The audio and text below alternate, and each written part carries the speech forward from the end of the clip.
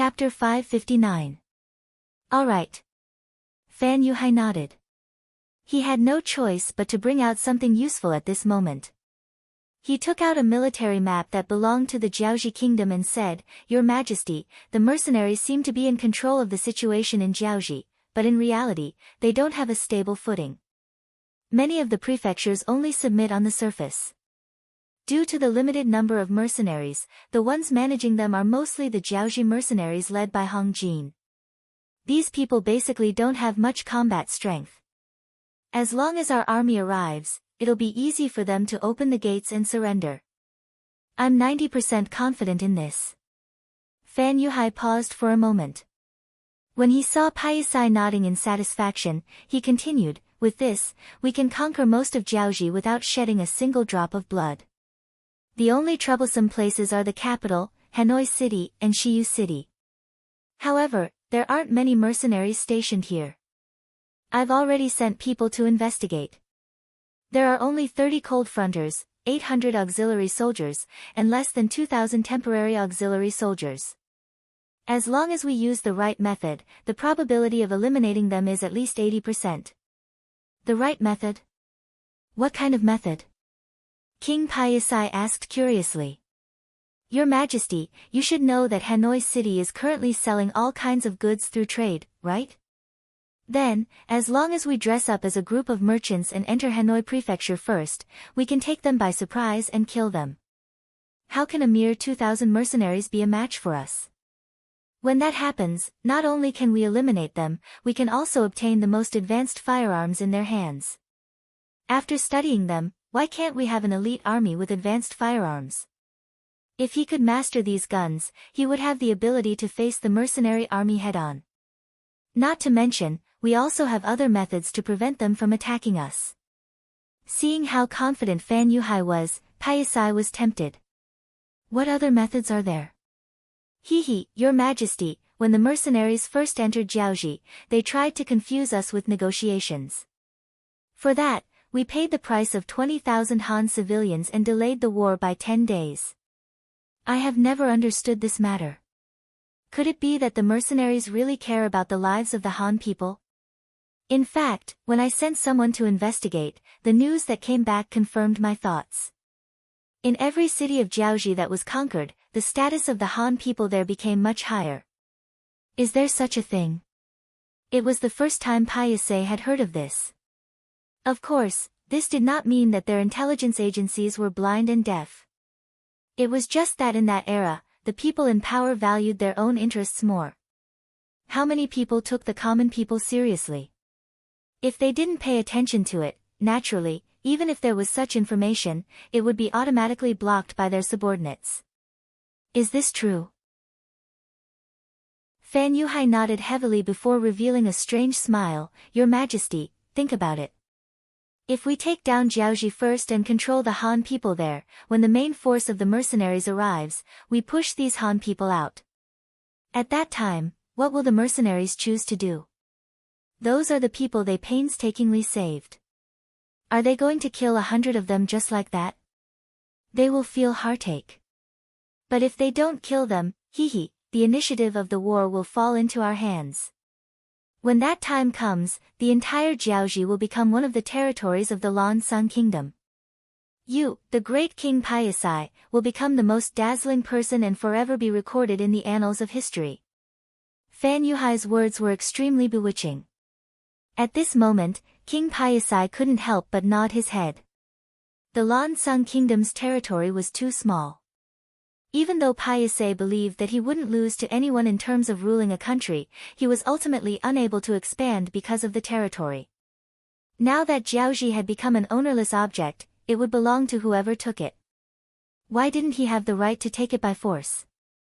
While Paisai was still weighing the benefits in his heart, Fan Yuhai, who was sitting opposite him, opened his mouth again. Your Majesty, there are countless businesses and gold and silver in Hanoi City. Those are all very compact goods. They belong to the kind that is priceless. There was even a young family bank established there. It was said that there was a mountain of gold and silver in there. If one could occupy that place, one would be able to gain a lot of wealth.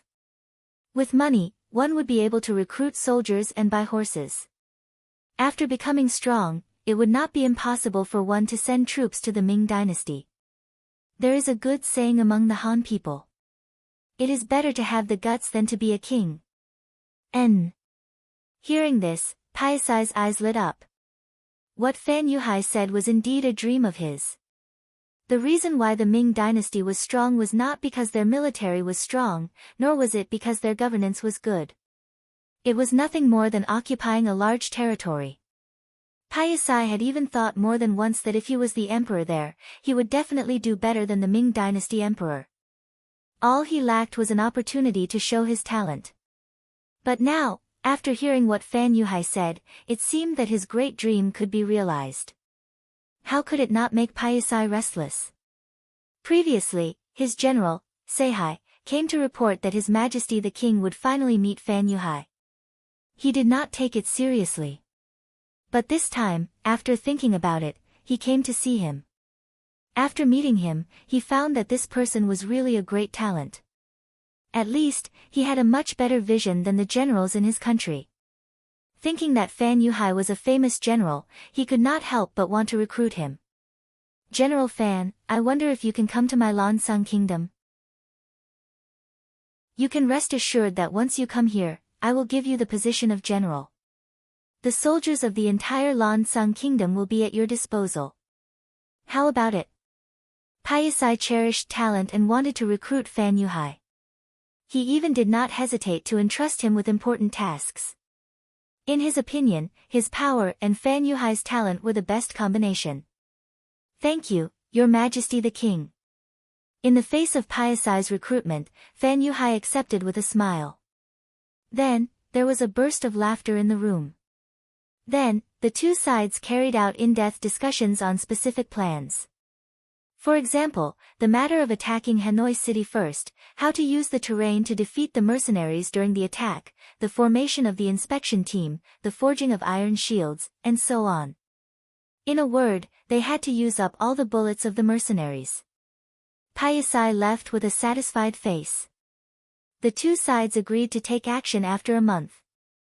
The reason why they chose this time was because they needed to constantly send spies to Hanoi City to cooperate with the mercenaries. And this required time to operate. In the room, a black shadow walked out from the dark. This person was not tall and had a very ordinary appearance. However, his eyes flashed with light, giving people a very dangerous feeling. General, why did you agree to join the Lansang kingdom? As soon as this person appeared, he revealed a trace of murderous intent. Even when he looked at Fan Yuhai, his eyes were also in a state of interrogation. Sigh. Fan Yuhai sighed, knowing that he had been misunderstood. He hurriedly explained, Brother Min, you've misunderstood. Why would I want to join the Lansang kingdom? Isn't this to reduce the other party's vigilance? You know that I have received the favor of King Li. Even if I die, I will be a citizen of Jiaoji. This will not change. The person called Brother Min was full name Li Min. He was the adopted son of King Li of Jiaoji. It was said that he was picked up from the deep mountains and forests when he was hunting. This person had been with beasts since young. When he was first seen, he was still drinking wolf milk. Such a person with a wild heart was given special training after being adopted by Li. He was very powerful. A while ago, he went out to find the elixir of immortality for Li. That was how he escaped the attack of the mercenaries. After receiving the news and returning, he could not find his adoptive father. Li Min found Fan Yuhai to seek a way to restore the kingdom. The difference between Li Min and Fan Yuhai was that Li Min didn't want to defeat the mercenaries. It was too difficult for him to complete this mission alone. His goal was to find the whereabouts of his adoptive father and save him. Fan Yuhai, who knew Li Min's ability, agreed to this request in order to use him. He also said that he would find a suitable opportunity to make a move. As long as he could capture the Ming dynasty's Duke of Loyalty, Yang Qindong, there would be a great chance to exchange for King Li. Because of this, Li Min agreed to follow Fan Yuhai. He was the one who heard the conversation with Paisai. He said that he wanted to join the Lan Sung kingdom. He did not hide it anymore and came out to question. Fan Yuhai's answer temporarily dispelled Li Min's worries. He did not care about this matter anymore and took the initiative to talk about other things. Bai Ming's special envoy is here. Do you want to meet him? Of course, I want to meet him. Fan Yuhai did not care which faction came. As long as he could help him, it was fine. In the backyard, a man in cotton clothes was standing under a tree. He looked up at the sky as if there was a beautiful scenery in front of him.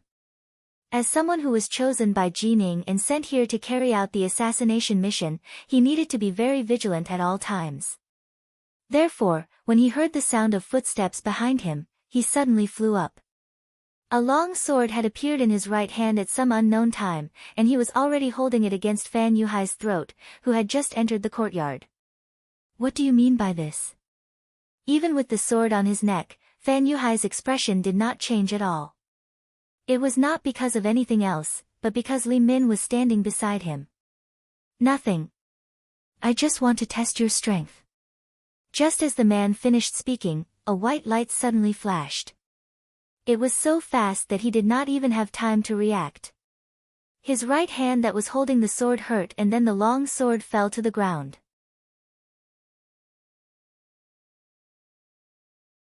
Chapter 560. Needless to say, it was Li Min who attacked.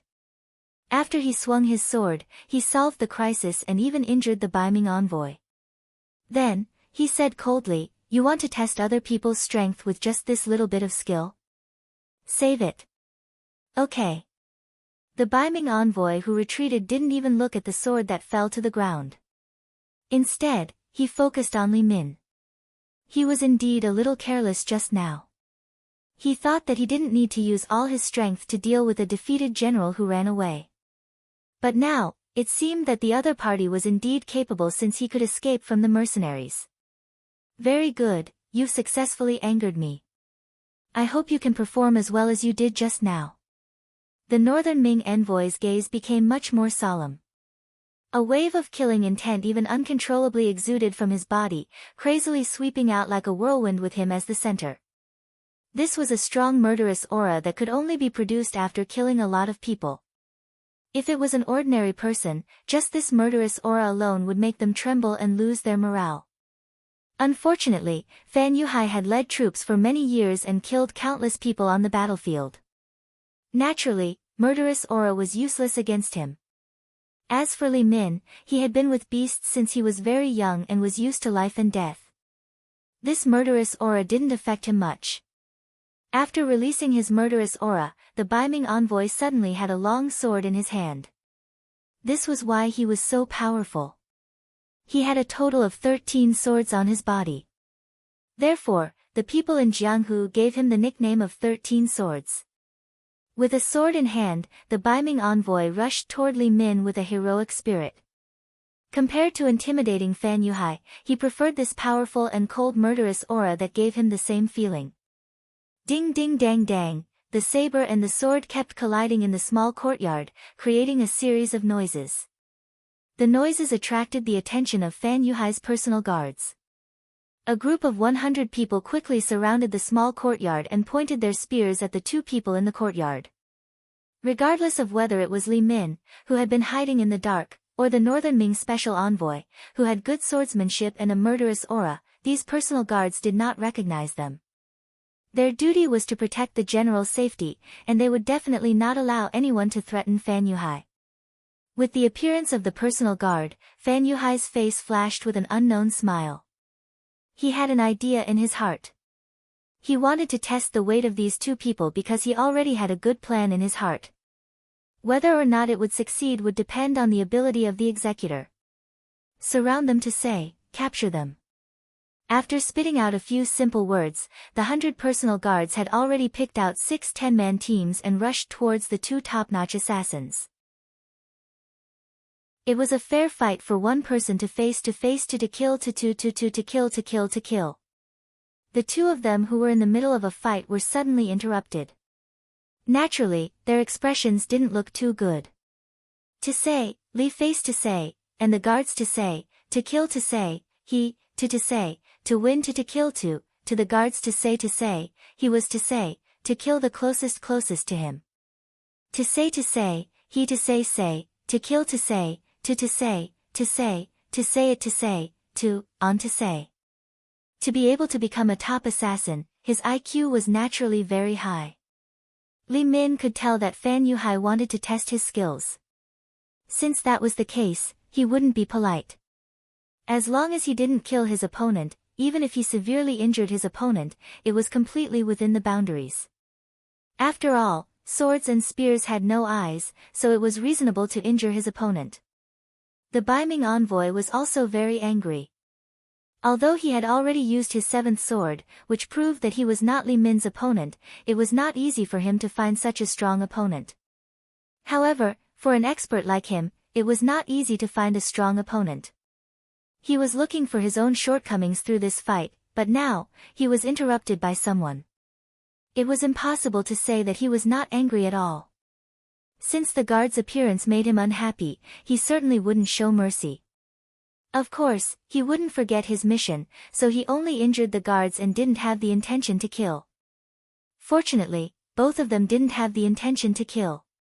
Otherwise, Fan Yuhai's 100 guards would soon be replaced. And even if they didn't have the intention to kill, at least half of the guards would have to be replaced. This was because many of the injured guards were saved, but because of their injuries, it would be difficult for them to recover to their original peak state.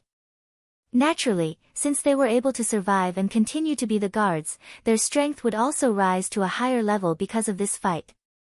A real assassin was particular about suddenly appearing, then striking with his sword, seizing the head of his opponent and leaving gracefully. Therefore, when facing an organized army, it was difficult for them to show their strong ability. From this point of view, regardless of whether it was Li Min or the Northern Ming special envoy, both of them were somewhat unqualified. They were actually able to remain extremely calm and their attacks were as fast as lightning. Often, after a blade or sword slashed out, a personal guard would be struck and fall to the ground. It was precisely because of their strong ability that Fan Yuhai's eyes lit up. Weren't they the people he was looking for? The Duke of Loyalty of the Great Ming Dynasty was often protected by an organized army.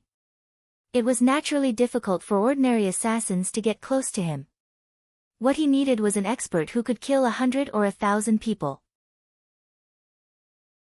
Regardless of whether it was Li Min or the Baiming envoy, both of them seemed to meet this requirement.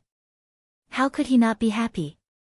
That's right, Fan Yuhai had the idea of assassinating Yang Qindong. The mercenaries were too strong.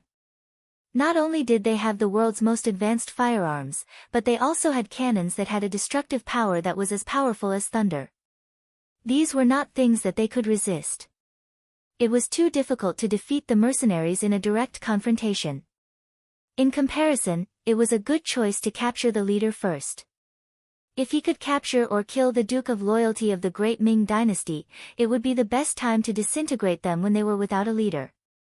At that time, when the mercenaries' morale was in chaos, he could use some methods to suppress some and rope in some. How could he not accomplish his goal of restoring Jiaoji? He could even obtain those advanced weapons. Jiaoji would definitely be stronger than before. It should be said that this was Fan Yuhai's goal.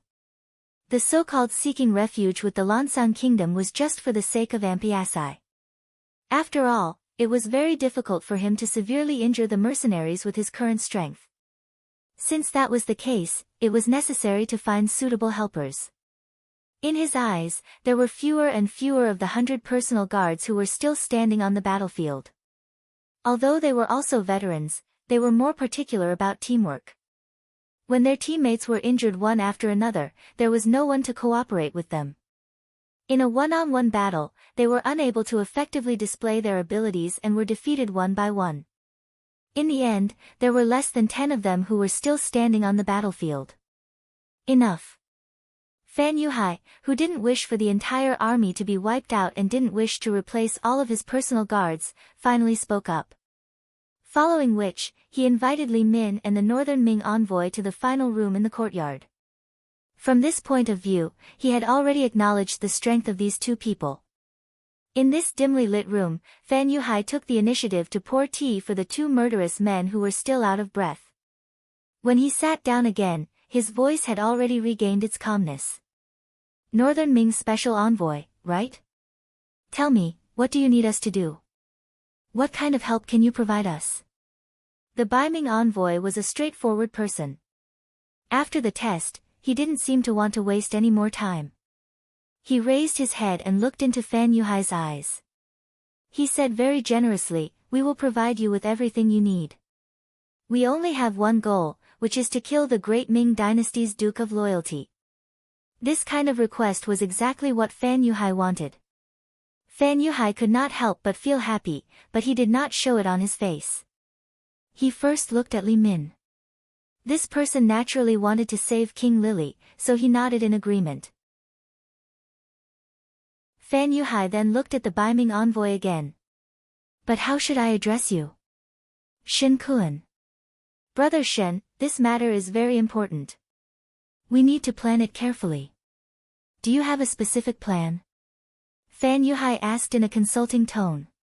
"The plan is up to you. You just need to give me a suitable opportunity to send me to the Duke of Loyalty.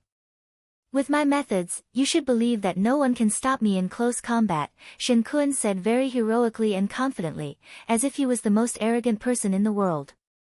Unfortunately, just as he finished speaking, Li Min's voice sounded. "I don't think highly of your strength." "Hm." Hearing someone doubt him, even if this person was Li Min, who was stronger than him, Shen Kun's eyes still revealed a very angry expression. Li Min was unmoved, but what she said next made Shen Kun's expression soften. He even had to nod in agreement. "I don't think highly of your individual strength, but if you can cooperate with me, I think it will be foolproof." "Okay, I agree. We can work together," Shen Kun said decisively. For a moment, the three of them couldn't help but laugh loudly. It was as if Yang Qindong only had half his life left and could be taken away by them at any time. Yang Qindong didn't know everything that happened in this remote town. Although the security bureau was established, it was impossible for them to know everything in the world. They only paid attention to the actions of some big cities and important people. But this time, Piasai's actions were very mysterious and successfully avoided the security bureau's tracking. He didn't know that someone wanted to assassinate him. Of course, even if he knew, Yang Qindong wouldn't be afraid. Not only did he have the first and second guard teams, but his own strength had also increased greatly. Especially after having sex with Hu Yan and the other girls, his body's flexibility and strength were at least 50% better than when he was at his peak in the previous world.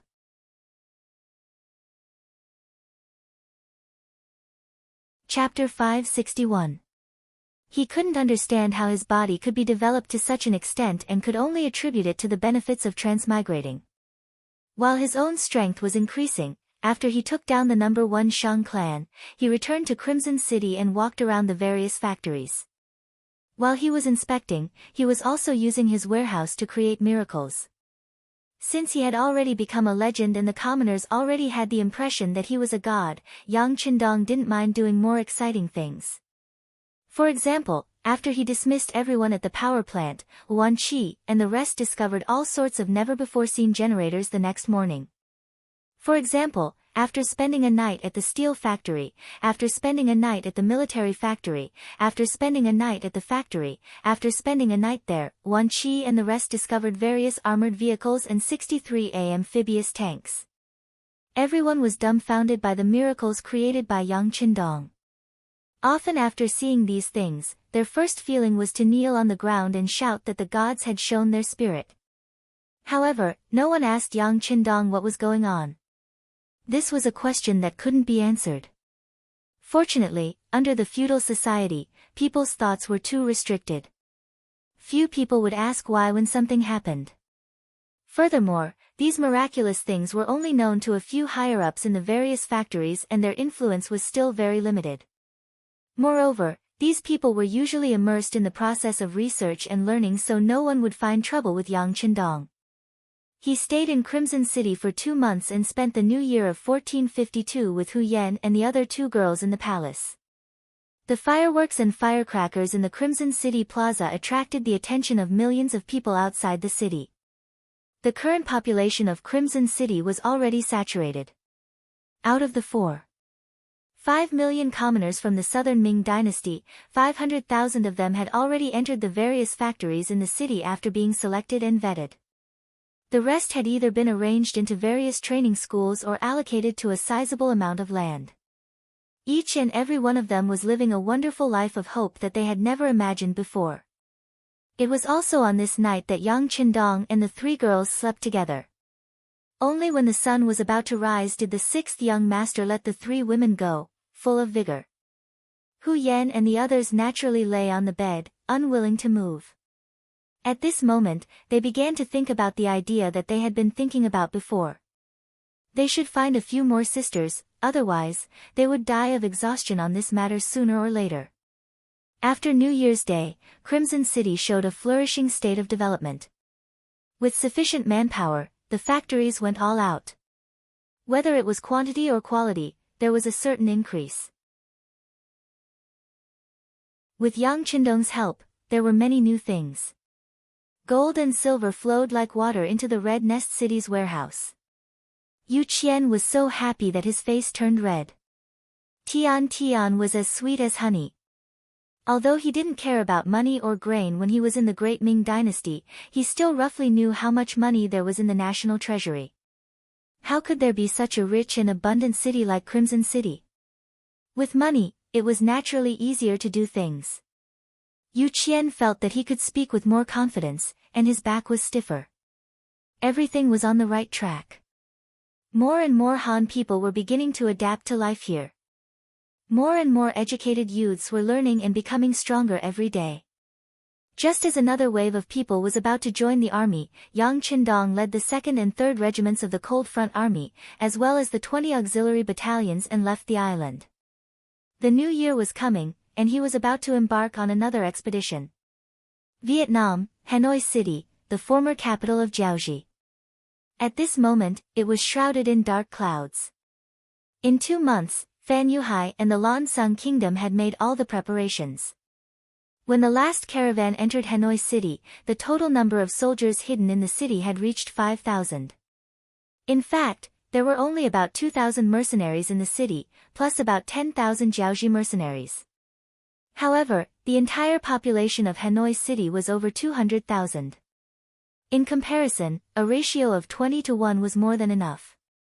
However, under the enemy's preparations, this number was obviously not enough. At least, it gave Fan Yuhai and the general of the Lan Xang Kingdom, Sai Shi, such a feeling. Sai Shi was one of the most powerful generals in the Lan Xang Kingdom. Most of the soldiers under him were from the Dragon tribe.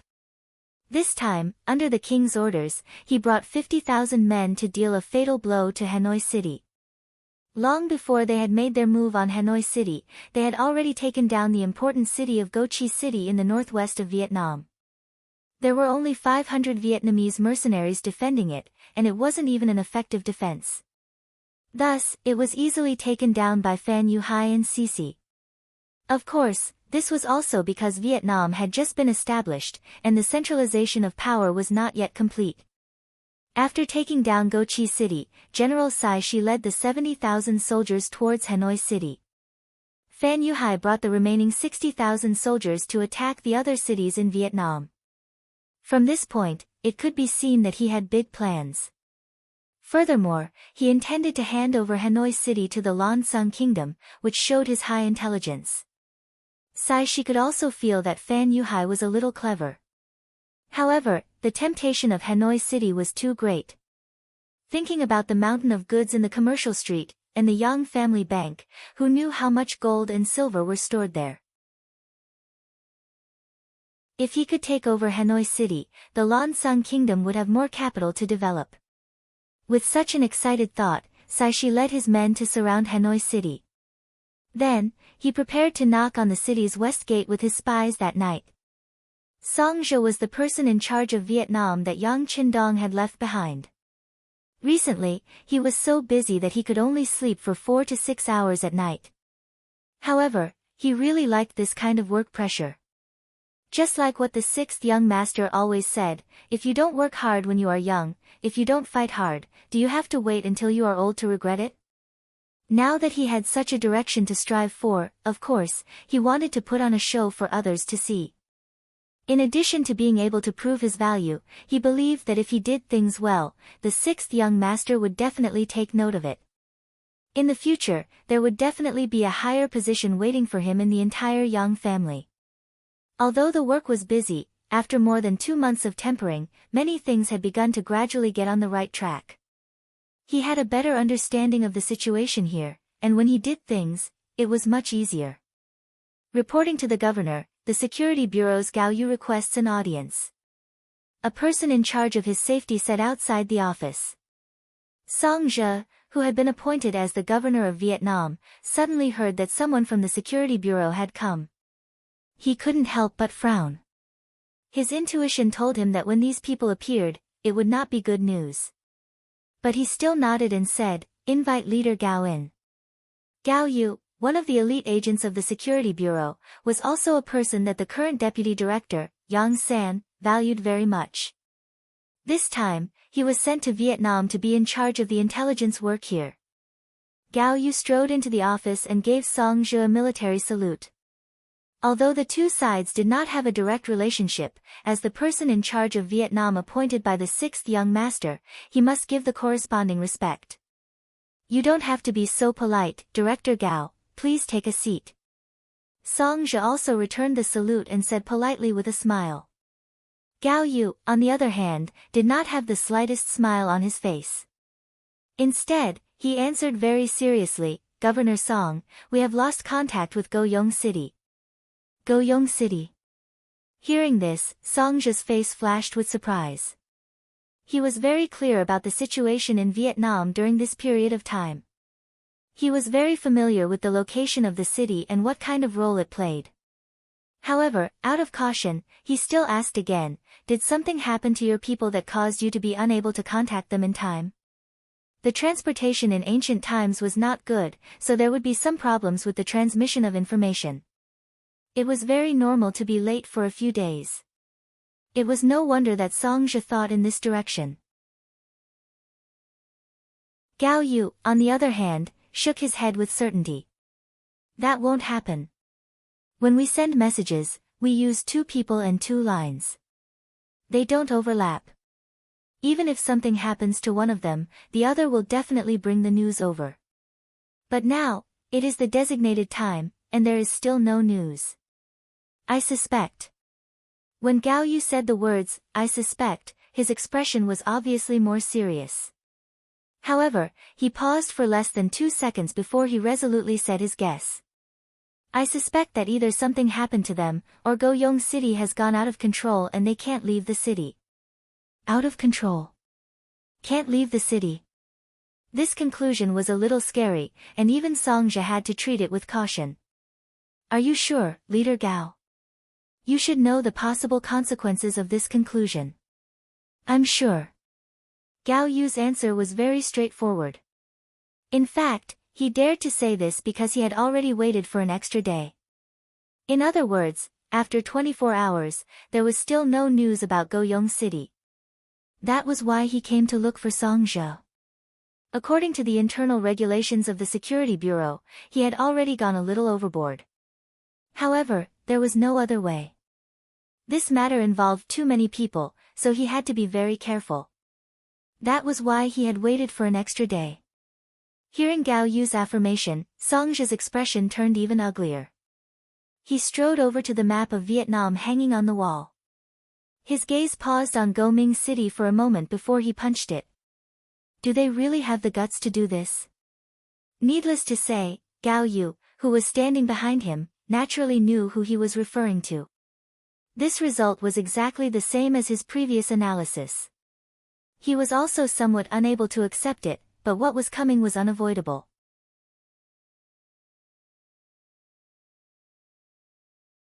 Chapter 562. Bang bang bang. While Gao Yu was still accepting this fact in his heart, a few gunshots suddenly rang out in the dark night outside. What's going on? Song Zhe and Gao Yu shouted at the same time. Governor, the gunshots are coming from the west gate. It seems like it's coming from the city. Leng Feng, who was guarding the door, had good eyesight. When the gunshots were heard, he ran out to the street and found the source of the gunshots with his keen eyesight and judgment. The gunshots were getting louder and louder, showing no signs of slowing down. Song Zhe and Gao Yu looked at each other and knew that the worst situation had come. Leader Gao, judging from the gunshots, there are a lot of enemies. We need to prepare for the worst. Song Zhe quickly calmed down. There was nothing to be afraid of. I understand. I will immediately bring the radio box here and contact the outside. How could Gao Yu not know how critical the situation was right now? Since the enemy had chosen to make a move on their mercenaries, the other 3 city gates must have been sealed off as well. It would be impossible to rely on people to ask for help from outside. Thank you, Leader Gao. Song Zhe nodded seriously. Only a few people knew about the existence of a radio station in Hanoi City. It was one of the secret weapons that Yang Qindong had prepared for them before he left. Because there was no electricity in the city, in order to prevent the radio from running out of battery, Yang Qindong had specifically ordered that it should not be used unless it was a major incident. Even if they wanted to use it, they needed to get the approval of both the governor and the security bureau. It seemed that now was the critical moment to use it. Gao Yu turned and left the office. Song Zhe hesitated for a moment and then said to Leng Feng, "Go and get platoon leader Lu and General Hong Jin." Not long after, the platoon leader of the Leng Feng platoon, Lu Jian, and the Vietnamese mercenary general, Hong Jin, appeared in the governor's office. When they arrived, they saw Song Zhe and another man busily working on something. Knowing that the two had arrived, Song Zhe walked out of the office and looked at Hong Jin. "What's the situation outside?" Reporting to Governor Song, after the west gate was breached, the south gate was also lost. Our troops are currently fighting with the enemy while retreating into the city. There are too many enemies, and it's dark. We're not prepared. Hong Jin lowered his head as he spoke, his face full of guilt. Of the 3 generals of the Vietnamese mercenaries, Wan Chuncheng and Chin Di were not in the city, so he was in charge of commanding the Vietnamese mercenaries. Under his efforts, the 4 city gates that were originally guarded by the auxiliary barracks were now handed over to them. This trust made him extremely touched. Just as he was thinking of performing well, who would have thought that the enemy would suddenly appear? In addition, there were actually traitors among his soldiers. This caught him off guard and caused him to lose 2 city gates in a row. Hong Jin wanted to die. The city had been breached, and he was the person in charge. How could he still be trusted and used by the mercenaries? Seeing Hong Jin's grievance and self-blame, Song Zhe sighed. He was angry at Hong Jin's uselessness, but what was the use of scolding him now? It would only make the morale of the troops more unstable. Once Hong Jin was pushed into the enemy's camp, it would only help the enemy's strength. Alright, this governor knows about this matter. Let's think about how to take the blame and defend the city first. How about this, you immediately bring your men to stop the enemy from entering the city. You don't have to force them out, but you have to at least slow them down. Do you understand? He was not scolded, and his military power was not taken away.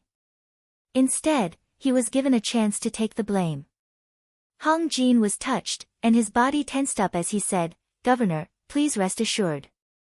As long as I, Hong Jin, am still breathing, I will not let them get here so quickly." "Good, if you can defend until dawn, I'll give you a merit." Song Zhe nodded, and patted Hong Jin's shoulder confidently. He had a look that said, "I believe in you, go ahead and do it." The so-called defense until dawn meant that they had to defend the business district and not be attacked before dawn. This was because the provincial office, the Yang family's bank, and the most profitable shops were all gathered in this area. As long as there were no problems here, even if Hanoi City was surrounded, the loss would not be too great. Hong Jin went out with a solemn expression, leaving the platoon leader of the Leng Front platoon, Lu Jian. He started as an auxiliary soldier, step by step until today. He had also been tested for loyalty. Now, Lu Jian had completely grown up. His body stood there like a javelin, like a sharp sword that could be unsheathed at any time, giving off a cold murderous aura. Platoon leader Lu, gather our soldiers and ask them to retreat. After that, go to the top floor of the watchtower. I'll wait for you. Song Zhe did not need to be too courteous to Lu Jian, who was completely trustworthy. He also did not need to motivate him. He only needed to give the order. Yes. After a standard military salute, Lu Jian turned and left. Song Zhe stood there and could not help but sigh. Looks like I have to use my last resort. The so-called last resort was the top floor of the watchtower. This was another insurance that Yang Qindong left for Song Zhe before he left. The watchtower was similar to the watchtowers during the anti-Japanese war. It was temporarily built with cement after Yang Qindong led the army to occupy Hanoi City. It was for the sake of better monitoring the surrounding environment and safety. However, others did not know that there were two 12.7mm heavy machine guns on the top floor of the watchtowers at the east and west ends of the business district. The full name was QJZ 8912. 7mm heavy machine gun. Theoretical firing rate, 450 to 600 rounds/minute. Effective range, 1,500 meters. It was a killing machine that the sixth young master left for Song Zhe. Unless Erebus had poor vision, otherwise, once this machine gun was fired, no matter how many enemies came, they would only be courting death. This was the reason why Song Zhe insisted that Hung Jin block the enemies outside until dawn. At this time, some people might ask, why not use artillery to attack? Song Zhe quickly gave up on the idea. They were in the city, and if they used the cannons, they would inevitably hurt the civilians. These people had just become citizens of Vietnam, and they did not have a complete sense of belonging. Once the cannons were fired, the entire city would explode, and he would have to clean up the mess. More importantly, due to the destructive power of the artillery, there were only two of them in the unstable Vietnam region. Furthermore, there were not many shells, and they were mainly used to intimidate the enemy. If they were really used to kill the enemy, the scale was far from enough. The heavy machine gun was different. It could control its killing range and effectively kill the enemy within a certain distance. It was definitely a powerful weapon. Unfortunately, the ammunition for the machine gun could not be produced by the factory in Cheng City, so there were not many bullets. Therefore, unless it was absolutely necessary, Song Zhe would not use this machine gun. Just as the battle cries from the west and south were incessant, a radio wave had already passed through the city and flew into the distance. On the surface, it seemed that the entire Hanoi city had been surrounded, and not a single person had escaped. However, the news had already spread far and wide. This was a radio station that should have appeared in the 18th century. It should be the second year after the invention of electricity. Because of the arrival of Yang Qindong, it was already used by the mercenaries. This was not only a secret, even if it was announced, not many people would understand it. The news was transmitted over and over again, and it had already been repeated 4 times.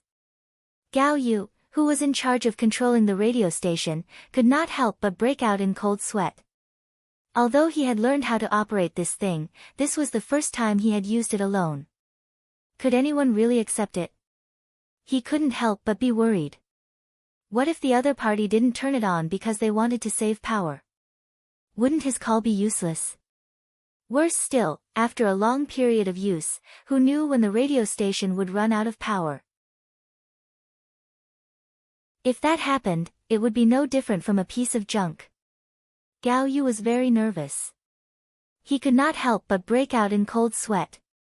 He kept praying in his heart, hurry up and receive it. Hurry up and receive it. At this moment, a fleet was sailing on the sea from the direction of Ryukyu Island towards Yunnan province. The ship was moving at a moderate speed to avoid accidentally bumping into any huge rocks in the shallows. Although it was impossible under normal circumstances, considering that the sixth young master was in the fleet, they absolutely could not allow any accidents to happen. Therefore, the crew was especially careful. Compared to the careful and cautious Navy crew, the more than 10,000 mercenaries on the ship were much more relaxed. Some of them had already gone to sleep, and some of them were sitting together playing poker or chess. When there was no war, they could relax appropriately. This was a combination of work and rest, and Yang Qindong had given special permission. Therefore, although it was late at night, there were still many soldiers who had not gone to sleep. Wang Shan was one of them. Originally, he was in charge of the radio station tonight. Compared with other radio stations, the one with Yang Qindong was on 24 hours a day. As for the problem of power supply, don't be ridiculous. With the sixth young master there, would the batteries still be a problem? Because of his excellent performance in the radio training class, and because Wang Shan himself was very clever, he was chosen by Yang Qindong to be a telegraph correspondent. But when the radio station rarely transmitted any news, Wang Shan slowly stopped guarding it even when he was sleeping like before. Just like just now, when he played Do Diju with his comrades for a while, he did not guard the radio station.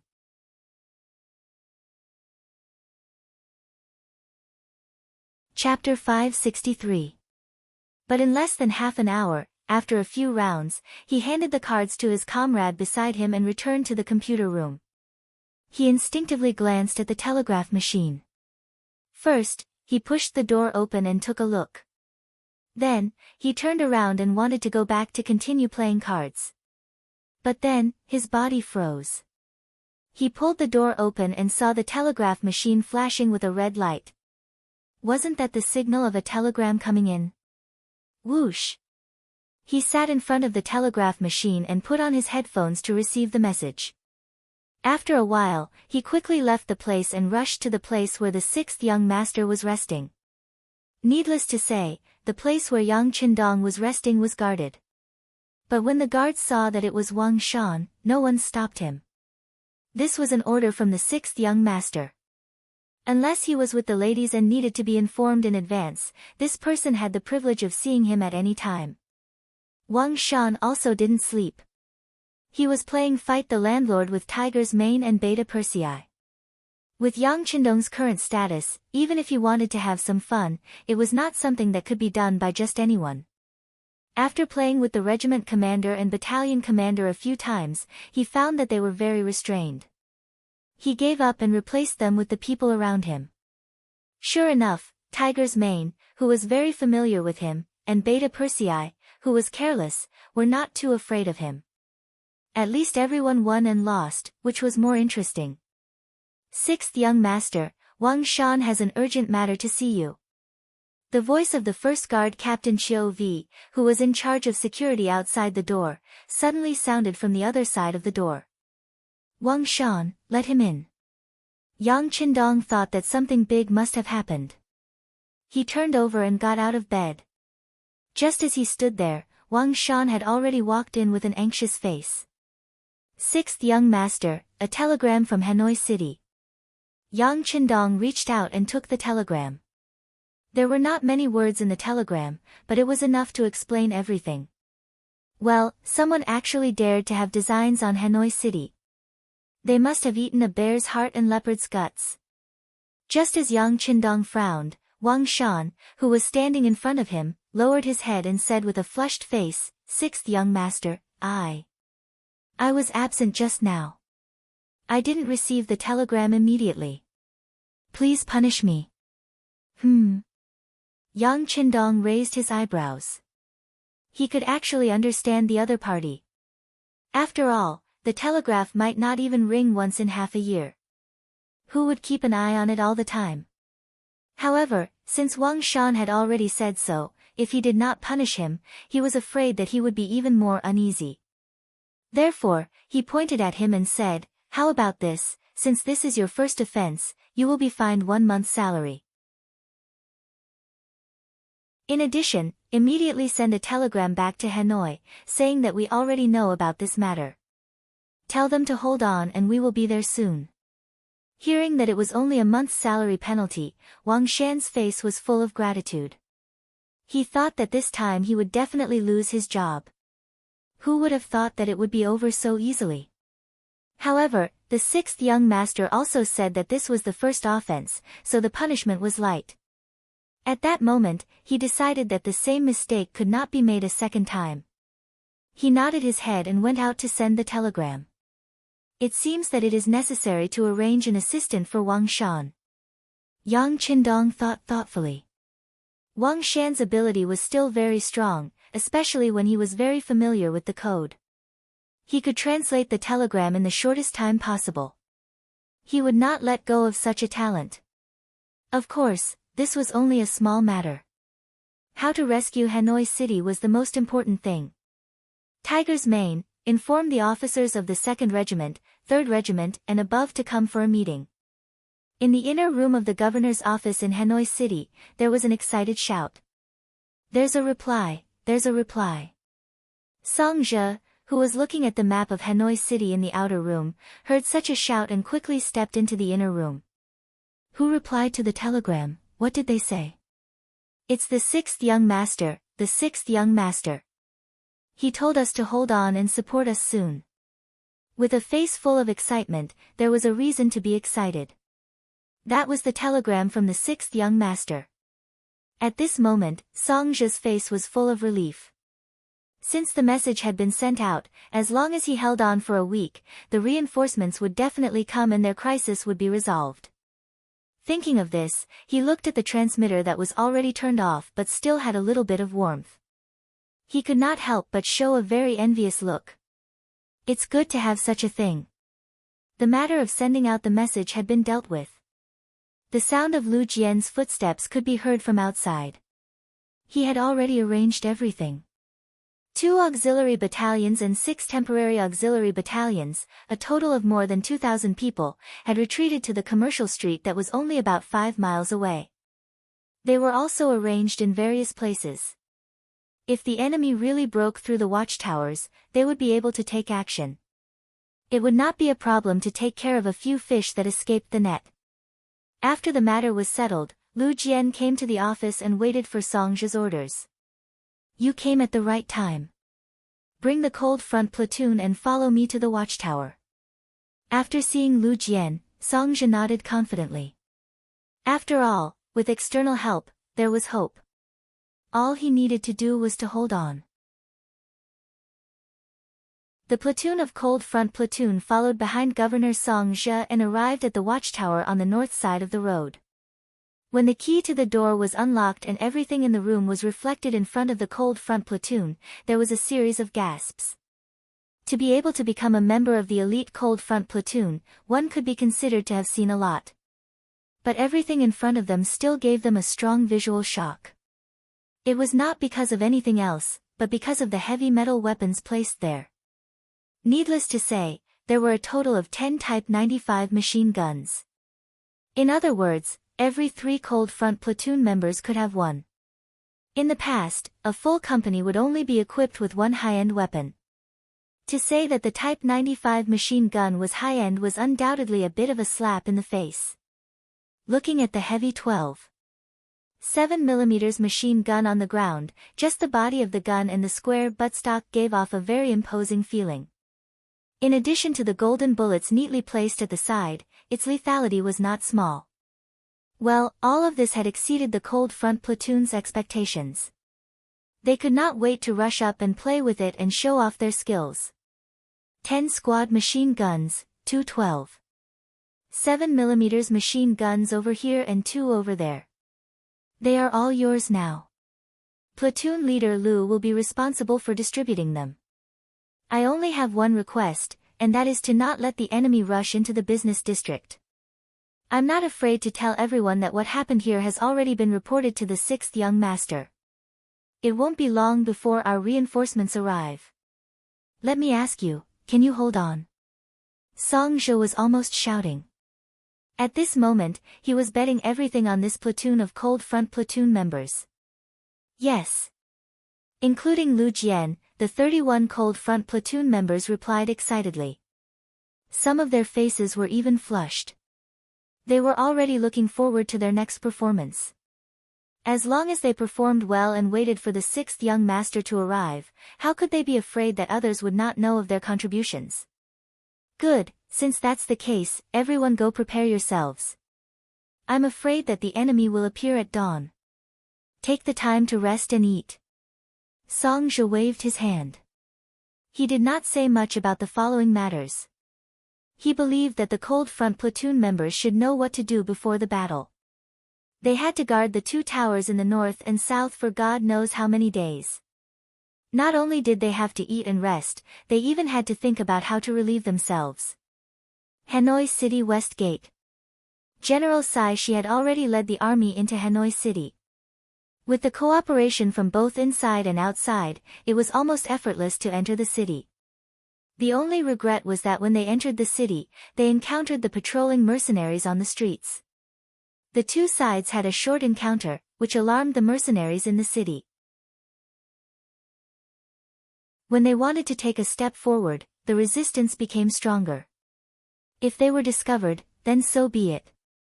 Initially, Sexy did not expect to be able to sneak into the city. After all, they had the advantage in numbers. Furthermore, they were in Hanoi City. Many of the citizens here had already submitted to the mercenaries. Sexy did not believe that they would still use those powerful cannons to kill them. If that was the case, many civilians would die. This would undoubtedly affect their newly built reputation. Presumably, this was not something that the enemy wanted to see. It was because of this mentality that the army was able to enter Hanoi City without fear. Reality proved that they had guessed correctly. The cannons did not sound at all. Without the suppression of the cannons, the Lan Xang army was like an arrow piercing through Hanoi City. In a short period of time, they even managed to break through the south gate. It was at this time that they were met with a strong resistance, and their opponents were the Vietnamese mercenaries led by General Hong Jin. Hong Jin had already lost the city.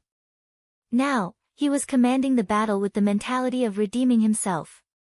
In order to complete Song Zhe's order to defend the city until dawn, he was going all out. Not only did he send out all the mercenaries in his hands, he even sent out the 500 elite guards that he had imitated Cold Front platoon. In short, he was determined to complete Song Zhe's orders at all costs.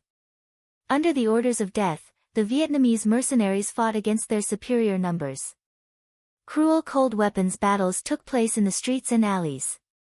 Knives, spears, swords, halberds, axes, hooks, forks, sticks, arrows, shields, anything that could be used, anything that could be imagined, was brought out.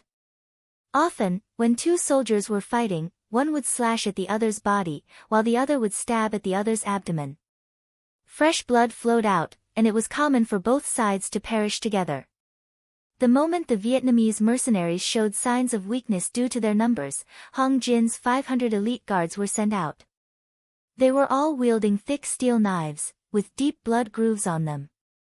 Once such a weapon slashed someone, the wound would bleed non-stop and splatter in all directions.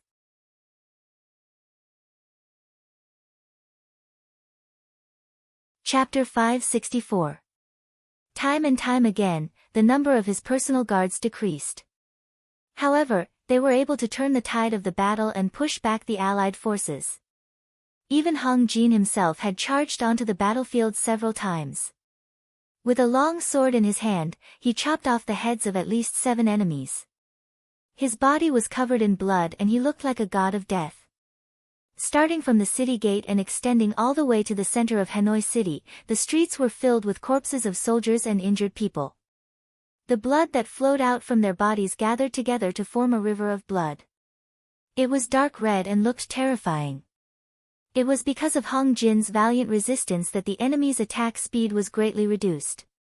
When he saw that it was time, he led less than 4,000 soldiers to the busiest part of the city. It was also the commercial street where the Jiaoji Palace was originally located. After the battle, only 4,000 out of 10,000 returned. More than half of the men were left outside. Perhaps there were some soldiers who ran away or were heavily injured. However, 60% of their strength was lost just like that. It was enough to see how intense the battle was. Under the fierce attack of Sai Shi's army, Hong Jin, who only had 10,000 men, was forced to retreat. However, the sky was already turning bright. After defeating Hong Jin, Saishi's confidence was greatly boosted. He personally led the allied forces and waved the flag of the Lansang Kingdom and Jiaoji. He beat the war drums and shouted as he charged towards the commercial street. Looking from afar, the streets were filled with soldiers and soldiers. Right in front of them was the busiest commercial street in Hanoi City. It was also the most valuable commercial street in their eyes. It was said that every shop there had goods that could attract merchants from other countries. It was said that there was a young family bank there and the money inside was already piled up like a mountain. Let the brothers rest for a while and eat. Let's try to take this place in one battle. Saishi couldn't help but lick his lips and reveal a cruel smile. He said this to the captains beside him. General is mighty. The captains flattered from time to time. Although they lost 7,000 to 8,000 men in the battle last night, it was only a tenth of their 70,000 men. When they heard that there were only 6,000 to 7,000 mercenaries left, how could they still put them in their eyes? They even couldn't help but think that perhaps they could occupy the place with a single charge. At that time, wouldn't the gold and silver be at their disposal? The Allied forces temporarily stopped their attack, and using this opportunity, Hong Jin took 4,000 soldiers and retreated into the commercial street. Almost all of them were covered in blood. They had used their strength to win the respect of the mercenaries. Send the prepared breakfast to them and let them have a good rest. Song Zhe, who was standing on the watchtower, couldn't help but nod silently. He was satisfied with Hong Jin's performance this time. He believed that after this incident, the combat strength of these 4,000 people would rise to another level. Fortunately, although the commercial street was only 3 miles long, it was wide enough. Moreover, it was connected to the square of the palace, so there was enough space for these soldiers to refurbish. Now that the battle had reached this point, it was time for the real mercenaries to show their might. At 8:00 in the morning, when Song Zhe's watch pointed to this location, the Lansang Kingdom's army finally made their move. They knew where their advantage was, so when they made their move, they pushed forward from both the north and south sides of the commercial street. The soldiers of the Allied forces, who were wearing battle suits, used their shields to open the way. They tried their best to hide behind the shields, and began to move forward with heavy footsteps. Looking down from the watchtower, it gave off a feeling that a storm was coming. The workers of the Yangxia shops in the commercial street had all retreated to the palace, leaving behind only the auxiliary soldiers and temporary auxiliary soldiers. They were either holding Type 81 rifles in their hands or holding bows and arrows in their hands, panting heavily. However, without exception, everyone's eyes were filled with excitement and hot-bloodedness. They were all troops that had experienced the Battle of Jiaoji, and winning with a small number was a common occurrence in their eyes. However, when the battle intent approached, they couldn't help but feel excited. Some people's hands were still trembling. After all, this was considered a passive defense, which was rarely seen in the history of the mercenaries. On the north and south towers, there were only 15 cold vanguard soldiers in the first tower. If such a force was placed on the battlefield, it would not even cause a ripple. However, in this place, they had undoubtedly become the absolute main force. Right now, countless soldiers on the streets were looking in their direction, treating them as the anchor of the sea, as the wind vane. On the north watchtower, Song Zhe slowly lowered the binoculars in front of his chest, and a serious expression appeared on his face. This time, the enemy had clearly come prepared. Not only were there iron shields at the front of the group, but there were also warlords at the back of the group. The purpose of the military commanders was to prevent the soldiers from retreating. From this point, it could be seen that they were prepared to be heavily injured by the muskets. Needless to say, this kind of enemy was somewhat scary. At the very least, they had the advantage in numbers. If they were to attack without regard for the consequences, it would be a bloody battle. After all, the number of mercenaries was too small. Only 1 cold vanguard platoon and 2 auxiliary battalions were armed with guns. He was a little worried, but when he thought about how the telegram had been sent out, and how the 6th young master should be here with reinforcements, he felt more confident. So what if they were few in number? Even if he was the only one left, he would fight until his last breath. A gentle breeze blew, bringing a chill to the January morning in Hanoi City. It seemed to be the sound of the war horn. The Allied army began to move, moving forward from the north and south. The pitch-black iron shields were like a black flood rushing at the front of the troops. Charge! Sexy's voice was like a roar from hell, dragging the pace of the war forward. On the watchtower, the platoon leader of the platoon, Lu Jian, rested his hands on the 12.7mm heavy machine gun. The muscles on his arms bulged slightly, and his eyes were filled with a strong desire to fight. His mouth was slightly open, ready to spit out the word attack at any time. Since it was the enemy's first wave of attack, of course, they had to suppress them as much as possible. This was related to the morale of both sides. Even though the enemy was prepared, especially since the black iron shields were proven to be able to block bullets from afar, they had to put in a lot of effort to suppress the enemy's morale. The advantage of the black shields was that they could block bullets, but at the same time, because of their weight, their movements were very slow. Two long dragons formed by black shields wriggled into the firing range of the two towers in the north and south respectively. Now that they were in firing range, the 14 platoons around him all looked at the platoon leader, Lu Jian, as if they were soldiers waiting for the bugle call. Attack! A sonorous and forceful voice came out from Lu Jian's mouth. The 12.7mm heavy machine gun in his hand was like a tongue of flame as it let out heavy metal clanging sounds. It was like a pianist playing a beautiful piece of music. Bullets poured down from the sky like a torrential downpour. The other 14 members of the Leng Vanguard were also wielding their squad machine guns or Type 95 as they fired at the enemy below. At this moment, they were no longer laughing and joking like they usually were. Instead, their faces revealed a serious and solemn expression. Da-da-da, pa-pa-pa, following the gunshots from the north watchtower, the south side also responded. Although it was only a platoon of platoons, because they had 4 12.7mm heavy machine guns and 10 Type 95 squad machine guns, their firepower looked very fierce. They didn't look down on them because of their small numbers. The bullets rained down from the sky and struck the black shield, creating bullet holes on the surface of the shield. However, most of the bullets were blocked. Only a few enemies accidentally exposed a part of their body and were unfortunately hit. They fell to the ground and wailed in pain. Ha ha ha, did you see that? Our shields can block the enemy's muskets. Now, I order everyone to speed up and charge. General Ceci's laughter came from behind the alliance. Although Fan Yuhai had told him that Jiaozhi used the shields to block muskets, he didn't see it with his own eyes, so he wasn't confident. Now that the truth was in front of him, he didn't have to worry anymore. He started to move closer to the military commander and urged the soldiers to charge forward. Bastard! Lu Jian saw through the window of the watchtower that the enemy could block the muskets and couldn't help but stare angrily. He finally knew why the 6th young master wanted them to practice their marksmanship.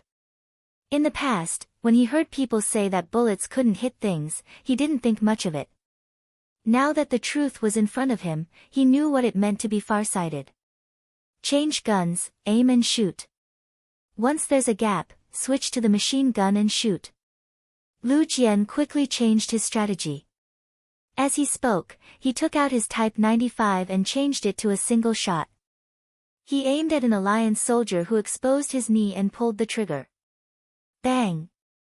The bullet flew out, creating a dazzling trail of color in the air before it drilled into the knee covered in flesh. Immediately, an enemy with a metal shield knelt on the ground. Before he could stand up, he was trampled to the ground by the advancing soldiers behind him. Soon, he was turned into a pile of meat paste. The platoons learned from their platoon leader and started to shoot. The effect was not bad. One after another, the advancing enemies would be shot and fall to the ground when they exposed a gap. However, there were too many enemies. A platoon of soldiers couldn't stop their advance.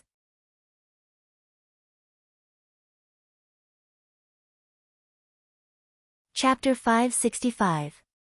More and more enemies walked past the 600-meter perimeter and began to enter the commercial street. The auxiliary soldiers who were lying in ambush on both sides of the street and in the shops began to fire. Because of the close distance, the grenades in their hands finally had room to be used. Once they threw the grenades into the crowd, it was as if a small earthquake had occurred. After that, a dozen or so enemies were blown to the ground. Speed up. Seeing that the vanguard army's losses were increasing, Sari rubbed his teeth and showed a pained expression. He ordered the troops to speed up the attack. As long as they rushed into the commercial street and obtained the qualifications to engage in close combat, their advantage in numbers would be maximized. The sound of gunfire continued. The archers of the 6 temporary auxiliary battalions also began to shoot arrows, trying their best to kill the enemies that rushed in. But because there were too many enemies, and with the military supervisor behind them, it was like the waves of the sea. More and more enemies rushed in. Not only that, but the enemy's archers also began to counterattack at close range. The auxiliary soldiers and temporary auxiliary soldiers began to suffer casualties. On the watchtower, Lu Jian watched all of this with a pair of blood-red eyes. Seeing that more and more enemies were appearing, he stretched out his hand and said, "Bring me the rocket launcher." He didn't use it before because the enemy was protected by iron shields, so the attack power would inevitably be reduced. Secondly, the distance was too far, so the power of the rocket launcher couldn't be maximized. But now that the enemy was right under his nose, he didn't have to think about these problems anymore. A 1-meter-long rocket launcher was handed to Lu Jian by a cold warrior. He carried it on his shoulder. Before firing, he said to the soldiers, "The opportunity is coming. You must seize it and make a beautiful counterattack." Yes. More than a dozen soldiers agreed without hesitation. Then, they adjusted their guns to burst mode and waited for an opportunity to appear. Lu Jian aimed at the target. Then, a flame rushed out from his shoulder. The powerful recoil made Lu Jian's body tremble. Then, the flame rushed straight into the enemy camp. After flying for about 100 meters, it hit an iron shield and exploded. The powerful flames and shockwaves were even more powerful than 10 grenades thrown together. Under the powerful force, many of the metal shields were blown away, revealing the bodies of the enemy hiding below. Fight!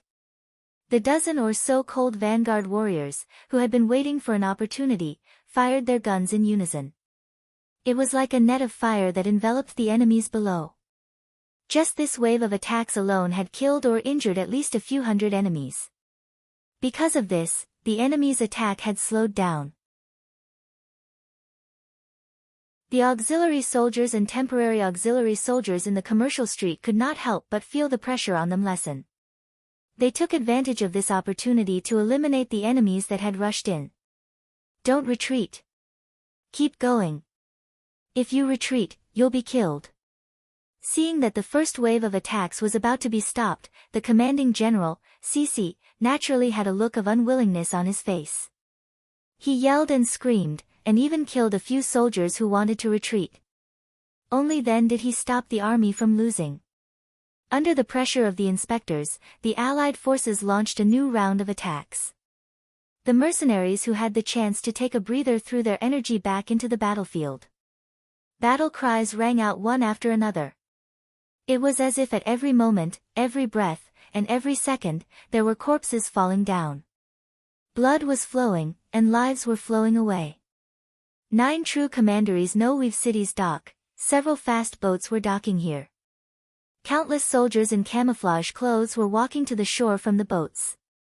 They were the soldiers of the 3rd Regiment of the Cold Vanguard Army's 1st Division. After receiving the telegram from Hanoi City, Yang Qindong ordered the ships to speed up overnight. By noon of the second day, they had already boarded a fast boat and arrived at the No Regimental Pier. Together with the 3 battalions of the 3rd Regiment, more than 1,300 soldiers, they completed the landing. 9 true commandery was already in the hands of the mercenaries, so the landing was naturally very smooth. When Yang Qindong also got off the boat and came to land, he raised his hand and looked at the military watch on his wrist. The time was 11:30 in the afternoon. Hurry up and get off the boat, push the bicycle out, and hurry to Hanoi City, Yang Qindong said to Beta Persei, who was following him. Next, it was up to this loud voice to inform the whole regiment. Coincidentally, Yang Qindong was preparing to escort the newly produced goods from Crimson City to Hanoi City when the news of the battle came from there. Since this was the case, of course, he would not be polite. Since someone wanted to attack him, then the best way was to fight back with 10 times the strength. More than 1,000 bicycles were unloaded from the ship. Yang Qindong hopped onto one of the bicycles and rode straight to Hanoi City. The speed of a bicycle was generally about 20 kilometers per hour. If it was a young person riding it, the speed would be even faster. It was common for them to reach 30 kilometers per hour, compared to the average speed of a warhorse, which was 12.5 kilometers per hour. It was still a bit faster. More than 1,000 people each rode a bicycle. After carrying guns and ammunition, they majestically went from Noe City to Hanoi City. It was only a straight line distance of more than 800 li. They were confident that they could reach their destination in a little more than a day. At that time, they would be like divine soldiers descending from the sky and fiercely stabbing the enemy's back. In front of a commercial street in Hanoi City, although the sky was gradually getting dark, the flames of war still continued. From the morning until now, the battle had lasted for more than 10 hours. The streets were already filled with corpses, but the coalition forces still had no intention of stopping. Obviously, they wanted to take down this place in one go and did not want to give the mercenaries a chance to breathe. After more than 10 hours, the firepower of the mercenaries was not as fierce as before. Many of the auxiliary soldiers guarding the shops had their guns burned, so they had no choice but to put down their bayonets and give up their advantage of long-range combat to choose close combat. On the watchtower, the 30 soldiers of the cold front were already exhausted. When they had to continuously shoot from morning to night, it was actually a kind of torture and a test of physical strength and willpower. Quickly take a break, come and drink some hot soup. The provincial governor, Song Zhe, led a few young men into the watchtower and brought out the hot soup that had just been prepared. The moment the aroma wafted out, the throats of several soldiers could not help but squirm. Some of them even had their stomachs growling. From morning till now, they didn't even have the time to drink water, let alone eat anything. Now that the food was served, all of them instantly felt their stomachs rumbling with hunger. Lu Jian did not hesitate and quickly drank a bowl of soup. Although this kind of soup was not as filling as some staple foods, it was easy to digest and provided calories quickly. It was the most suitable food at the moment. After gulping down a mouthful of hot soup, Lu Jian breathed out a mouthful of hot air and then asked with concern, "Governor Song, do the soldiers below have food?" "Yes, they all have food. Don't worry," Song Zhe said enthusiastically, then took the initiative to walk to a 12.7 mm heavy machine gun. He looked at the enemies below who were still charging and fired a magazine of bullets. The effect wasn't very good. Most of them hit the iron shields that were raised high, but it still caused a number of injuries to the enemy. Below. What are the casualties of the soldiers below? After finishing the bowl of soup, Lu Jian picked up a Type 95 class machine gun and fired a row of bullets under the moonlight. Then, his gaze fell on Song Zhe's body. Song Zhe was busy reloading the 12.7 mm heavy machine gun. He did not even raise his head as he replied, "The situation is not good. In one day, more than 400 of our brothers were sacrificed and more than 300 were injured." Just from the fact that the number of casualties was more than the number of injuries, it could be seen that the auxiliary soldiers and temporary auxiliary soldiers were really fighting with their lives on the line. It could be imagined that most of the injured brothers would not be able to fight anymore. Otherwise, even if they were to die on the battlefield, they would not retreat because of their injuries. There were a total of 8 battalions of auxiliary soldiers and temporary auxiliary soldiers. In just one day, the casualties reached a quarter of them. From this, it could be seen how fierce and cruel the battle was. Even though Lu Jian was already mentally prepared, when he heard this answer, he could not help but be stunned. Then he suddenly stomped his feet. These Lansang people should be stabbed 1,000 times. When the sixth young master arrives, we must teach them a lesson. That's right. Not only must we teach them a lesson, we must also destroy their country like we did to Jiaoji. Song Zhe said hatefully. Originally, the situation in Yunnan province was getting better day by day, especially in Hanoi City. If it continued to develop like this, it would not be long before it became a bustling city. But in this battle, who knows how many things were destroyed?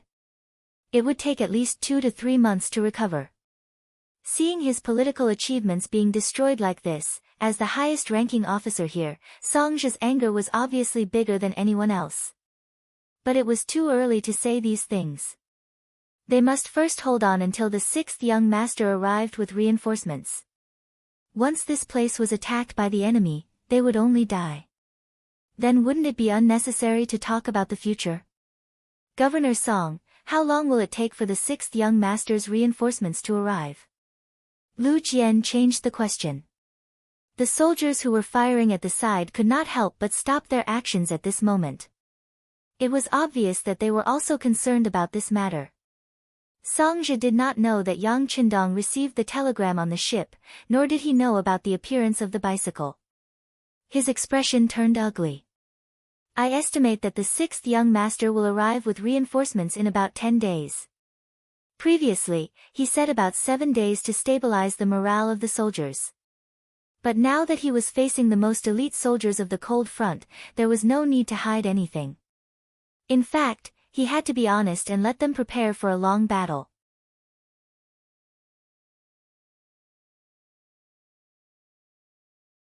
Chapter 566. 10 days. Lu Jian took a deep breath when he heard the answer. He knew that 10 days of reinforcements was the best they could hope for. However, as the platoon leader and the only officer here, he forced a smile on his face. It's only 10 days, no problem.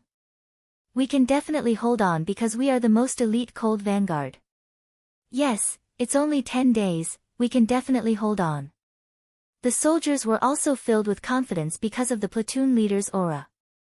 Only Song Zhe, who was still reloading, had a red face.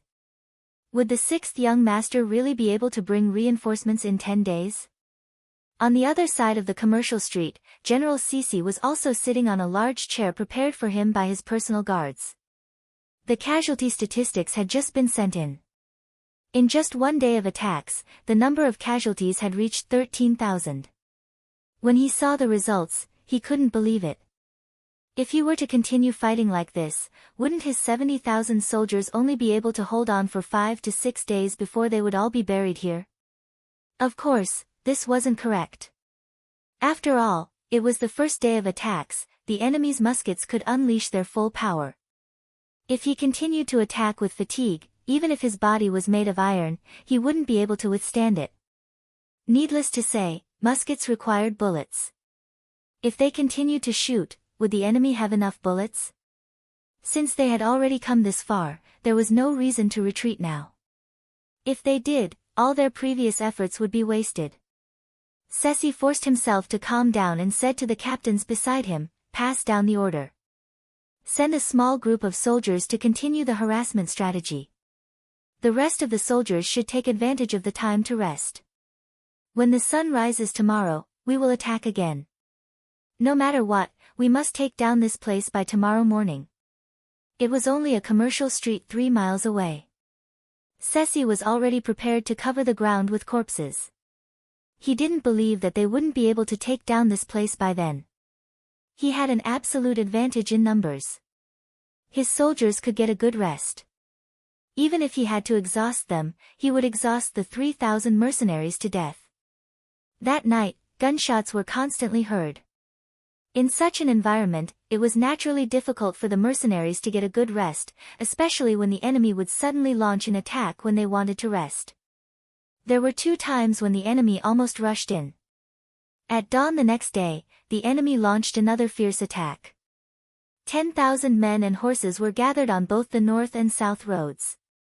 It looked like they were going to charge into the business district at once. In order to deal with such a huge attack, the auxiliary and temporary auxiliary soldiers sacrificed another 500 men to stabilize the situation. When the battle once again reached the night of the same day, almost all of the original 8 battalions were injured, and only 3 battalions were still able to fight.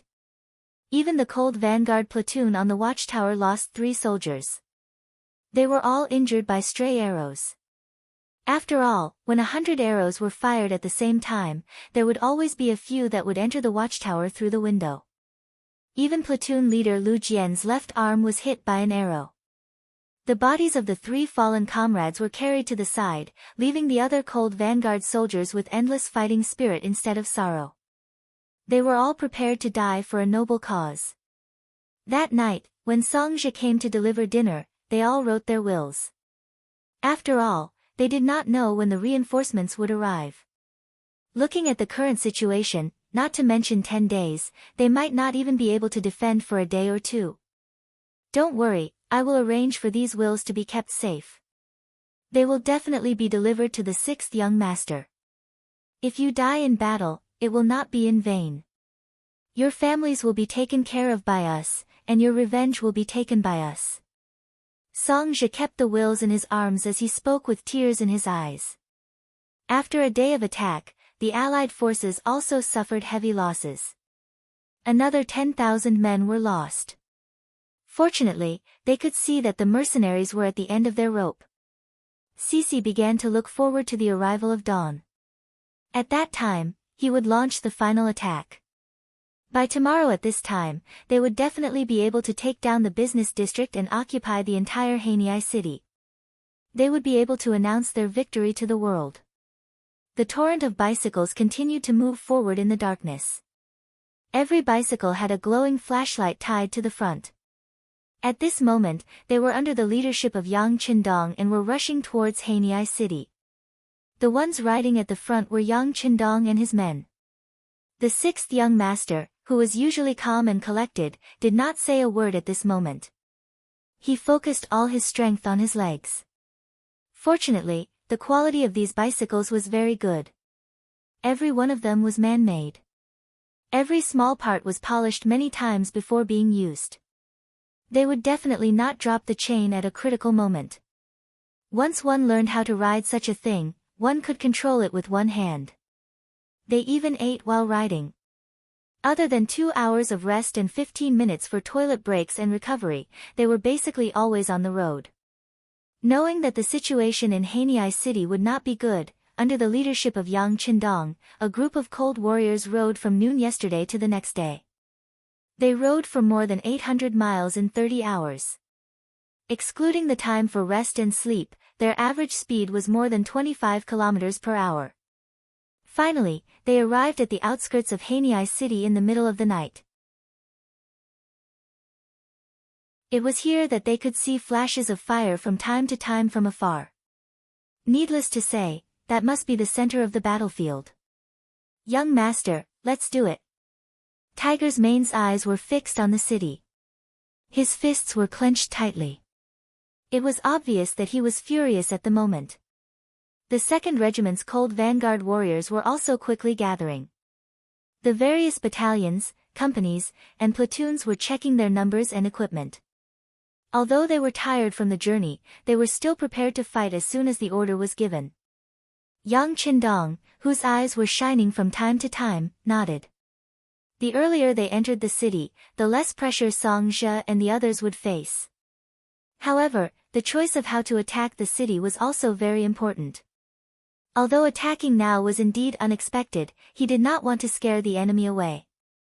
He wanted all of them to stay here. Therefore, he needed to plan carefully. Direct company, stay behind. The rest of the soldiers should take the time to rest.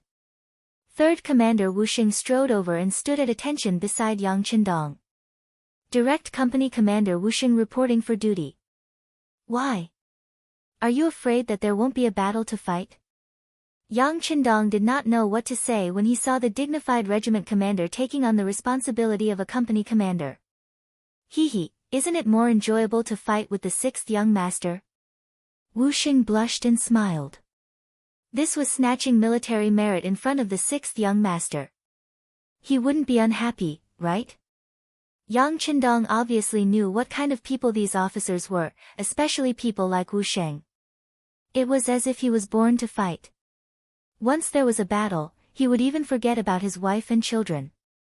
When it came to a big battle, he would immediately become the commander of the assault force. If you did not let him participate in the battle, it would be painful for him. Not wanting to dampen the enthusiasm of the officers, Yang Qindong did not refuse. Instead, he said, since you want to be the vanguard, why don't we make a bet? You take your direct company, and I'll take the first and second guard squad. Let's see who can take down the city gate first. Although the first and second guard squads had been expanded after the battle, they only had 60 people in total. The direct company of the regiment had 100 people. Wu Xing could not help but show a strong fighting spirit. Okay, then let's compete. But sixth young master, what if we win? Seeing how confident Wu Xing was, Yang Qindong smiled. Hanoi City has a total of 4 city gates.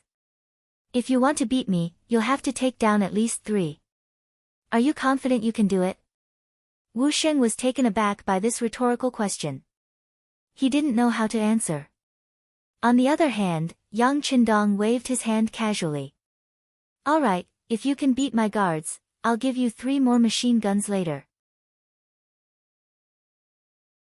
Even for the Cold Front Regiment, each company only had 1 machine gun. If they had the chance to get 3 more, it would be equivalent to a lot of fighting power. Wu Xing was very happy. Then, sixth young master, it's a deal. Normally, they would not dare to talk to Yang Qindong like this.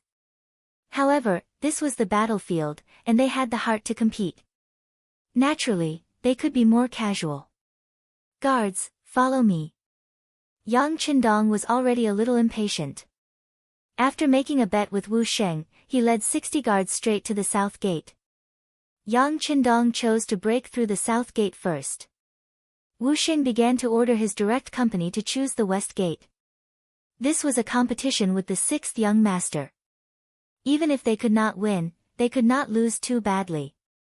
On the south gate, there were soldiers patrolling with torches from time to time. When Yang Qindong led the guards to the bottom of the city, they could even hear the voices of the Lansang Kingdom soldiers on the tower. Obviously, their defense was very lax. No one would have thought that an enemy would appear at this time. Prepare the triangle anchor. Yang Qindong raised his head and glanced at the 10-meter-tall city gate tower. A look of disdain flashed across his eyes. With the anger in his heart, and with the help of some other items, climbing up the tower was just a matter of a blink of an eye. Usually, they were responsible for the safety of the sixth young master. Now that they finally had a chance to show off their skills, the 60 guards of the 2 small teams were very excited. Everyone wanted to be the first to show off. In the end, the 10 guards who had the best performance in climbing were quickly selected and became the first batch to climb the city.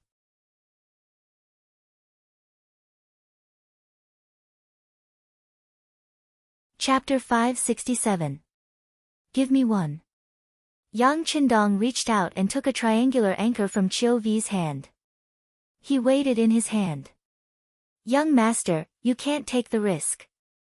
While Qiu V was still in a daze, Tiger's Mane strode over and tried to stop Yang Qindong. After all, no one thought that the sixth young master would personally take action. What? Are you looking down on me? Yang Qindong tied one end of the rope to his waist and casually glanced at Tiger's Mane. However, it was this calm attitude that shocked Tiger's Mane. He had been with the young master for too long. No one knew better than him what his words and actions represented. Sometimes, the calmer he appeared, the more it proved that he was really angry. Tiger's Mane didn't dare to say anything. Qiu V didn't know about this. He stepped forward and said, "Sixth young master, you can't go to the front line as a member of the assault team." As he said that, he tried to untie the rope that was already tied to his waist. A strong force suddenly hit Qiu V's shoulder. He couldn't help but take a few steps back and almost fell to the ground. This also made his eyes reveal a horrifying expression. When training became a habit, even standing there would be rooted to the ground. As the captain of the first guard team, Chov was naturally skilled. However, the sixth young master only casually bumped into him and he almost fell to the ground. It wasn't that his lower body was unstable, it was just that the sixth young master was too strong. After showing his position in action, Yang Qindong looked at the other guards who still wanted to persuade him and said, "If any of you can beat me in a one-on-one, then you can stop me. Otherwise, don't say anything." What kind of joke was this? The entire first guard squad wasn't a match for Yang Qindong even if they joined forces, yet he still dared to challenge him to a duel. Based on this sentence alone, everyone fell silent. Beta Persei, who hadn't reacted until now, lowered his voice and grabbed a triangular anchor. He wanted to show his support with practical actions. He wanted to be in the first echelon with the young master. After Tiger's mane reacted, he grabbed the triangular anchor to show his determination. "Okay, you're so heavy. Aren't you afraid that the rope can't hold you? If you want to go up, you'd better be in the second echelon." Other than Beta Persei being too heavy and not suitable for this kind of flexible work, the captain of the first squad, Chov, the captain of the second squad, Dao Xiao, and several vice-captains and squad leaders grabbed the triangular anchor respectively. They wanted to show their determination to support the sixth young master with practical actions. "Very well, hurry up. I hope you won't be a burden to me." After making a joke, Yang Qindong began to exert his strength. With a wave of his hand, the triangular anchor in his hand flew toward the top of the city wall as if it had grown eyes. Soon, it was stuck at the junction of the battlements. He pulled hard on a climbing rope. After making sure that it was secure, he stretched out his feet and stepped on the battlements. His arms continued to exert strength, and his feet moved quickly. His whole body flew straight up the battlements like a monkey. So fast. Although they were mentally prepared, when they saw Yang Qindong's figure quickly disappear in front of them, the guards couldn't help but let out a sigh. "What are you waiting for? Hurry up." Tiger's mane also looked at the battlements with everyone's gaze, but he quickly remembered his mission and threw the triangular anchor up the battlements. For a moment, the triangular anchors flew up rapidly as if they had grown eyes. Yang Qindong was the first to climb up the battlements with the help of the climbing rope. His speed was as fast as a fox, making it difficult for people to catch his speed. After jumping up the southern battlements, he flew toward a dark corner. His appearance didn't attract anyone's attention. He took a deep breath and calmed his breathing. His hand reached for his waist and a military knife appeared in his hand. Soon after, his figure flew out like a swallow in the clouds. His footsteps were extremely fast as he rushed towards a Lansang soldier who was walking around with a torch in his hand. His feet didn't make the slightest sound as he stepped on the ground. At this moment, he was like a ghost, appearing and disappearing unpredictably. When he arrived behind the enemy soldier, he still didn't raise the enemy's guard. He raised his right arm and quietly placed the stiletto on the soldier's neck. His left hand covered the soldier's mouth and pulled back, causing blood to splatter everywhere. Ugh! He instinctively wanted to struggle, but how could he be Yang Qindong's opponent? This Tsang Lan Kingdom soldier's legs only forcefully kicked twice before his aura became weaker and weaker. After a breath of time, his head tilted to the side, announcing his death. After killing the nearest enemy, Yang Qindong reached out and took the torch from the other party. He stood up fearlessly and began to patrol the area just like the soldier before. However, his eyes continued to flicker as he imprinted the situation of the enemies in his mind. Then, he began to analyze and make judgments. Swoosh swoosh swoosh. Tiger's mane and the others also climbed up the tower and came to a dark corner beside Yang Qindong. Without turning his head, Yang Qindong's left hand, which was behind his back, constantly made hand gestures, telling Tiger's mane and the others the exact location and number of enemies. "You guys go to the left, you guys go to the right. The rest of you, follow me." After Tiger Mang saw Yang Qindong's hand gesture clearly, he continued to make arrangements. One by one, the guards who had climbed up the tower began to disperse, each of them searching for their own targets.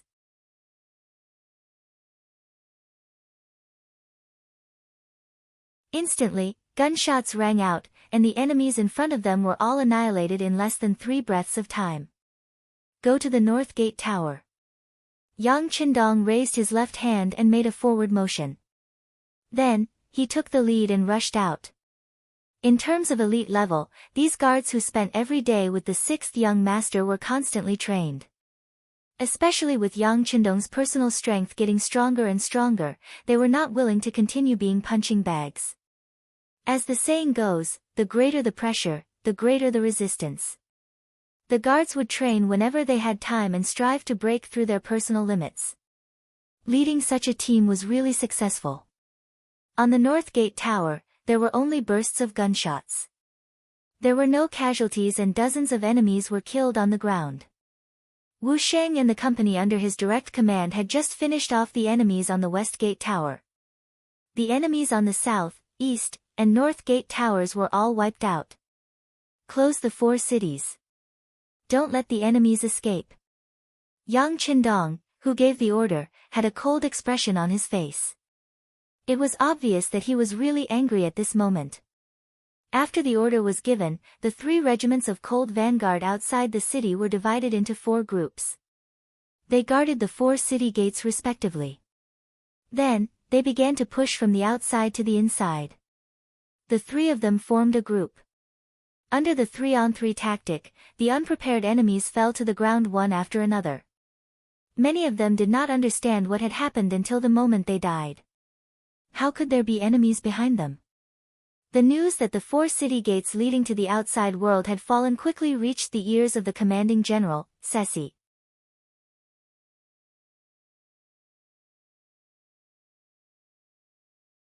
Chapter 568. That's impossible. After hearing the news, Sai Sha, who had just fallen asleep, immediately sat up on the bed and wiped his face forcefully. Obviously, he wanted to see if he was still dreaming. Perhaps he rubbed his nose too hard, but Sai Sha had no choice but to face the reality. How many enemies are there? Have you figured it out? General, there are a lot of enemies. Their firepower is very strong. Our brothers couldn't stop them at all. The captain who came to report said with a sad face. How can there be so many enemies? We have only been in Hanoi for 3 days. Even if there are reinforcements, they couldn't have arrived so quickly. Also, didn't you say that not even a bird flew out when the city was surrounded? How did the news get out?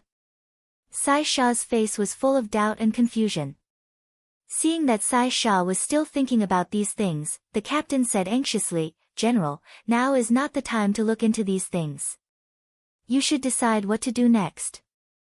Should we take advantage of the fact that the enemy hasn't formed a favorable encirclement and kill our way out? It was no wonder that the captain was so timid. Previously, when they said that they were going to be enemies with the mercenaries, their hearts were beating like drums. It was only when they really entered Hanoi City and suppressed the mercenaries that they could finally relax. Especially when they knew that the number of mercenaries that were surrounded was very small, and they didn't have many elites. They really did have the idea of eliminating the mercenaries. But now, the main force of the mercenaries had appeared. From the short battle, there was no doubt that they were the elites of the elites. In the first 3 days of fighting, they had lost nearly 30,000 soldiers. Now that they had to face the main force of the mercenaries, how could they not be afraid? The captain's face was full of fear. When Sai Sha saw it, he couldn't help but curse in his heart. This time, he came to Hanoi with the intention of making a name for himself. Now that his army had suffered such heavy losses, if he still couldn't conquer this place, even if he managed to escape, wouldn't he be laughed at by others? No, we can't retreat.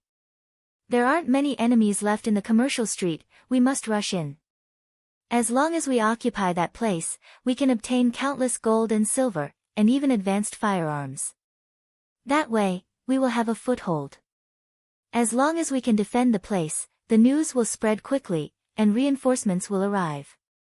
When that time comes, We can attack from both sides. No matter how strong the mercenaries are, they won't be able to defend themselves. That will be the time for us to make a great contribution. As expected of a ruthless general. Not only did he not run away in the face of Ling Feng's attack, he even chose to fight to the death. This seemed to have inspired the major commander, who also saw some hope. General, can we really do it? Why not? We still have more than 40,000 people. Even if we discount them, we still have 20,000 people left. Can't we defend the business district? At that time, we will also have the firearms of the mercenaries. What will we be afraid of? Cici said viciously. He then walked out of his bed and called for a group of guards to carry out a new plan of attack. On the watchtower, Lu Jian was sleeping with a Type 95 class machine gun. He needed to rest up and prepare for the battle at dawn. Suddenly, the sound of gunfire from afar woke him up. He took out his binoculars and looked into the distance. His face lit up. It's the reinforcements. The reinforcements have arrived. Really? Governor Song Zhe, who also heard the gunshots, rushed to the top of the building just in time to hear this sentence. That's right. The reinforcements must have arrived. But I don't know if they are the main force of the 6th young masters Ling Feng. Lu Jian said with uncertainty. After all, it had only been 2 days since the telegram was sent. How could they arrive so quickly? Speaking of which, if the telegram wasn't out of power, they would have received the telegram from Yang Qindong. No matter who they are, as long as they are reinforcements, they are our hope. But we still have to prepare for the worst and prevent the enemy from launching a fierce attack. Song Zhe couldn't be sure that the reinforcements were the main force of the 6th young master and the Ling Feng. But no matter what, there was still hope. Just as Song Zhe finished speaking, one of the Ling Feng soldiers said, "The enemy is gathering. It looks like they are really going to launch a fierce attack." Song Zhe and Lu Jian heard this and came to the window. They looked down and saw the soldiers of the Lan Sang Kingdom gathering. The two of them looked at each other in silence. Their expressions didn't look too good. But some things were already here. It was useless to be afraid. Song Zhe said to Lu Jian, "Platoon leader Lu, I will have to trouble you. Please try your best to stop the enemy. I will go down and inform the other units to prepare for a full counterattack." "Thank you, Governor Song." Looking at Song Zhe's bloodshot eyes, Lu Jian felt sorry for him.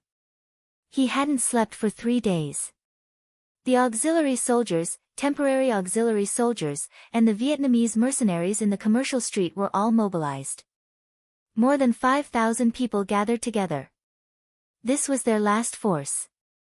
Victory or defeat depended on this. Just as the street was ready, the Lan Sang Kingdom soldiers sounded the attack horn. In the dark night, countless enemies rushed over with swords, spears, and clubs. Perhaps they knew that this was their last hope. The speed of these soldiers was faster than before. Attack, don't be afraid of wasting bullets. Attack with all your might. On the watchtower, Lu Jian held the 12.7mm heavy machine gun and kept pulling the trigger. Bullets flew out rapidly. The shells that came out of the chamber quickly formed a layer on the ground. Beside him, a few of the Ling Feng soldiers also worked together and used their machine guns to sweep the ground. At the same time, the Lan Sang Kingdom soldiers also fell to the ground. After 3 days of continuous fighting, the number of iron shields in the enemy's hands was very low.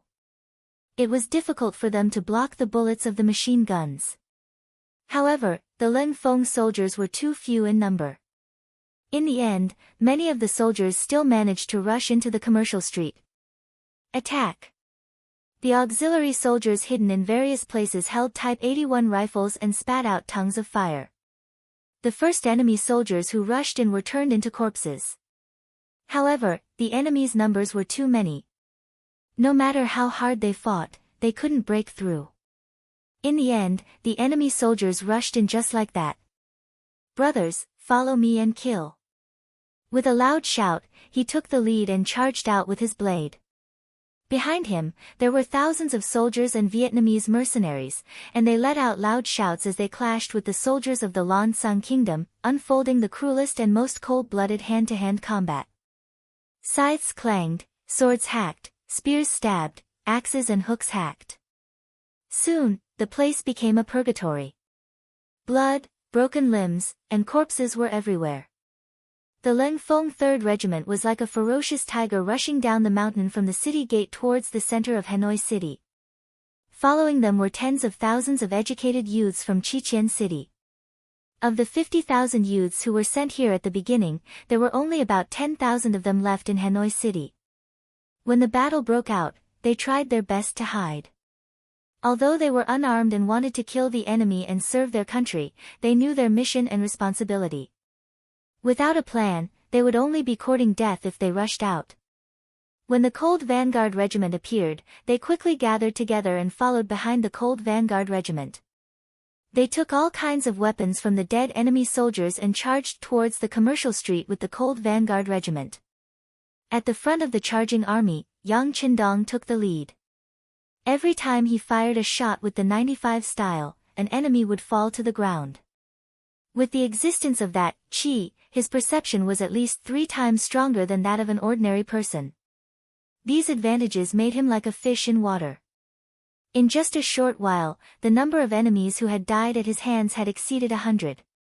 Young master, slow down. Young master, be careful.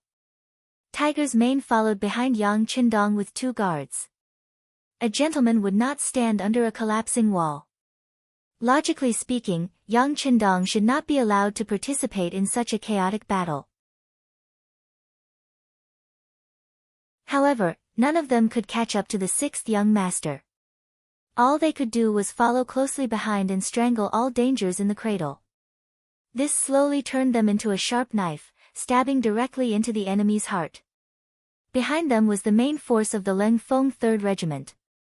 Commander Wu Sheng was already sweating profusely. Previously, when they were attacking the city, they were accidentally discovered by the enemy and had no choice but to take the initiative to fire. Even so, they only managed to take down the west gate of the 4 city gates. The battle for the city gates was already over. This made Commander Wu Sheng very depressed. However, they were still left in the dust by the 6th young master in the battle inside the city. As a self-proclaimed elite, he could not accept this. He yelled and urged the Cold Spear warriors to speed up, turning into a torrent that charged straight into the city center. Whether it was Yang Qindong's troops or the 2nd Regiment of the Leng Fong, they were all too fast. They were so fast that the Lansang Kingdom soldiers did not even have time to form an effective defensive line before they killed their way over. Then, they broke their formation and forced countless enemies to flee. Those who were too slow to run simply threw down their weapons and knelt on the ground. Yang Qindong passed by the spineless and kneeling surrendered soldiers and continued to lead the charge towards the commercial street near the palace. Behind Yang Qindong were a few dozen guards. Although they tried their best, they realized that they were getting further and further away from the 6th young master. Behind the guards was the 3rd Regiment of the Leng Fong led by Commander Wu Sheng. In comparison, although they tried their best, they were still at least 300 to 400 meters away from the guards. Behind them were the educated youths from Chichen City. At this moment, they finally had a chance to use their skills. The work of reorganizing the kneeling captives would be done by them.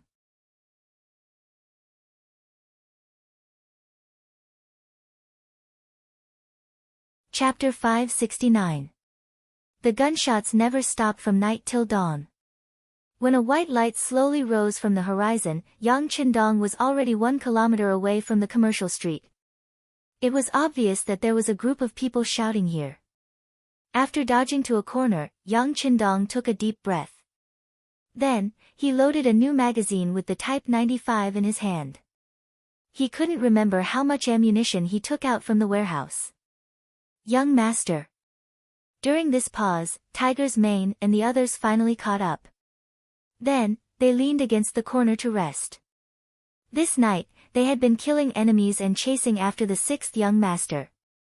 They didn't feel anything before, but now that they had a chance to rest, the fatigue immediately filled their bodies. How is it? Very tired, right? Bear with it, the battle will be over soon. Yang Qindong's gaze swept over the team members and revealed a smile. Yang Qindong had been charging at the front line all this time. He should be far more tired than the others. In particular, his perception had always been in a very tense state. Because of the existence of the Qi, he felt tired, but it wasn't that strong. On the contrary, he could feel that the Qi was stronger than before, and even faintly felt that it was getting bigger. This made Yang Qindong very curious. He wanted to know if there was a limit to this Qi, and where the limit was. The other team members didn't know what the sixth young master was thinking. After receiving encouragement, everyone's fatigue suddenly decreased by half. Each of them puffed out their chests, showing that they could still fight. Okay, check your weapons and equipment, and prepare for a surprise attack. Yang Qindong's eyes were smiling. It was as if they weren't going to kill people, but to have fun. After fighting for a night, the team members didn't have many bullets left. They weren't like Yang Qindong, who owned a large warehouse and had the world's largest arsenal behind him. But the remaining bullets were no problem for a round of attack. Alright, let's count to 5 and charge together. Seeing that all the soldiers were looking at him with inquiring eyes after checking their weapons, Yang Qindong suddenly said with a heroic spirit. 5, 4, 3, 2, charge. When Yang Qindong counted to 2, his figure had already stood up. With the word charge, he was the first to appear on the main street. Then, the 95 style in his hand spewed out a tongue of flame, directly killing the enemies on the street behind him. This enemy troop was General Sexy's headquarters. He was reprimanding the captains and kiliarchs under his command as the battle was going badly. Who would have thought that an enemy would suddenly appear behind him? Da-da-da. Gunshots rang out one after another, and the unprepared Lansang soldiers fell to the ground like sliced chives. The gunshot attracted Cece's attention.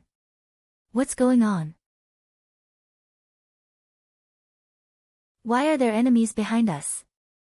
Where are the troops we arranged to stop the enemy? It was no wonder that Cece was so panicked. At the beginning of the battle, he arranged for 3 kiliarchs and 3,000 soldiers to guard behind him. He thought that it was foolproof, but who knew that they were already scared out of their wits by the mercenaries? They either escaped from the city or found a place to hide. Some even surrendered and became captives. They were really frightened by the strength of Yang Qindong and the others. The gunshots didn't stop because of Cece's confusion. On the contrary, it continued. When the distance was close, a group of soldiers threw out the grenades at their waists, causing the ground to rumble. The distance between the two sides was about 200 meters. This was the most effective distance for firearms. On the other hand, the weapons in the hands of the Lansang soldiers were like toys in the hands of children. They were not of any use at all. Hold on, hold on. Cece was caught off guard by Leng Feng's sudden appearance. Only when many of the soldiers in his line of sight had fallen to the ground did he react. He loudly gave out orders as he fled to a nearby street under the protection of his personal guards. The mercenaries in the commercial street were getting weaker and weaker after a few rounds of attacks. Originally, 1 or 2 more attacks would have been enough to clinch victory. The sudden appearance of the cold front made Cece's plan fall through. He had no choice but to escape to another place. Want to run? Yang Qindong's eyes spat out flames of anger. With his inhuman eyesight, he naturally saw that there was a general wearing golden armor among the people escaping. If he guessed correctly, he should be the leader of the mercenaries. If he didn't encounter him, it would be fine. But since he encountered him, there was no reason to let him escape. He ran as if he was flying. With a leap, he jumped onto the roof of a house and threw out a sentence to Tiger's mane behind him. I'll chase after the enemy. You guys are responsible for cleaning up this place. With that, Yang Qindong disappeared from the sight of Tiger's mane and the others. Everything happened too quickly. In addition to a night of killing, even Tiger's Mane and the others felt a little exhausted. They definitely couldn't keep up with the young master's speed. Qiu V, Dao Xiao, you guys are responsible for settling the matters here. Beta Persei, let's go.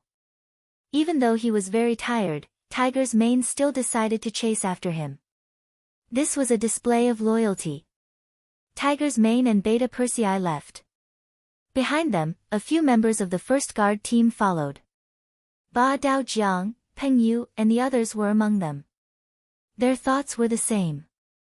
They absolutely couldn't let the sixth young master take the risk.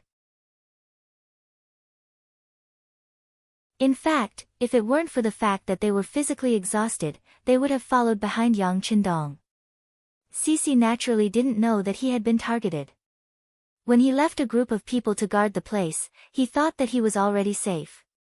So when he walked to another street with nearly 100 of his personal guards, his originally nervous heart had already relaxed. It was early in the morning, and the battle in the commercial street had already lasted for 3 days. The people in the vicinity had already fled. On a relatively spacious street, there was only Cici and nearly 100 of his subordinates. This time, we were unlucky. The mercenaries came just in time. But it doesn't matter. After this battle, at least we know that they are not invincible. After I leave the city and regroup, they definitely won't be so lucky the next time they come. Cici's face was unconvinced. It seemed like he was cheering for his subordinates, but it also seemed like he was cheering for himself. While walking, Cici said this. That's right. With the general's divine power, even the mercenaries are no match for you. Immediately, a personal guard flattered him. Ha ha ha.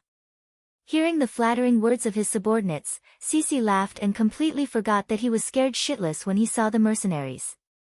This army that didn't look like a failure at all was actually laughing at this time. It looked so discordant. At this moment, an even more discordant voice exploded above their heads. Bah! It's just a group of clowns. How dare they boast so shamelessly? Who is it? Who is it? Where is he?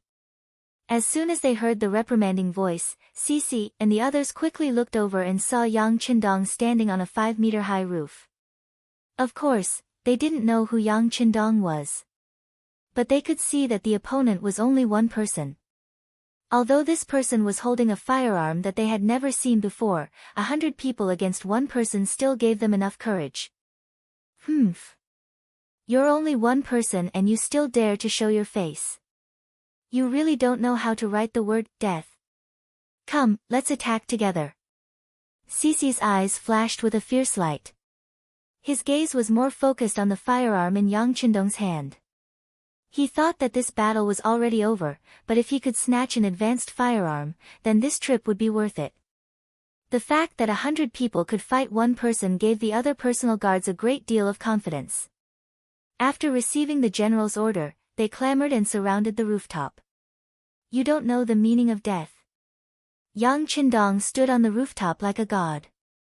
Looking at these people with swords and spears who wanted to surround him, his eyes flashed with a strong murderous intent. Then he raised the gun and fired at a few personal guards who were climbing up the rooftop. Bang! A loud sound was heard, followed by the sound of a small landmine explosion. The pitiful personal guards who were climbing up the rooftop didn't even know what was going on before they were blown away. The personal guard who was hit by the gun was directly blown into pieces. His flesh and blood splattered everywhere. Yang Qindong was holding a shotgun in his hand, and it was the latest model. The power of a small cannonball was not just for show. When this shot was fired, the range of the shot encompassed a radius of 4 to 5 meters. How could swords and spears block this shot? One shot actually had such a shocking effect. Cici's mouth suddenly opened so wide that an egg could be stuffed in. It could be seen how shocked he was at this moment. The other personal guards weren't any better. A few personal guards who wanted to climb up the rooftop in another direction suddenly stopped their actions. Then they stood there helplessly, not knowing what to do. They didn't know what to do, but Yang Qindong could teach them. They saw the muzzle of the gun turn, and the next shot was already in front of them. Bang! A large hole appeared on the rooftop. Naturally, no one who stood there was lucky enough to escape. If they weren't dead, then they were injured. Oh my God! The power of the shotgun scared them. After seeing the power of 2 shots, none of the personal guards thought of taking Yang Qindong's life. On the contrary, each of them quickly found a place to hide. At this moment, Yang Qindong, who was alone, was not a soft persimmon to be pinched. He was like a fierce tiger in the forest, opening his mouth and swallowing their lives.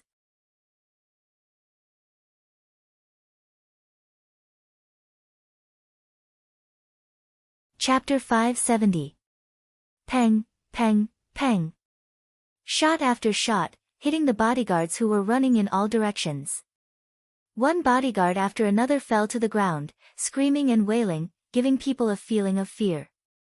What kind of weapon is this? Saishi rushed into a house under the protection of a few bodyguards. At this time, he was in a very sorry state, his face full of fear. Just now, he had seen with his own eyes that 3 personal guards were hiding behind a thick wooden plank. However, when the gunshot rang out, a large hole was blasted in the wooden plank. The 3 people who were hiding were also blasted 3 to 4 meters away. This kind of powerful lethality completely defeated his arrogance. At this time, he only had one feeling, and that was to quickly escape from here. Otherwise, he really didn't know where he would be safe at this time. Peng, peng, peng, the sound of gunshots and explosions were endless, one after another.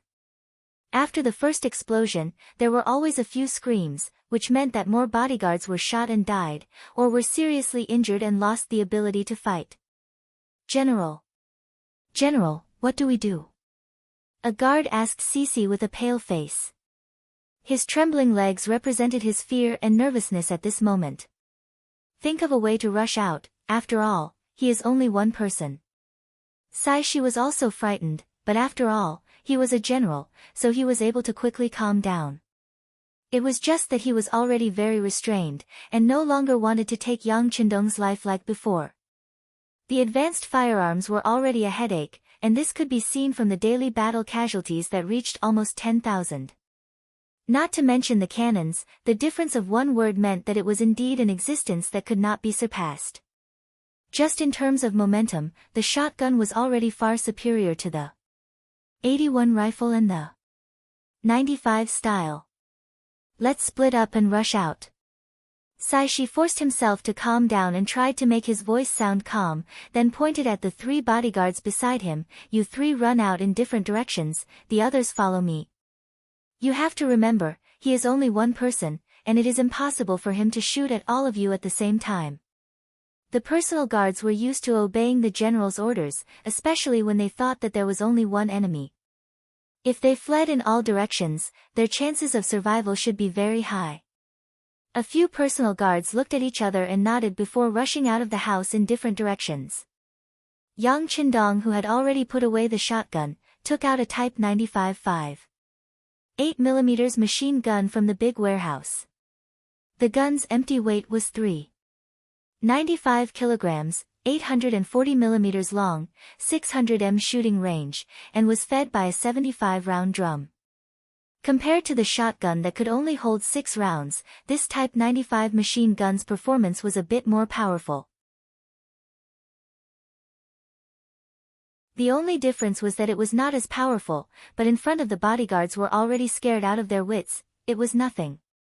Just as he reloaded a new magazine, he saw someone rushing out of the house. A cold light flashed in Yang Qindong's eyes. How could he be polite? He shot out a few shots, and the 3 guards who were fleeing in 3 different directions fell to the ground with a plop. Rush out! Saishi heard the sound of gunfire outside and knew that his chance was here. He yelled and brought the only 3 bodyguards with him out of the house. But right after he rushed out, he clearly saw the bodyguards' bodies on the street, including the 3 bodyguards who just rushed out. Saishi instinctively stopped and looked up at the roof. What he saw was Yang Qindong holding a Type 95 machine gun with a face full of killing intent. 222.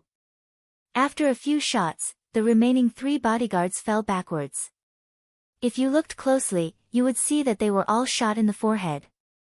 For a machine gun to be able to hit the bullseye, it could be seen that Yang Qindong's familiarity and accuracy with guns had reached a new level. With a putong sound, Saishi also knelt on the ground. Different from the other bodyguards, his legs were shot. The powerful penetrating force of the machine gun shattered his leg bones, causing him to lose the ability to stand up. General! Shouts came from the houses on the side of the street.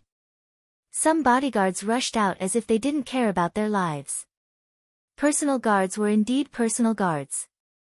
Their loyalty to the general was many times higher than that of ordinary soldiers. But the reality was that their actions were completely useless. They could only become souls under the gun. 222, 222. The muzzle of the gun spat out a tongue of fire. Then, the bodyguards fell to the ground one by one. None of them could reach Saishi's side. Seeing everything that happened, Saishi forgot about the pain in his legs. Because at this moment, his heart was in even more pain. The moment he mustered the courage to look up, he saw Yang Qindong standing on the roof like a devil. He made people feel a deep fear from the bottom of their hearts. The gunshots finally stopped, and the whole street instantly became quiet. None of the bodyguards were alive. The only ones who could breathe were Yang Qindong standing on the roof and Saishi who was trembling on the ground with bleeding knees. Young master!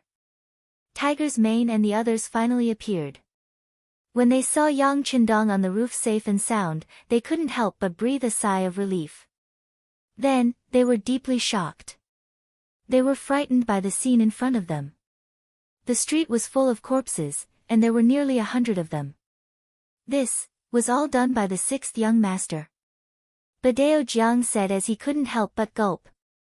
1 against 100. Although they had the advantage of advanced firearms, it wasn't something they could do. That should be the enemy general who caused trouble for us this time. Capture him and we'll have a public trial later. Right, bandage him up. We can't let him die so quickly. Jumping down from the roof, Yang Qindong walked to Tiger's mane and Beta Persei. At the same time that Saishi was captured, in front of the commercial street, because of the appearance of the guards and the 3rd Regiment of the Cold Front, the Lansang soldiers here were first defeated, then kneeled and surrendered in front of the powerful forces. The crisis of Hanoi City was resolved. At the entrance of the commercial street, Yang Qindong stood there and looked at the mess in front of him. On the commercial street after the war, some guns were completely smashed, and machine gun parts were scattered all over the ground. The bodies of the martyrs were in various positions. Some were hugging the enemy's waist, some were hugging the enemy's head, some were choking the enemy's neck, some were pressing the enemy to the ground, and some were burning together with the enemy. There was also a soldier who was still holding a grenade in his hand. His body was covered in brain matter. The brains of the Lansang soldiers who died with him were splattered all over the ground. Another soldier was holding half of the enemy's ear in his mouth. When they buried the bodies of the martyrs, because their hands were interlocked, they hugged the enemy so tightly that some of their fingers were broken. The cruel side of the war was finally revealed.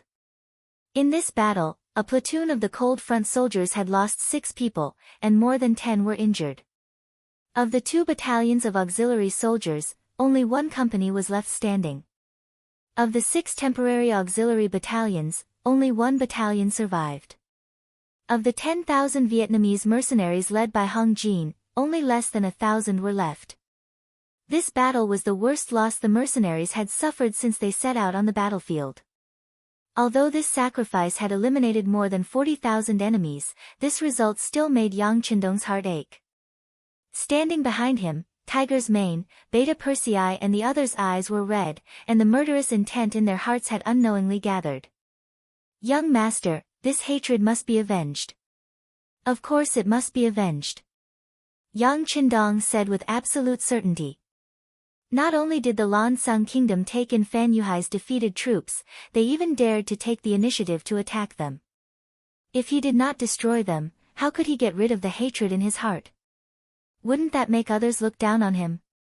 Sixth young master. Song Zhe, Gao Yu, Lu Jian and Hong Jin finally appeared.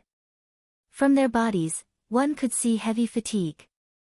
It was obvious that the 3 days and 4 nights of fierce battle had consumed a lot of their energy. As soon as the 4 of them appeared, they had a guilty look on their faces.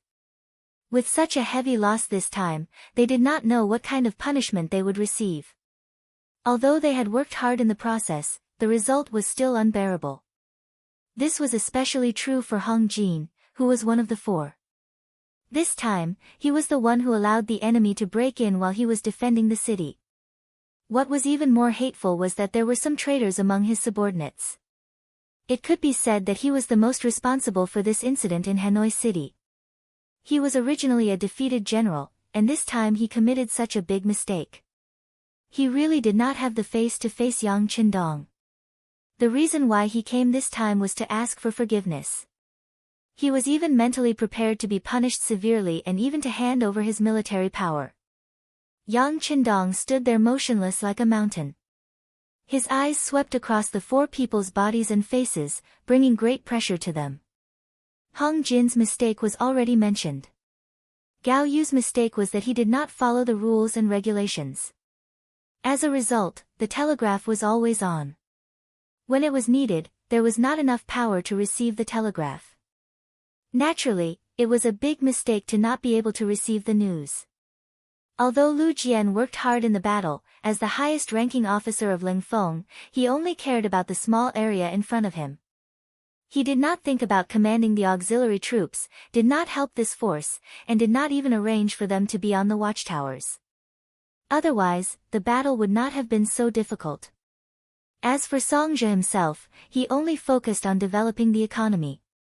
He did not think about how to deal with the enemy if they attacked. This was a little short-sighted. He did not even make good use of the 10,000 educated youths in the city. This was also a big mistake. The 4 people who had made mistakes, at this moment, no one dared to look at Yang Qindong. They all lowered their heads, waiting for the result of their punishment. Sigh. With a sigh, Yang Qindong knew that they were wrong. However, this was not what they wanted to face. It was because of their limited vision. He believed that with this experience, they should know how to deal with it in the future. You have worked hard. After sighing, Yang Qindong did not blame them. Instead, he encouraged them to say such a sentence.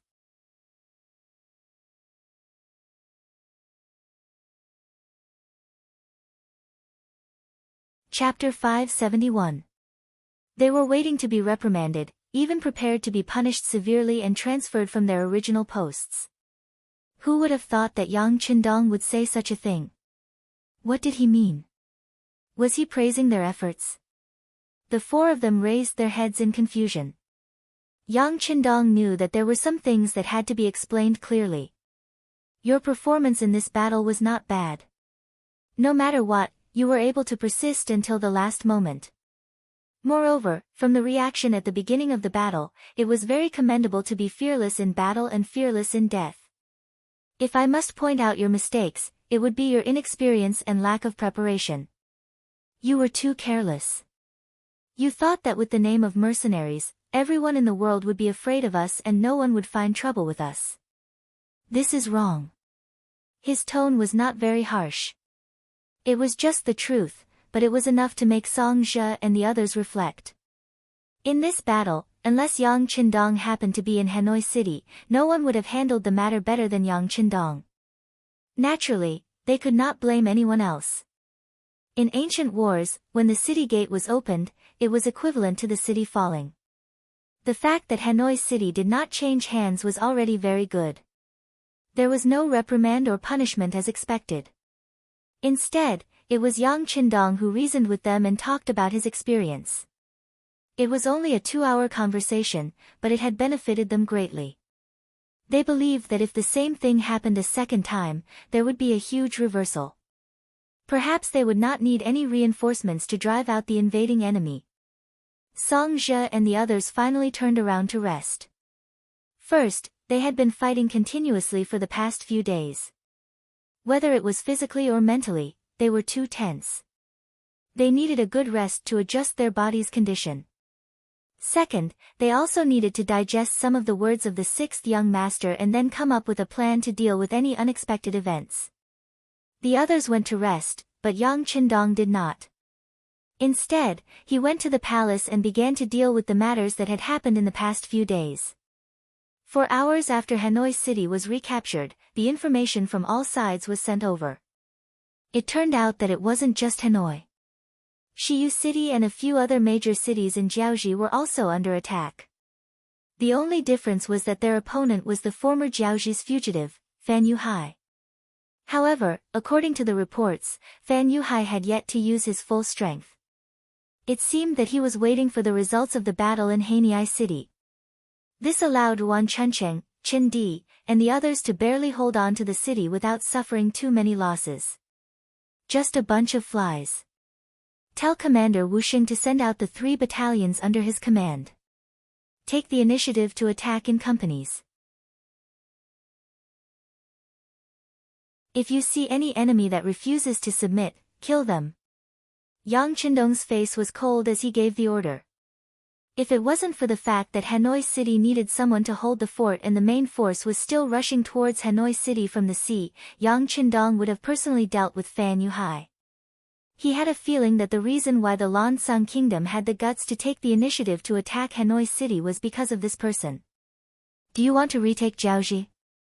Very well, let's see who's the real deal. Yang Qindong, who owned the warehouse, naturally had a domineering aura that looked down on the world. With the help of the 10,000 or so educated youths, Hanoi City was quickly restored to its original state. The corpses on the streets were carried away and the blood that flowed out was washed clean. On the surface, there didn't seem to be any difference. However, if one had to point out a change, it would be that there was an additional large jingguan outside Hanoi City. The jingguan was made up of the heads of over 40,000 people. Beside the jingguan, there were a few tall wooden pillars with the corpses of Sai Shi and a few others hanging on them. Yang Qindong wanted to use this method to send a message to those who were plotting against him. This is the result of making an enemy out of me. 5 days later, the 2nd Regiment of Ling Feng, 20 auxiliary battalions, and 50,000 youths from the 2nd batch arrived at Hanoi City. They were warmly welcomed by Song Zhe and the rest. Especially when Song Zhe knew that these 50,000 youths were once part of the militia and had a certain level of military experience, he was extremely excited. He had already come up with a military plan to turn every citizen into a soldier and had received Yang Qindong's approval. Turning every citizen into a soldier meant that the citizens would still be citizens and would do whatever they were supposed to do. However, once the city was in danger, every citizen would be turned into a soldier. The youths who had received a certain level of military training would be the main force while the rest would be the support. They could take out weapons from the city's treasury and quickly arm them into combat personnel. Once they achieved merit in the war, they would receive generous rewards and so on. With Yang Qindong's approval, Song Zhe even added another condition to the plan. That was, those who performed outstandingly in the war could be considered to join the Ling Feng. Just this condition alone was enough to move the hearts of countless educated youths. In Hanoi City, the most glorious thing to do was to join the Ling Feng. There was a saying that if one person joined the Ling Feng, his whole family would be honored. Let's put it this way. As long as one member of your family joined the Ling Feng, no matter where you went, you would be looked up to. No matter what you did, you would have more advantages and benefits than others. The reason why they became educated youths was not because they did not want to join the Ling Feng, but because the Ling Feng's assessment was only held twice a year and the number of recruits was limited. Since they could not get a spot, they thought of other ways to contribute to the development of Hanoi City. Now, there was a chance to join the Ling Feng. Unknowingly, these educated youths had a desire to join the Ling Feng. That way, they would have a chance to join the Leng Feng. 2 batches of educated youths would make up 100,000 people. Not only did they have a certain level of military training, but they were also very educated and very young. These people were undoubtedly highly sought after by Governor Song. However, after these people were divided into different cities, under their leadership, they would definitely become a very powerful force. If used well, they would no longer have to fear other enemies. After handing over the matters of Yunnan province to Songzhe, Yang Qindong began to think about how to deal with the Lansang kingdom. In Yang Qindong's eyes, the deal was naturally different. This deal was to destroy the kingdom. Originally, he wanted to wait for the matters of Yunnan province to settle down before dealing with the Lansang kingdom. However, since the other party had made the first move, they could not blame him for making the first move. The Leng Feng's 3rd Regiment had already returned from the various cities. Just as Yang Qindong expected, the moment the Leng Feng appeared, Fan Yuhai immediately retreated with his men. Obviously, he knew that with his 50,000 men, it was impossible for him to win against the powerful mercenaries. With the return of the Leng Feng's 3rd Regiment, the matter of setting off for the Lansang kingdom was also brought forward. In a mere 5 days, the preparations for the war against the Lansang kingdom were completed.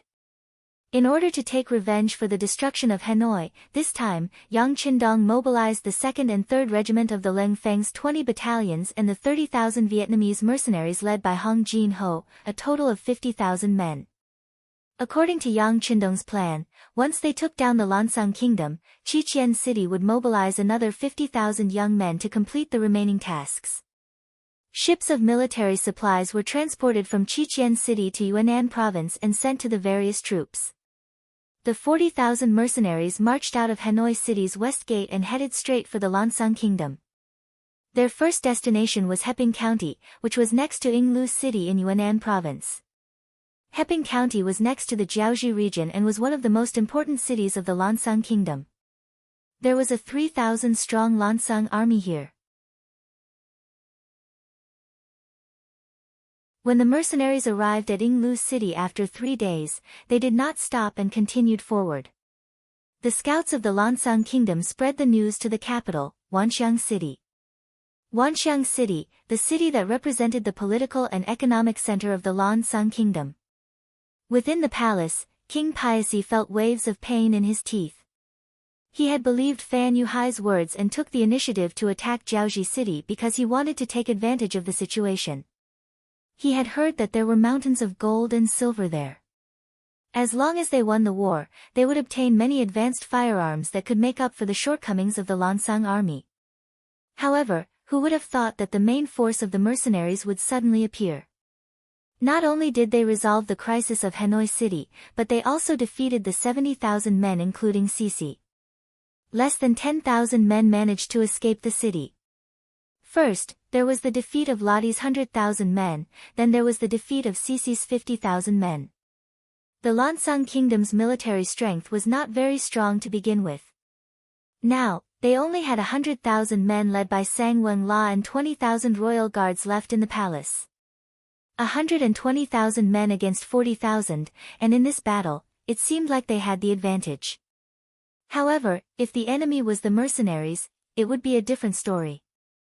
Who didn't know that the mercenaries had the most advanced firearms in the world? Who didn't know that the mercenaries were used to winning when they were outnumbered? Where is Fan Yuhai? His face was burning with anger. Now, Piaci hated this general who had escaped from Jiaozhi.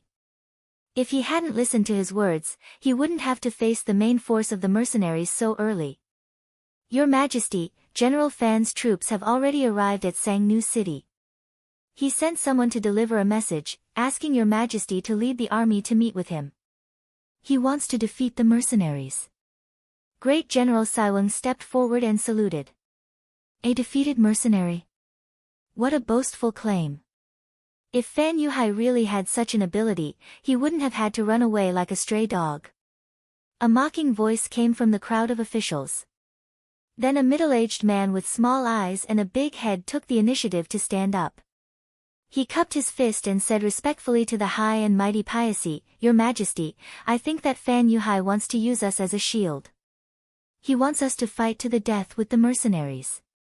Otherwise, why didn't Fan Yuhai make a move when Shi had already attacked Hanoi City before? We have already suffered a loss. Your Majesty, please reconsider. Don't be fooled again. The person who spoke was the Lansang Kingdom's imperial preceptor, Long Qi. He was known for his eloquence and intelligence. He was later recruited by Piaci and given the position of imperial preceptor.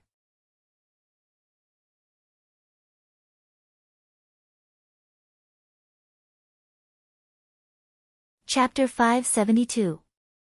It could be said that if Sang Wenla was the representative of the military, then Long Qi was the representative of the civil officials.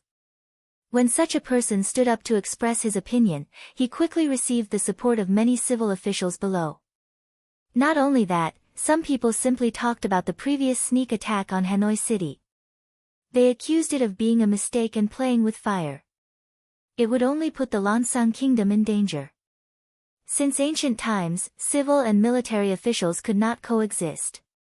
This was determined by their nature. Just like how military officials could only show their usefulness on the battlefield, civil officials needed the world to be peaceful. Only then could they display their talents. Once a war broke out, their abilities would be of little use. This was also why in history, whenever a war broke out, the civil officials would always advocate for peace while the military generals would always advocate for war. Piaci was still sitting on the high seat and watching everything with a smile. For an emperor, the balance of power represented their means. Civil and military opposing each other, this was what he wanted to see from the bottom of his heart. But when he saw the morale of the civil officials getting higher and higher, Sang Wenla and the other military officials slowly stopped talking and kept silent, he also saw that something was wrong. He hoped for the balance of power, but he definitely did not want to see either side getting bigger. Enough, enough. Seeing that the situation was completely one-sided, Piaci finally had to stand up and speak. With this shout, the hall quickly quieted down, showing that King Piaci's authority was still very strong. The matter of the alliance with Fan Yuhai was discussed before. How can we break the agreement? Besides, the mercenaries first attacked General Lodi and killed him. This time, they killed General Cici. We are already irreconcilable with them. Let's not think about getting along peacefully. Sang Wenla, this king now orders you to lead the army north and meet with General Fan Yuhai in Sangnu City. We must keep the enemy army out of the country. This subject understands. Sang Wenla lowered his head and respectfully agreed. When he raised his head, he looked at Long Qi and the others with a somewhat provocative gaze. The meaning of showing off was very obvious. The court meeting ended with the king's words. If Sang Wenla began to deploy the army, he also sent people to supervise the army's food. This time, an army of 100,000 was going to war. Just eating and drinking every day was not a small expense. Imperial tutor, General Sang is here to rush us for food and clothing. As soon as he returned to his residence, Long Qi saw some relevant officials waiting for him in front of his residence. He was not in a good mood, so he waved his hand impatiently. Here, give me whatever you want. State Preceptor, there are very few military supplies left in the national treasury. Do we have to take them all out at once? A few officials asked with constipation on their faces. They couldn't be blamed for being in such a difficult situation. First, 100,000 soldiers were defeated, and then 50,000 soldiers were defeated. Along with them, there were also a lot of military supplies. After a few battles, the inventory in the national treasury was getting smaller and smaller. And this time, Sang Wenla was even more greedy. He wanted the weapons and clothes of 100,000 people. This was already their limit. If they really took out the weapons according to this request, the treasury would be empty. If there was a need, they would not be able to take out anything. At that time, once the king gave the order, what would they do? That was why he came to seek advice from the imperial tutor. Very few. Haven't you been forging weapons and military uniforms? Long Qi asked with a frown. As the state preceptor, there were too many things he needed to manage. It was impossible for him to be clear about everything. A few officials had a difficult expression as they replied. If it's Imperial Tutor, we have been working hard. However, the consumption is too great. Right now, many of the weapons have only been polished for the first time. They only look like they have taken shape, but there is still a long way to go before they are tough enough. Yes, Imperial Tutor. It's the same for military uniforms, shoes, and hats. Only a part of them has been made. The rest are only half finished. We still need many embroiderers to work overtime for at least 2 months before they can be completed. The few subordinates were talking at once, which allowed Long Qi to have a better understanding of the situation. It was precisely because he understood enough that he raised his eyebrows slightly, and a strange look that no one knew flashed in his eyes. Then, he quickly regained his calm. After muttering to himself for a moment, he said, "So that's the case. It's been hard on you. Sigh, speaking of which, it's all because those generals only know how to fight. They don't care about your feelings at all. Since that's the case and they are in a hurry, then just give them the half-finished products." Ah! Hearing Long Qi's reply, the few officials were stunned. They had an incomprehensible look on their faces. What? You don't want to? If you don't want to, then go and explain to them yourselves. This Imperial Tutor doesn't care anymore. Seeing that these people didn't seem to agree with his idea, Long Qi angrily turned around and was about to walk into the mansion. This frightened the officials. They quickly stopped Long Qi's footsteps and asked, "If we give them the half-finished products, then once they find out about it on the battlefield, what should we do?" "If they find out, then so be it. They are overestimating themselves. Besides, this time, we are supposed to cooperate with Fan Yuhai in the battle. It's just a show of strength. Of course, if you have other ideas, then you can think of them." Long Qi said with an indifferent attitude. If there were other ideas, would they still ask for Long Qi's opinion? Thinking that there really wasn't a better idea, and that the soldiers were all like wolves and tigers. They looked like they would be beaten up at any time if they didn't give them the items. In the end, these officials made up their minds. After all, this idea came from Imperial Tutor Long Qi. If something happened, they wouldn't be alone. In the end, all of them expressed that they would listen to the order and left the Imperial Tutor's mansion. His ears finally quietened down. Long Qi strode towards the backyard of the mansion. "All of you wait outside. This Imperial Tutor wants to be alone for a while." Waving his hand, he dismissed the guards beside him and entered the courtyard alone. After there was no one around him, Long Qi's footsteps became faster. After making several turns, he stopped in front of a small house. After taking a deep breath, he pushed open the door and entered. The small house wasn't very big. Other than a bed, 2 chairs, and a small wooden table, there was nothing else. It looked very simple and crude. However, at this moment, there was a person sitting on a chair and fiddling with tea leaves in front of him. He seemed to be very focused and didn't seem to be displeased by the simple environment at all. "Mr. Yun." Long Qi's attitude became more respectful. It was far from the high and mighty attitude he had towards the lower officials. "Imperial Tutor is here. Please take a seat. You came just in time. Try the tea leaves I just brewed." Mr. Yun smiled and pointed at the empty chair in front of him. "Then let me try Mr. Yun's craftsmanship." Long Qi squeezed out a smile and sat down on the chair. The small house suddenly became much quieter. After the tea was brewed, Mr. Yun took the initiative to pour tea for both of them. Only then did Long Qi took the teacup and took a sip. Then, he pretended to be very intoxicated and said, "It's really good tea." Naturally, no one cared about whether the tea was really good or not. What everyone wanted was just the atmosphere. Mr. Yun looked at Long Qi's performance and chuckled. He understood that the other party was using this matter to express his attitude. Since the other party said that his tea was good and his attitude was so respectful, needless to say, this person had already made his decision. With this thought, the smile on his face became even wider. Then, his right hand reached into his bosom and 1,000,000 taels of silver banknote appeared in his hand. Imperial tutor, this is from our Duke of Loyalty. With this banknote, anyone can exchange it for the same amount of silver taels at any Yang family bank. Hee hee, hee hee hee. Long Qi unceremoniously reached out and took the banknote. The smile on his face was as bright as a blooming flower as he said, Duke of Loyalty is really generous. Long Qi admires you. This banknote was worth 1,000,000 taels of silver. Just how big was the Lansang kingdom? In a year, the national treasury's income was only about 2,000,000 taels of silver. This banknote was half a year's income. Who wouldn't be envious of it? Carefully putting the banknote into his bosom, Long Qi did not wait for Mr. Yun to speak.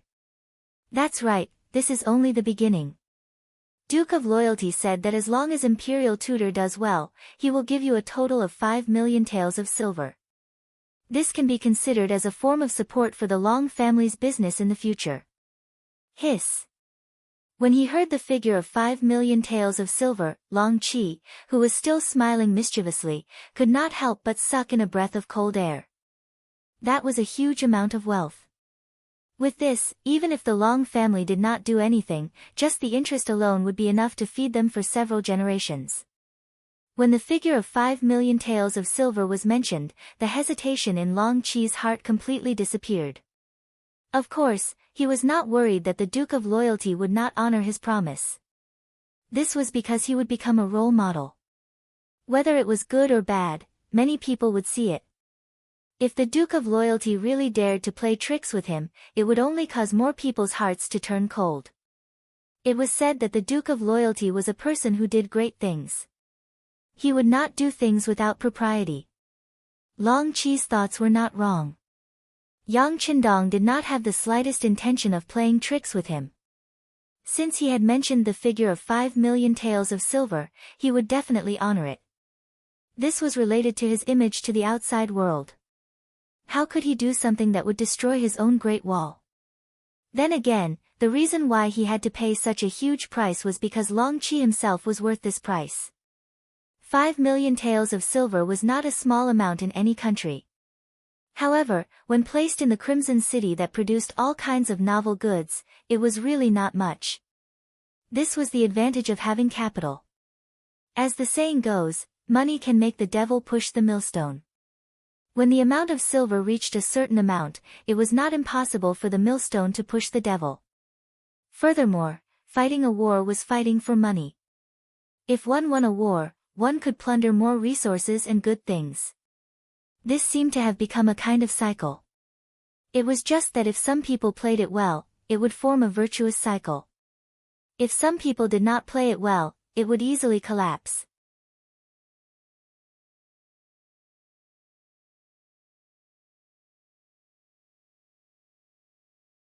Chapter 573. Obviously, Yang Qindong was the kind of person who liked to play.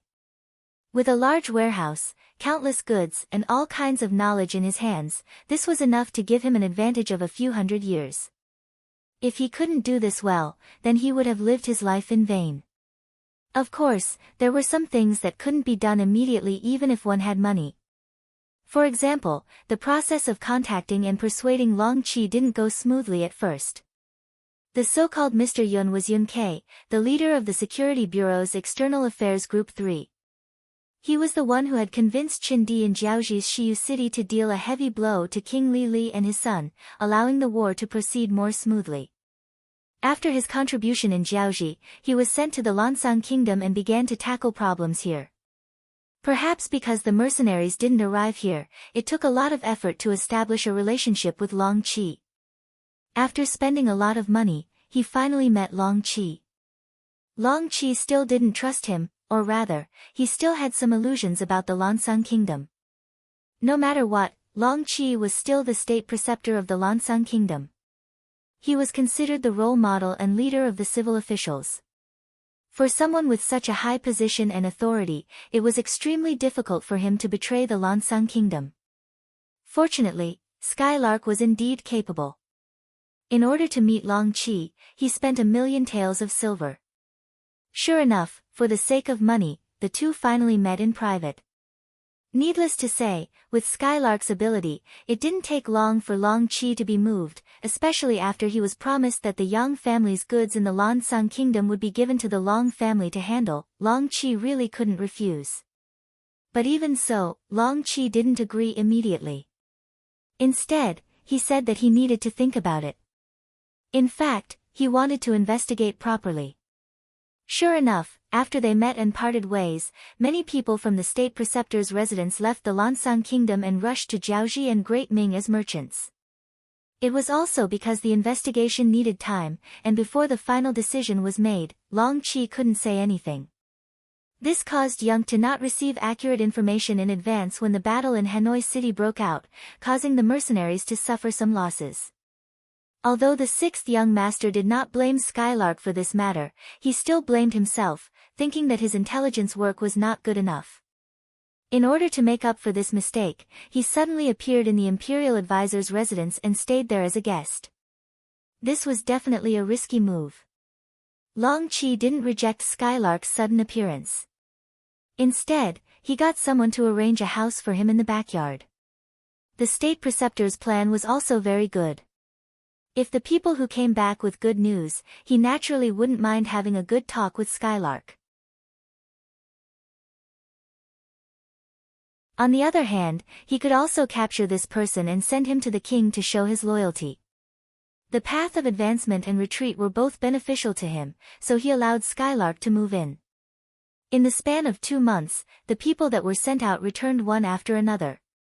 The news that they brought back completely shocked State Preceptor Long Qi. Doing business was an act of earning money. Long Qi was naturally clear about this.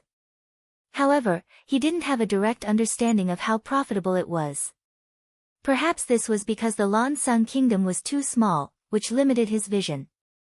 However, the people that were sent out reported that as long as a merchant was able to do business with the mercenaries, they could be described as earning a lot of money. They used the Qing clan of the southern Ming dynasty as an example. They were originally a business aristocratic family. Later on, because of their relationship with the mercenaries, they heard that the future head of the Qing clan was a student of the Duke of Loyalty and Courage. With this, they could obtain more novel goods and sell them to other merchants.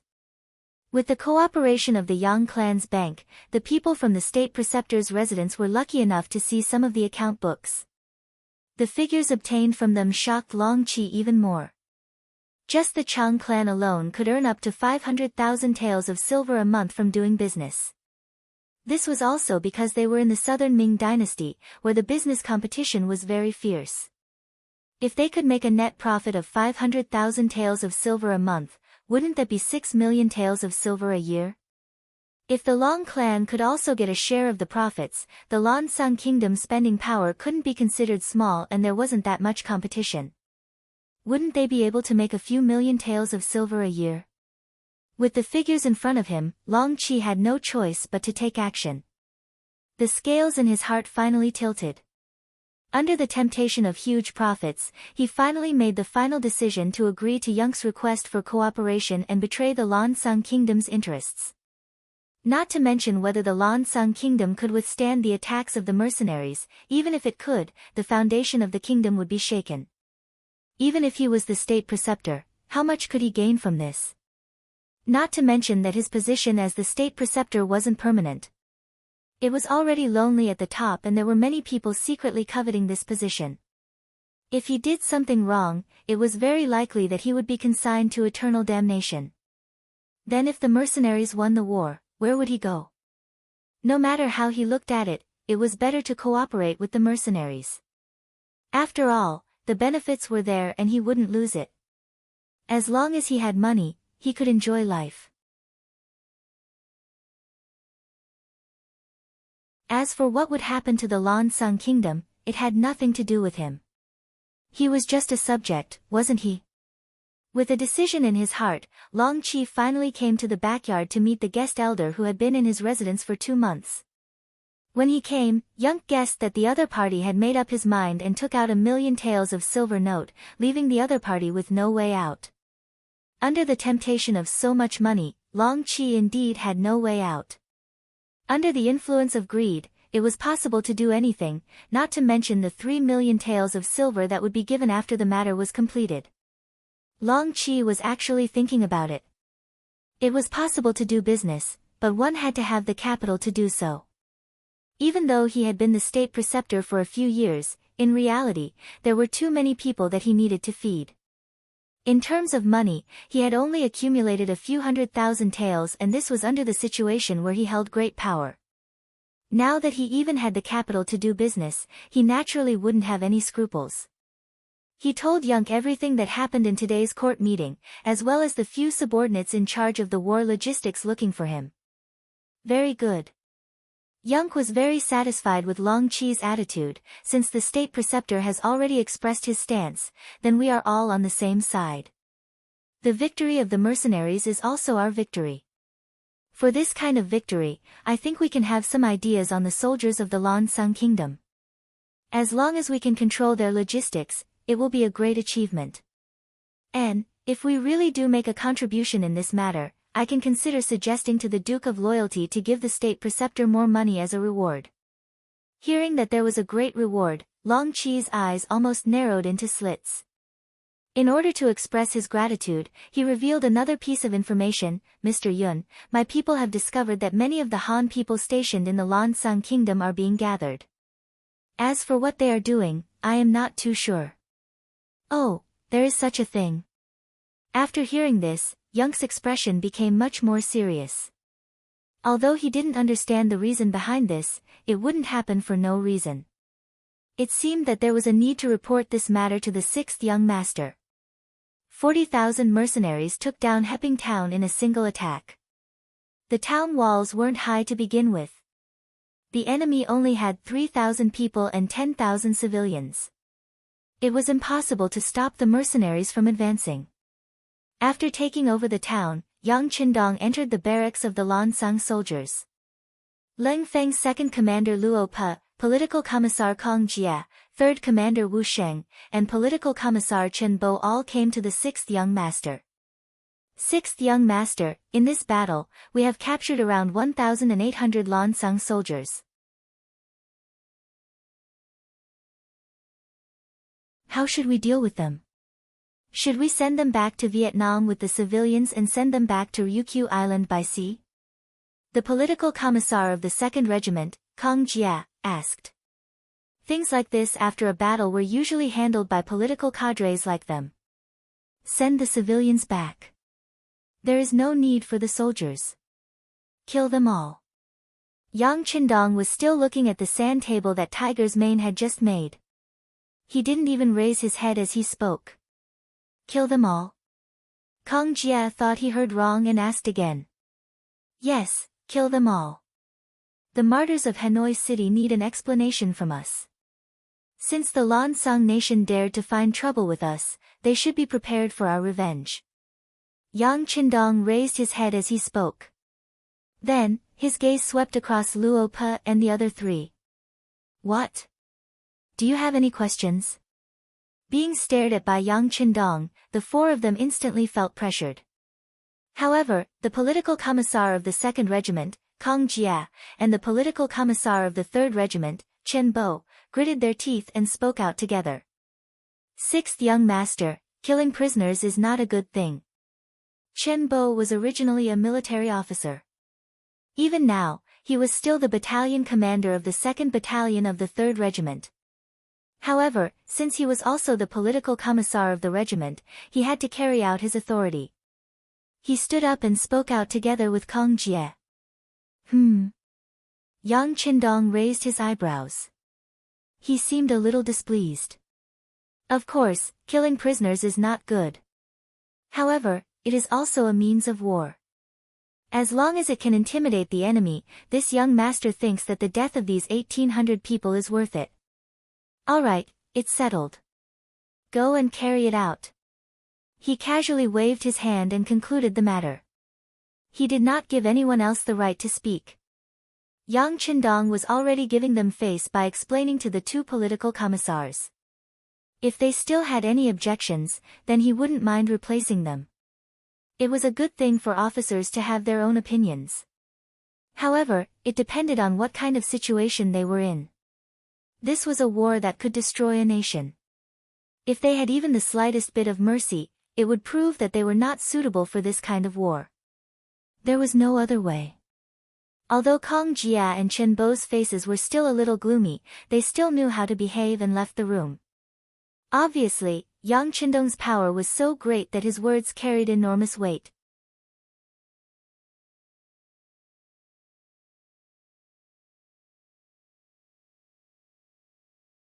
Chapter 574. Since it was an order from the sixth young master, they had to carry it out. This was also the first lesson they learned after becoming the Cold Vanguard, which was to obey orders. The officers retreated. Yang Qindong, who was still looking at the sand table, punched the name of Wood Province. Order: the entire army will rest for a day, then attack Wood Province. Yang Qindong's words carried a hint of killing intent. The tragic scene in Hanoi City's commercial street had provoked him. His dream was to lead all the Han people to the peak of the world. He had just taken a step forward, but he had already suffered such a blow. This made him feel very guilty, and he also planned to vent his anger on Lansang Nation. Peace Town had been broken, and the mercenaries were charging towards Wood Province.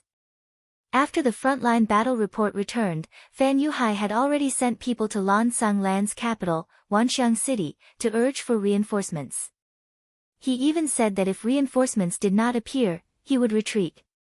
He had originally come to help Lansang Nation, but now that the main character had not appeared, what was the meaning of him, the helper, staying here?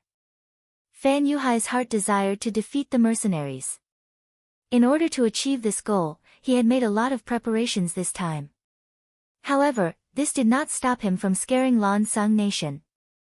After all, the mercenaries were now in Lansang Nation's territory. By the time Fan Yuhai's men arrived at Wanxiang City, Sang Wenla had already led 100,000 soldiers out of the city. Since the king had already given the order, he naturally did not dare to delay. However, the required rations had not been gathered, and he could not possibly let the soldiers go to the battlefield on an empty stomach. Wasn't this? He had just finished preparing the military supplies when he led the army out. However, he did not know how terrible the rations that he had spent so much effort to obtain were. The rice was old, and it was the kind that had already started to rot and mold. The weapons were semi-finished products. They only looked in good shape, but when they were actually used, one would know how weak they were. Even the quality of the uniforms they wore was extremely poor. Some of them had already been unstitched before they even reached Sangwon City, causing countless soldiers to curse them. All of this was naturally the work of state preceptor Long Qi. He had already accepted Skylark's 2 million taels of silver. After making the decision to rely on the Duke of Loyalty, he no longer feared anyone. Moreover, in his eyes, since these 100,000 soldiers had left, there was no need for them to think about coming back. What was there to be afraid of?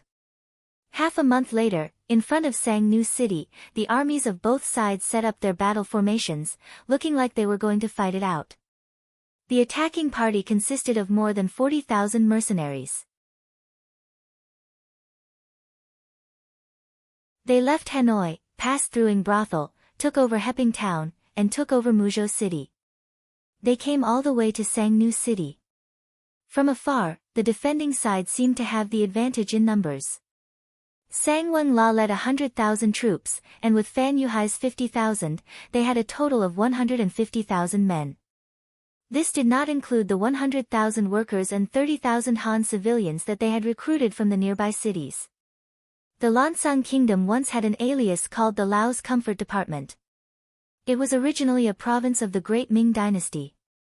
However, because the Great Ming Dynasty had lost its rule over Jiaoji, and the originally powerful Great Ming Dynasty had split into two after the Tumur Rebellion, Jiaoji was naturally no longer under the Great Ming Dynasty's control.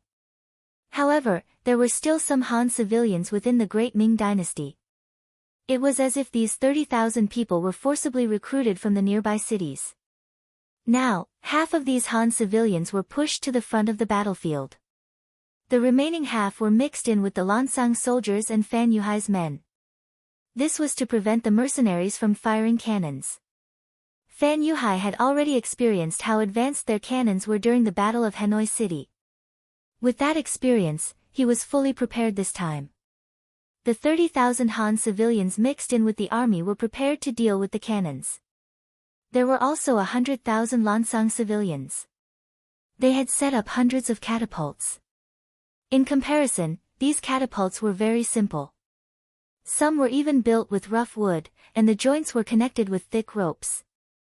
They could not be used for long, but when there were many of them, they were still quite powerful. This was the second method that Fan Yuhai had prepared. Since it was the second method, there should be a third. That's right, the third method was the 5,000 light cavalry. This was all that Fan Yuhai had. He had even taken out the 1,000,000 taels of silver that Bai Ming had given him. Only then could he have such a cavalry force that could charge and retreat quickly. Before the Ming dynasty, the Mongols relied on their invincible war horses to kill their way into the Central Plains and establish the Yuan dynasty. From this, one could see how strong cavalry was. Other than these three methods, Fan Yuhai had another trump card, which was Li Min and Shin Kuan. They were all experts in close combat and possessed decent martial arts. As long as they found the right opportunity, they would be able to sever the head of the Duke of Loyalty amidst the chaos. If they succeeded, the mercenaries would be defeated without a leader. At that time, he would lead his army and fight his way through, restoring the glory of Jiaoji and reliving the glory of the past. For this battle, Fan Yuhai had put in a lot of effort and made ample preparations. Right now, he was riding on a horse and mixed in with the cavalry. As he looked at the mercenaries in the distance who had also set up their battle formation, a trace of a smile appeared at the corner of his eyes. He wanted to see how the great Ming's loyal duke, who was rumored to care for the Han people, would break out of this situation. On the side of the mercenaries, when they saw many civilians in Han attire being pushed to the front of the troops by the enemy, some of the officers immediately felt a sense of helplessness. Those who were able to become mercenaries had all stayed in Qiqian City before. Naturally, they knew about the sixth young master's dream of reviving the Han people. This dream was not just for show. In the Battle of Jiaoji, the number of Han people saved had reached 80,000, and this number was still increasing as more cities surrendered. It could be said that the reason why the Cold Vanguard could be so united was because of the rising status of the Han people. Most of them were people who had suffered before, so they didn't want to see their children suffer again. Now that they had the chance to conquer a country for them and live a better life, how could they not give it their all? However, with so many of their compatriots standing in front of them and blocking their way, they felt like they had punched cotton, and it was very depressing.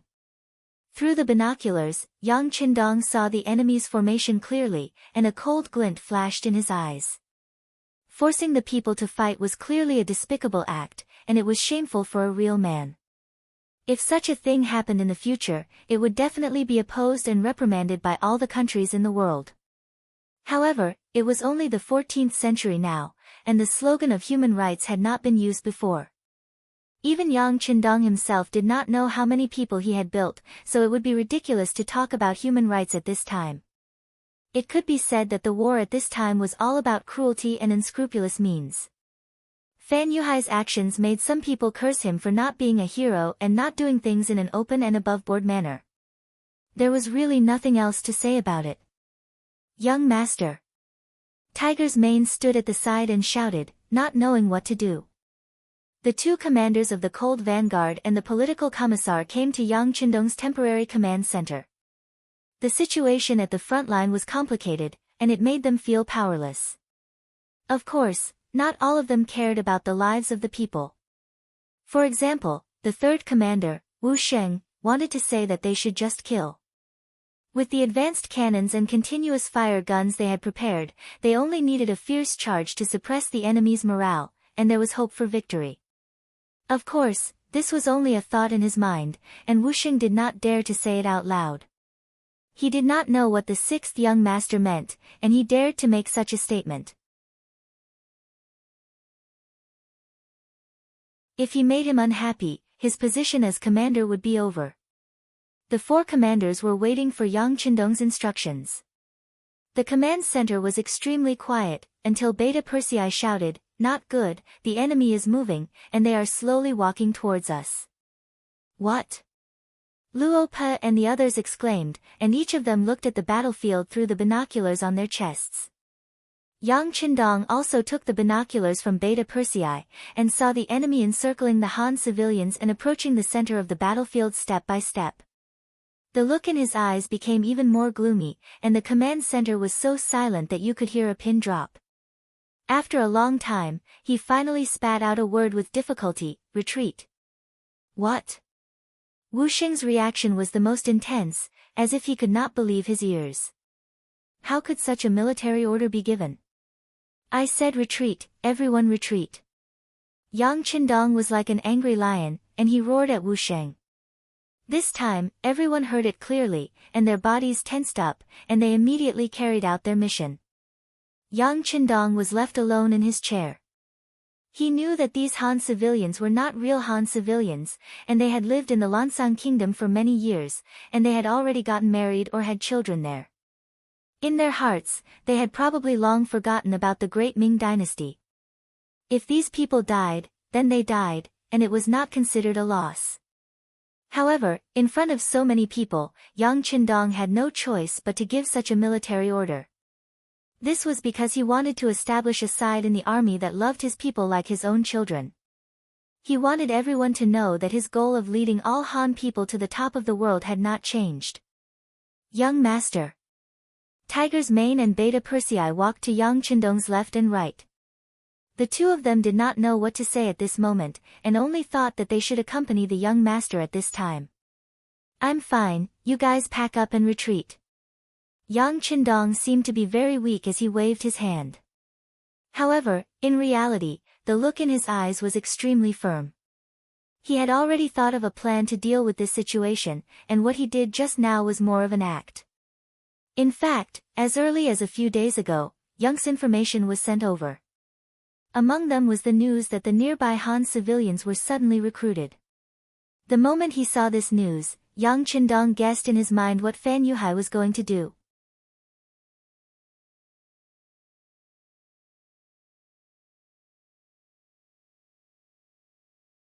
Chapter 575. Using civilians as hostages, perhaps the ancient people did not experience this many times. However, during the anti-Japanese era, this kind of thing happened countless times. However, this seemingly old-fashioned method was the most effective against those benevolent and righteous people. On this issue, their seniors had suffered many losses. When they were studying in the military academy, the instructors had also brought up this problem. It was a pity that even in the future, when technology was more advanced, no one could think of a good way to solve this problem. Fortunately, the students back then knew the nobility of human rights. No matter who it was, if they wanted to use this method again, they would first have to endure great pressure. They did not think that they would encounter such a situation again. At that time, Yang Qindong had also thought of this problem, but it was just a thought. After that, he threw it to the back of his mind. After all, he also did not think that such a thing would happen to him. He was the most powerful cold vanguard, the king of soldiers. He was used to carry out dangerous missions and not in this kind of conventional battle. The most hateful thing was that he actually had to face this problem now. For the past few days, Yang Qindong had been thinking about it. Until last night, when he looked at the moon hanging high in the sky and the bright moonlight shone down on the earth, he finally made a decision. Although it was not the best method, at least it was passable and no one would criticize him. Yang Qindong gave the order to retreat. The 40,000-strong army retreated for tens of li. When the sky was about to turn dark, Fan Yuhai's army finally stopped advancing. Then, everyone's face was filled with joy as they laughed heartily. They thought that they had finally found the soft rope of the mercenaries. If they had known that this method would be so effective, they would not have lost Jiaoji. Following the laughter, the 30,000 Han people were speechless and angry. Originally, they did not know what they were going to do here. However, after everything that happened today, they finally saw the truth. It turned out that they were going to be used as human shields. The anger in their hearts was as fierce as a tiger. No. It could only be said that they were like cats. In front of Fan Yuhai and the Lan Sung Kingdom's army, who were many times more numerous than them, they did not dare to resist. All these years of living here had smoothed out the edges and corners of their struggles, making them accustomed to being oppressed and resigned to their fate. Of course, they were more worried that the Han army would suddenly launch an attack on them. If that was the case, the 10,000 Han soldiers at the front would undoubtedly be the first to be killed. Just like that, they were on tenterhooks for an entire day. Only when the sky had completely darkened did the Han citizens let out a sigh of relief. Although they did not know what would happen the next day, no matter what, they had managed to get through today's ordeal. As expected, these Han people are mercenaries.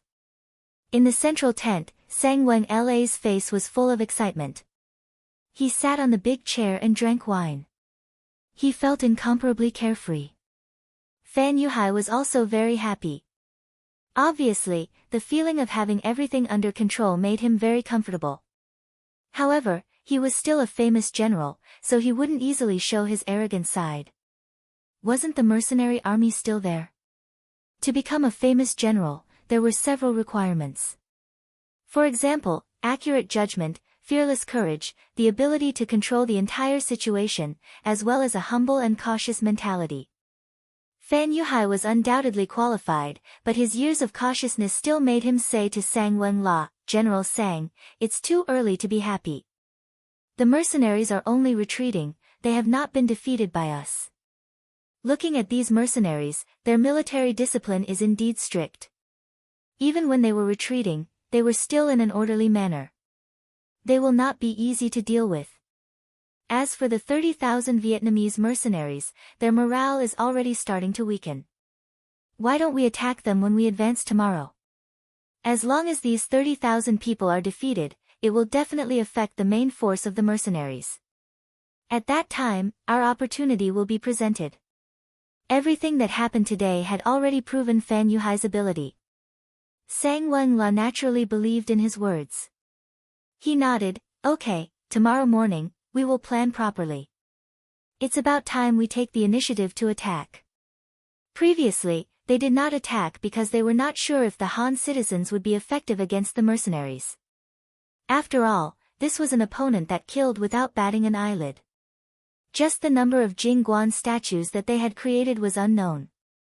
But now that they had found their weakness, how could they not take advantage of it? Good, tomorrow we will definitely defeat the mercenaries. Let's drink. Fan Yuhai was in a good mood as he raised his wine glass high towards his ally.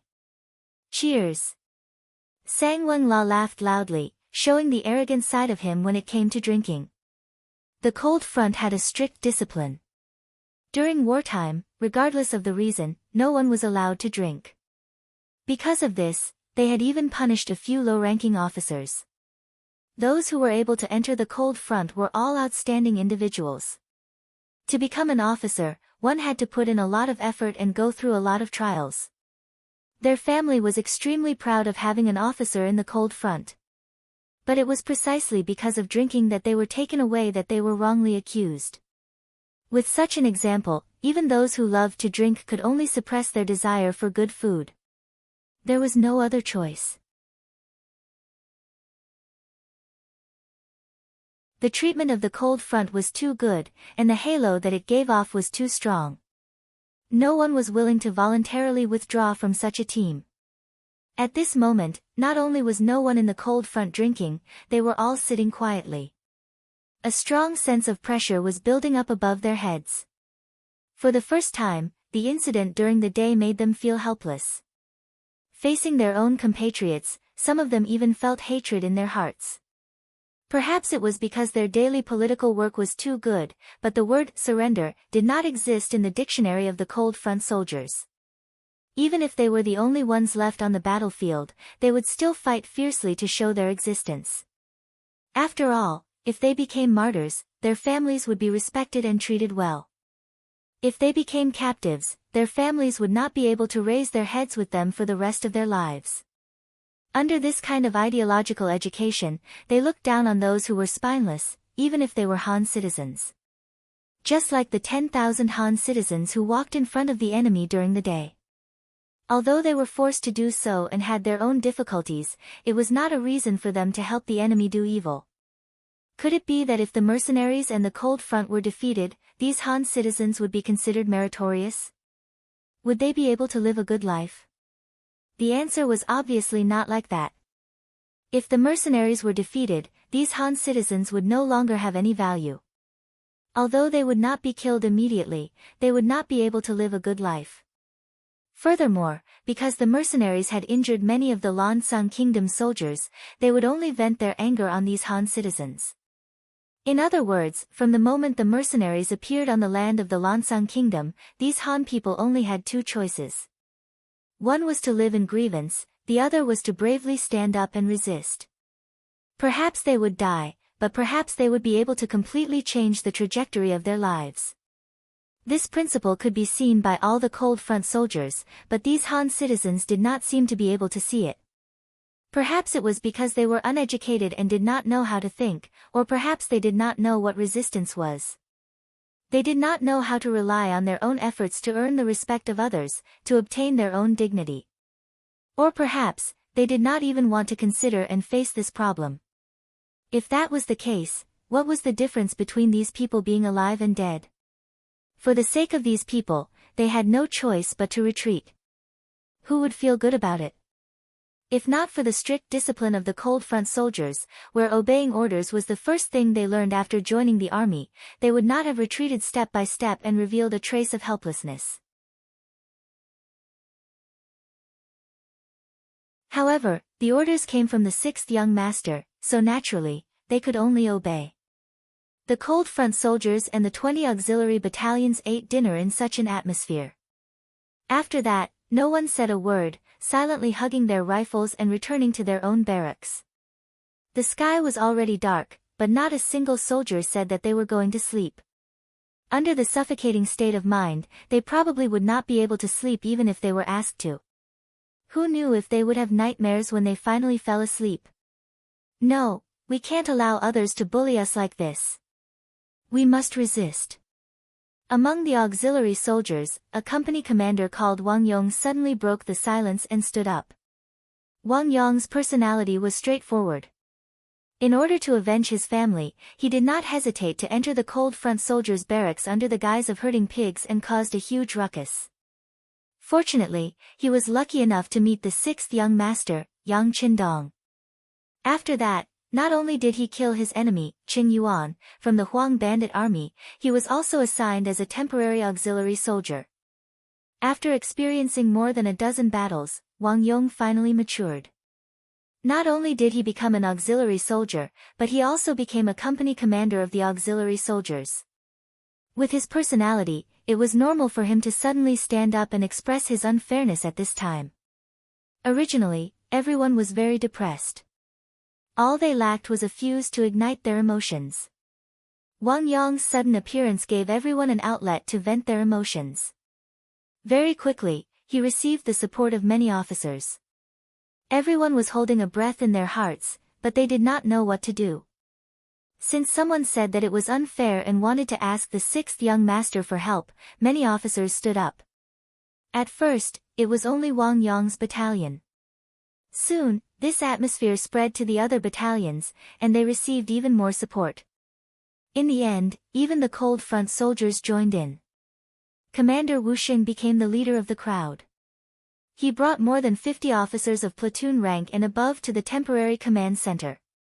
What are you all doing? Looking at the sudden appearance of so many officers in such a menacing manner, the first and second guards in charge of the arrangements became 100 times more alert. Some of the guards even unlocked the safety of their guns, as if they were ready to fire at any moment.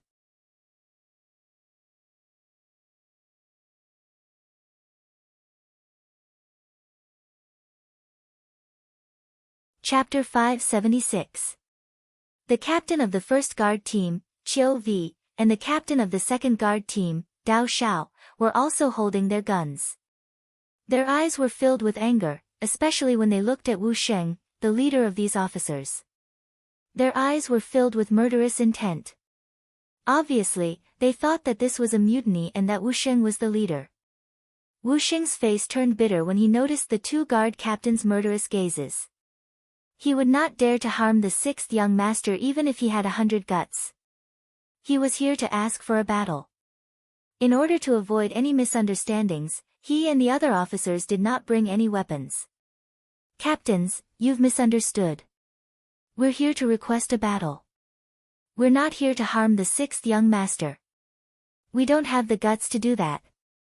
In order to clear up the misunderstanding, Wu Sheng nervously explained. Qiu V and Dao Xiao did not listen to Wu Sheng's explanation. They only knew that these people had come to the sixth young master's tent without orders and had threatened the safety of the tent. They had to deal with these people according to their duties. Men, tie these people up. Once the two captains gave the order, 60 guards ran out from all corners and pounced on the 50-plus officers like ferocious tigers. These guards did not care what they were here for. Since their captains had given the order, they did not hold back. They used all their strength and pressed the officers who had come to ask for a battle to the ground. However, the officers didn't dare to resist. If they did, it would be no different from a rebellion. But the problem was, who dared to rebel against Yang Qindong? Soon, the 50 officers were restrained. Their hands were tied behind their backs and pressed to the ground. Some of the officers had to pay a price for this. For example, their mouths came into close contact with the ground and they were already eating dirt. Wu Sheng was also held down. Perhaps because he was the captain and a fierce general, the number of people holding him down increased from 1 to 2. With the 8 captains, Jiang Yupeng, controlling him, he could not resist at all. We can't accept what you're doing. We want to see the sixth young master. Although he was restrained, his mouth wasn't sealed. Wu Sheng was still shouting and yelling. He was now the leader of Cold Front, and he was definitely one of the higher-ups of Cold Front. But now, he was actually being pressed to the ground and eating dirt. How could he be willing? Hearing Wu Sheng's shout, the other officers also shouted, looking like they would rather be beaten to death. Seal their mouths. Cho Wu said with a black face when he saw that he couldn't calm them down. He looked like he was about to sew Wu Sheng's and the others' mouths with a needle. Once the order was given, some members immediately went to find towels and other things to stuff their mouths with.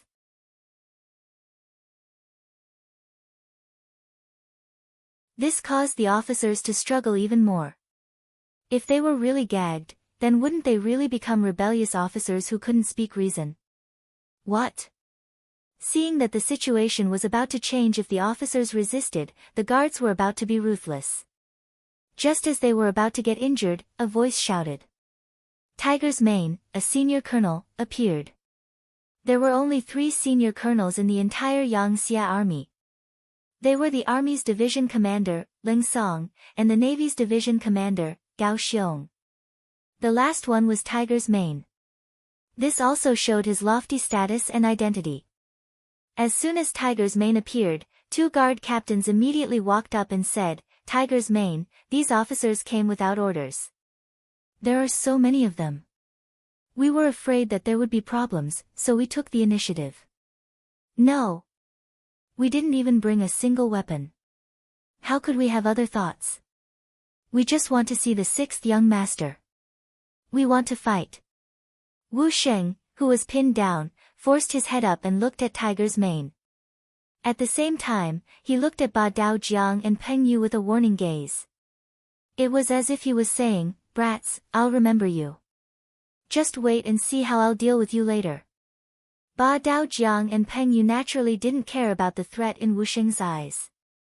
They were the sixth young master's guards. They already had a high status. Even if Ling Song and Gao Xiong were here, they didn't have the right to order them around. Enough.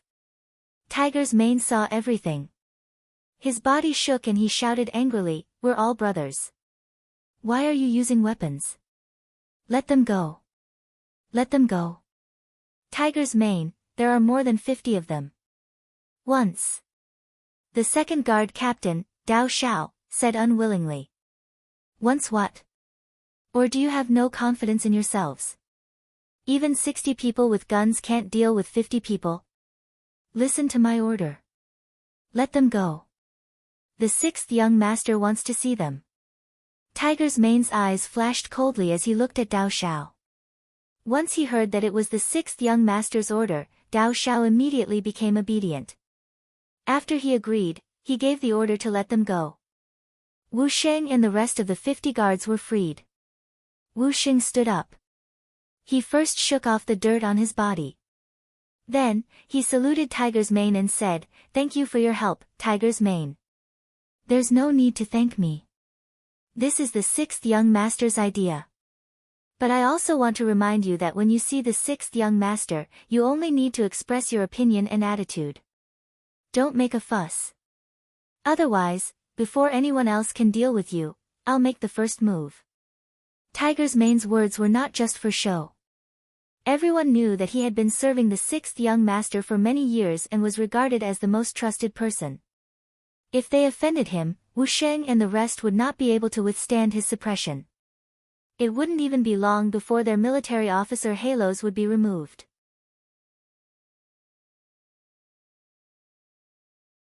Knowing that he could not go against Tiger's mane, Wu Sheng nodded repeatedly. "Don't worry, Tiger's mane. We know what we're doing." Although he said that, whether he knew what he was doing or not was quickly seen. When Wu Sheng and the rest of the 50 guards entered the command center, they became enraged again. One by one, they asked to fight. Some even said that if they couldn't fight, they might as well be demoted. This was because they couldn't lead the soldiers under them. It would be better to be an ordinary soldier. The shouting continued for a while. Tiger's mane scolded them several times, but there was no effect at all. The guards all talked at once and had no intention of stopping. Yang Qindong sat in his chair and watched Wu Sheng and the others' performance very calmly. He did not speak at all. It wasn't until the time it took for a stick of incense to burn past and the guards were all talking that he coughed softly. Beta Persei, who was standing at the side, immediately understood and shouted, "Shut up, all of you. The young master has something to say." A voice like a lion's roar resounded throughout the command center, causing everyone's eardrums to tremble. At this time, they finally understood why the sixth young master always told Beta Persei to speak softly. If he didn't suppress it, no one's ears would be able to withstand such a loud voice ringing in their ears every day. But the effect of this roar was also good. At least everyone's mouths were half closed and no one said anything more. The command center quieted down. Yang Qindong's gaze slowly swept across everyone one by one. Anyone who was stared at by his gaze would involuntarily lower their head, like a child who had made a mistake. "You want to ask for battle?" Yang Qindong finally asked the first question after an unknown amount of time. "Yes, sixth young master, we want to ask for battle." Wu Sheng's official position was the highest here, so naturally, he was the one who answered Yang Qindong's question. Yang Qindong wasn't surprised or angry that Wu Sheng stood up for him. Instead, he asked, "Then do you know that the enemy has placed our compatriots in the front line? If we attack, we might hurt them." Wu Sheng nodded. "We know." Wu Sheng answered happily.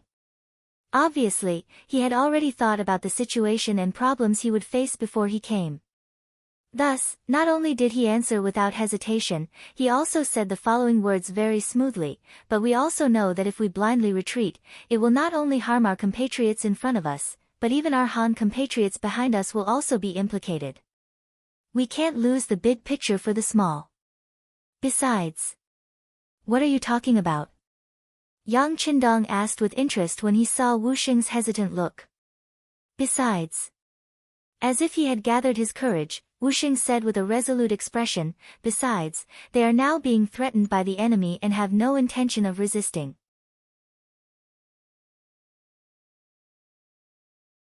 Then they are not our compatriots, but the enemy's accomplices. Facing such people, we can't be soft-hearted. Nonsense. Yang Qindong's originally amiable face suddenly turned cold, stopping Wu Xing from saying what he wanted to say next. Sixth young master. Wu Xing wanted to continue speaking, but Tiger's Mane, who knew Yang Qindong very well, shouted loudly, "Listen to the young master. If you dare to speak nonsense again, I will lock you up." Putting aside the unpleasant feeling of being locked up, just the fact that they were facing a powerful enemy, if they were locked up, wouldn't they miss out on the big battle? Without a battle to fight, that was Wu Xing's weakness. He quickly shut his mouth and did not dare to continue speaking. Wu Xing didn't say anything, but Yang Qindong continued, "Just because they were threatened by the enemy doesn't mean that we don't recognize them as our compatriots. In fact, they've suffered a lot over the years, they suffered a lot. The reason why we attacked the Lansang nation was not only to take revenge for provoking us, but also to save more Han people, so that they can live a better life like our family. Don't you think so?" Yes, yes, the sixth young master is merciful. For the sake of the Han people, heaven and earth can be our witness. The group of officers said in unison. They weren't trying to flatter him, but they were thinking the same thing from the start. All right, since everyone agrees with my point of view, let's prepare for the army's retreat after daybreak. If there are no other questions, you can all go back. Yang Qindong waved his hand helplessly as if the matter had been settled.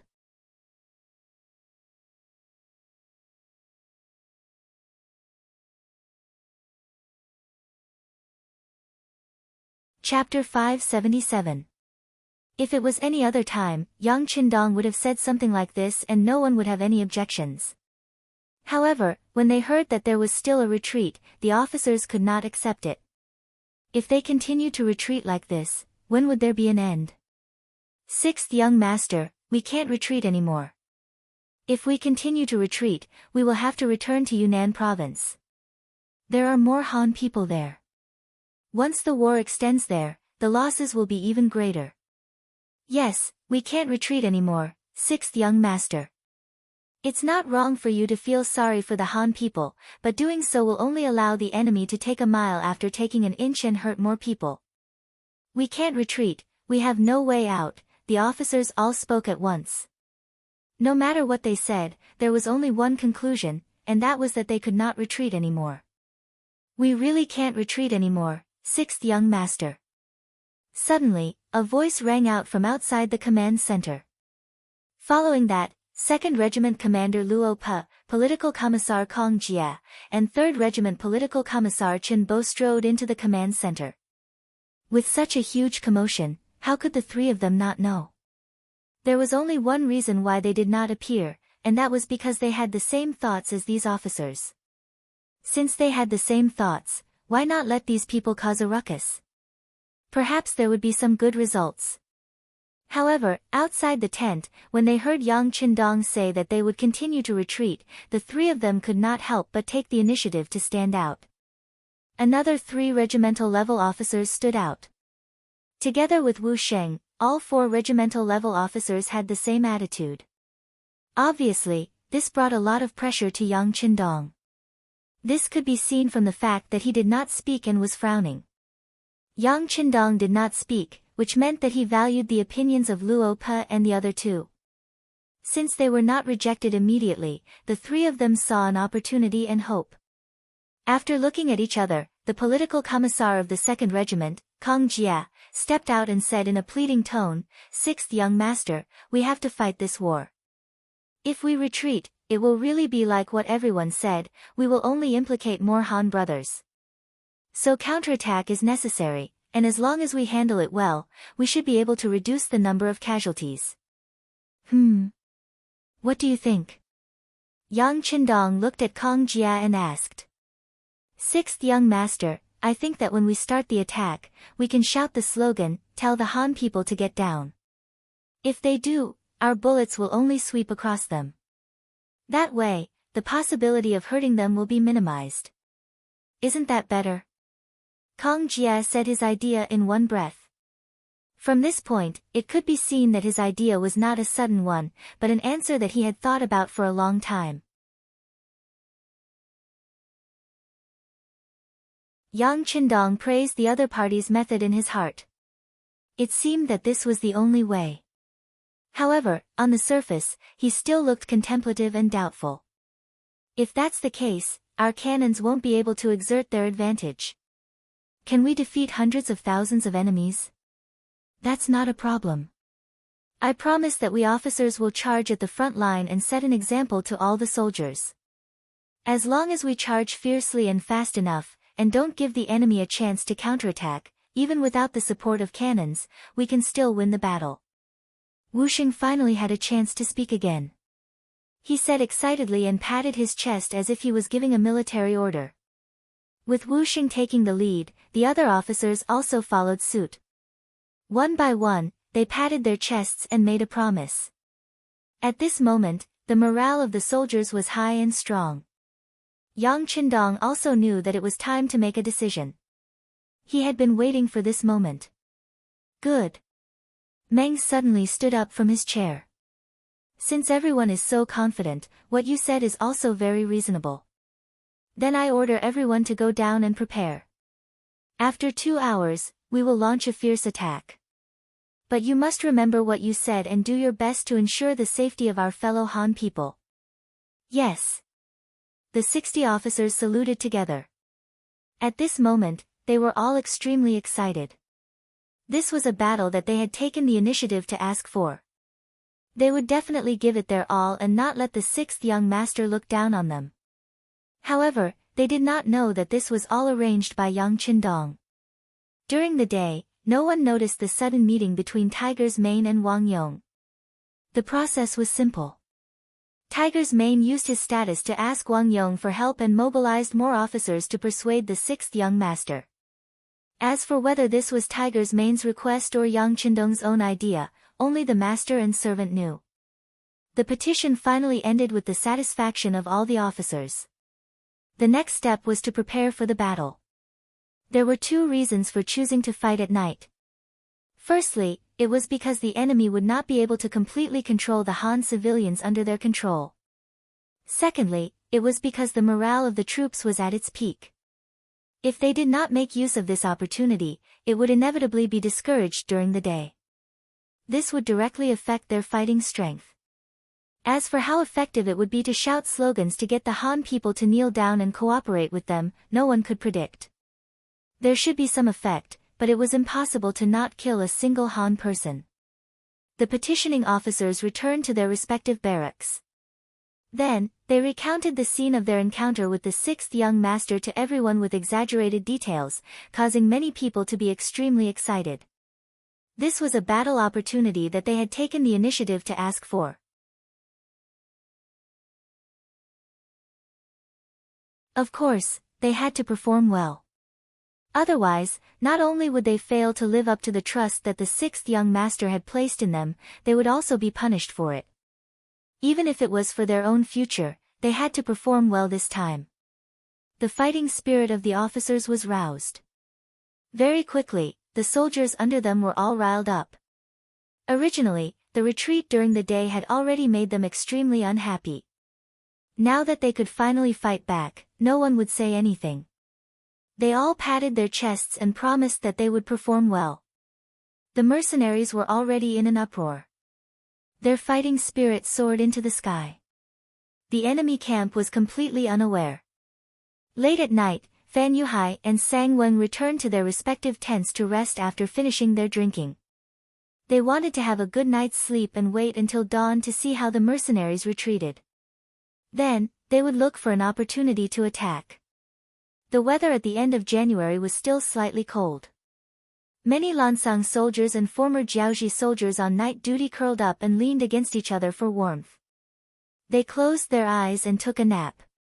In the darkness, 400 meters away, the mercenaries had already charged back. In comparison, they were all burning with passion. At this moment, they were staring at the enemy under the torches. As soon as the order to attack was given, the entire army would charge out. In order to better complete this mission, the 2 main regiments of the Cold Front and 20 auxiliary battalions were all mobilized. A total of over 10,000 people wielded the 95 style or 81 rifles. They looked like ferocious tigers descending from the mountains. Behind them were 30,000 Vietnamese mercenaries, led by General Hong Jin. They were all waiting for the battle to begin. Pass down the order. Later on, everyone will perform well. Do not fall behind the mercenaries. Chop off the enemy's dog head. Hong Jin was also holding back his anger as he spoke. He could already feel the anger in the 6th young master's heart. When his master was angry, as a dog, he naturally had to take a bite out of the enemy. It was not only to show his ability, but also to show his loyalty. He would definitely not let go of such an opportunity. The hands on the watch moved up and down. When it was 1 a.m., Luo Pe, the regimental commander of the 2nd Regiment, and Wu Sheng, the regimental commander of the 3rd Regiment, stood up almost at the same time and roared, "Charge!" Then, thousands of soldiers and horses started to move at a high speed. More than 40,000 people roared in unison. Their footsteps landed on the ground, causing the earth to tremble at this moment. The moon hanging high in the sky also drilled into the clouds at this moment. It seemed to be afraid, or perhaps it could not bear to see the massacre happen. What's going on? A sudden roar rang out, causing the enemy soldiers 400 meters away to wake up from their daze.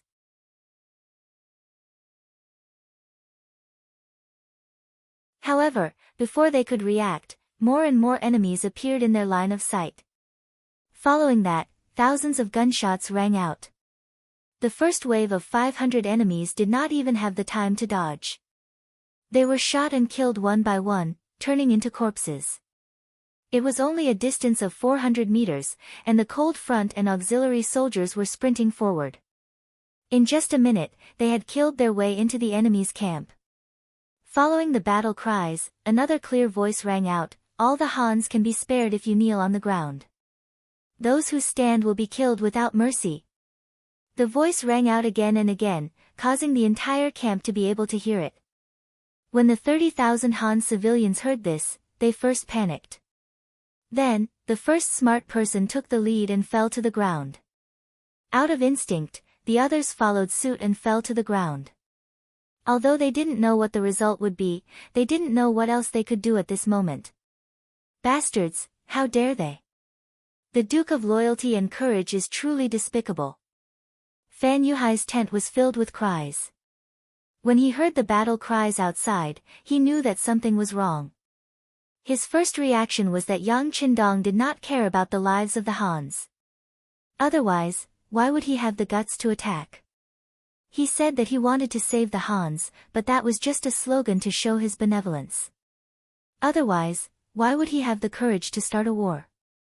Fan Yuhai kept talking about other people's faults. He didn't even think about it. Was his way of doing things open and above board? In a battle between two armies, he did not think about how to defeat the enemy head-on. Instead, he thought about using despicable methods. He was no longer worthy of being called a famous general.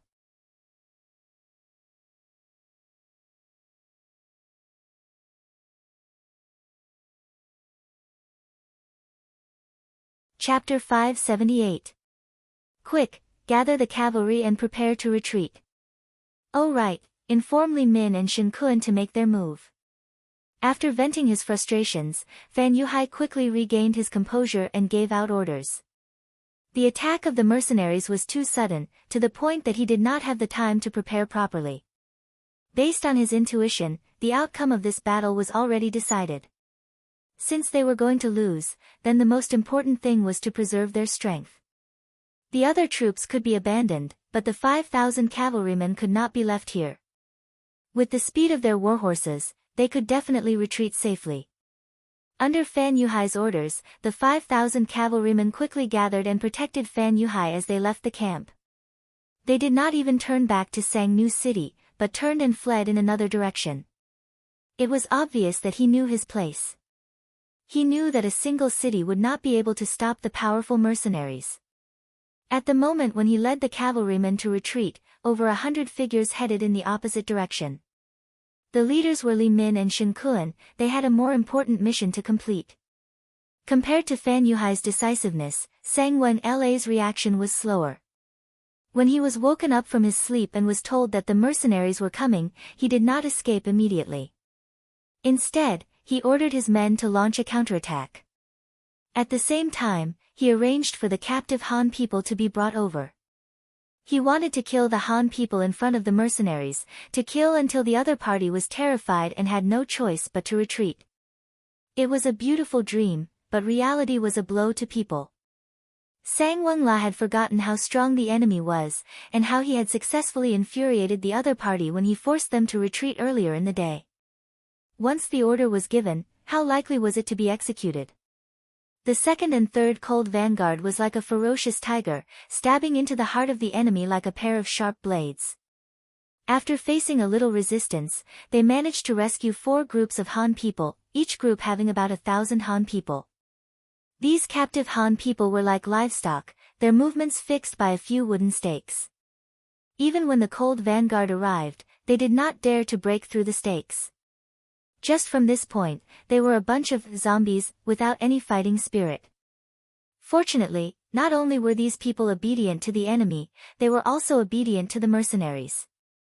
When the slogans were heard, each and every one of them lay on the ground, trembling. It was as if they wouldn't get up even if they were beaten to death. This allowed them to dodge the bullets flying in all directions, ensuring their safety to the greatest extent. Some of the enemies were still threatening and even killing a few people, trying to force them to stand up. However, it was all in vain.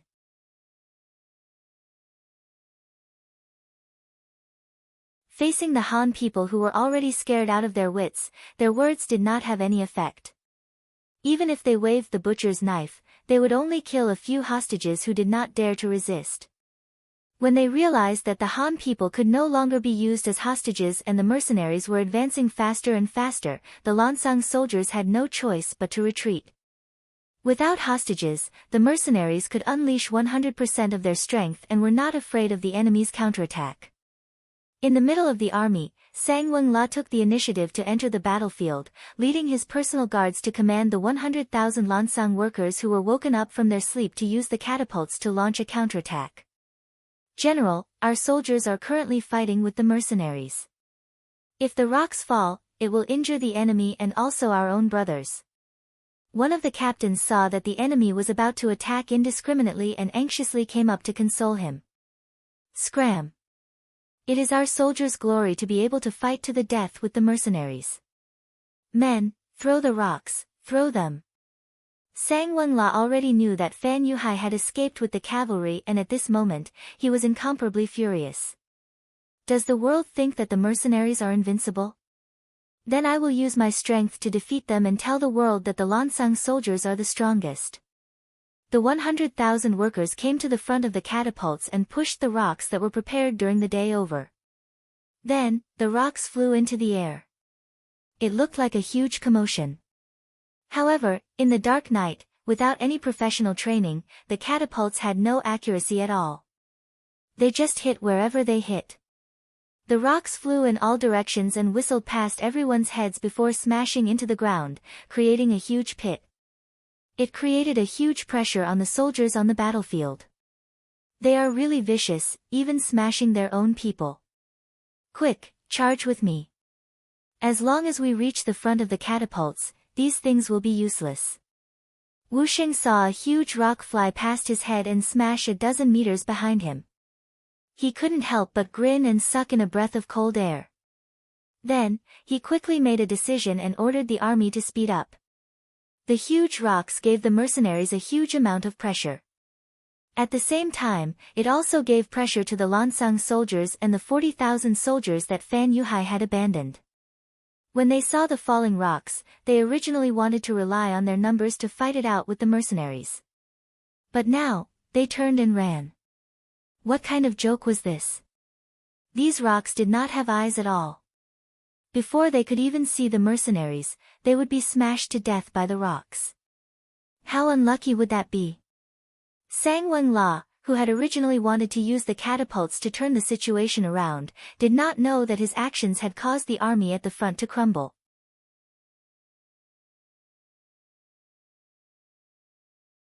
The charging mercenaries did not meet with the crazy resistance that they had imagined, and they were getting closer and closer to the enemy. The 2nd Regiment and 3rd Regiment were like two sharp knives. The 20 battalions of auxiliary soldiers were like a huge net, pushing forward from behind. The 30,000 Vietnamese mercenaries were at the back, constantly rescuing the Han civilians and dealing with the small groups that had slipped through the net. At this point, it was worth mentioning that the 2 million silvers were not spent in vain. Under the instructions of Grand Tutor Long Chi, although they managed to obtain the Lansang weapons, they were only half-finished products. When they encountered the incoming Vietnamese mercenaries, they got into formation and engaged in battle. Only then did they discover that the blades and spears in their hands had been broken into two after just a few clashes. The weakness of their weapons dealt a heavy blow to the Lansang soldiers. How could they be a match for steel blades and spears with their bare hands? Thus, many of the Lansang soldiers died with hatred. They did not lose in terms of battle strength, nor did they lose in terms of courage. Instead, they lost in terms of logistics. The speed of the two cold vanguard regiments was too fast. Everyone seemed to be holding their breaths as they advanced at lightning speed. Whenever they met with resistance, they would open fire without hesitation, not giving the enemy a chance to get close. In just an hour, they had broken through the front line and arrived at the center of the camp. The arrival of the cold vanguard regiment was like a hot knife through butter. They arrived in front of the trebuchets, killing the Lansang soldiers and causing them to flee in all directions. Even General Sang Wenla was forced to retreat to Sang New City under the protection of his personal guards. There were still 50,000 soldiers left behind to guard the city. No matter what, they still had the strength to fight. After charging for over a dozen li, they entered the middle camp from the enemy's front camp, then into the back camp. The cold vanguard regiment was unstoppable. This time, the combat strength that they displayed made the enemy unable to help but change their opinion of them once again. Awesome! Seeing the enemy being forced back to Sang New City, other than his beloved comrades, there was a group of prisoners kneeling on the ground. The 3rd Regiment commander Wu Xing could not help but howl to the sky. However, he also fell to the ground with a plop.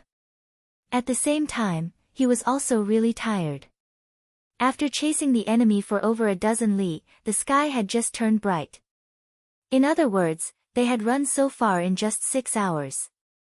Not to mention running for over a dozen li, they had to keep charging and facing all kinds of problems. Normally, it would be difficult for the cold vanguard regiment to do this.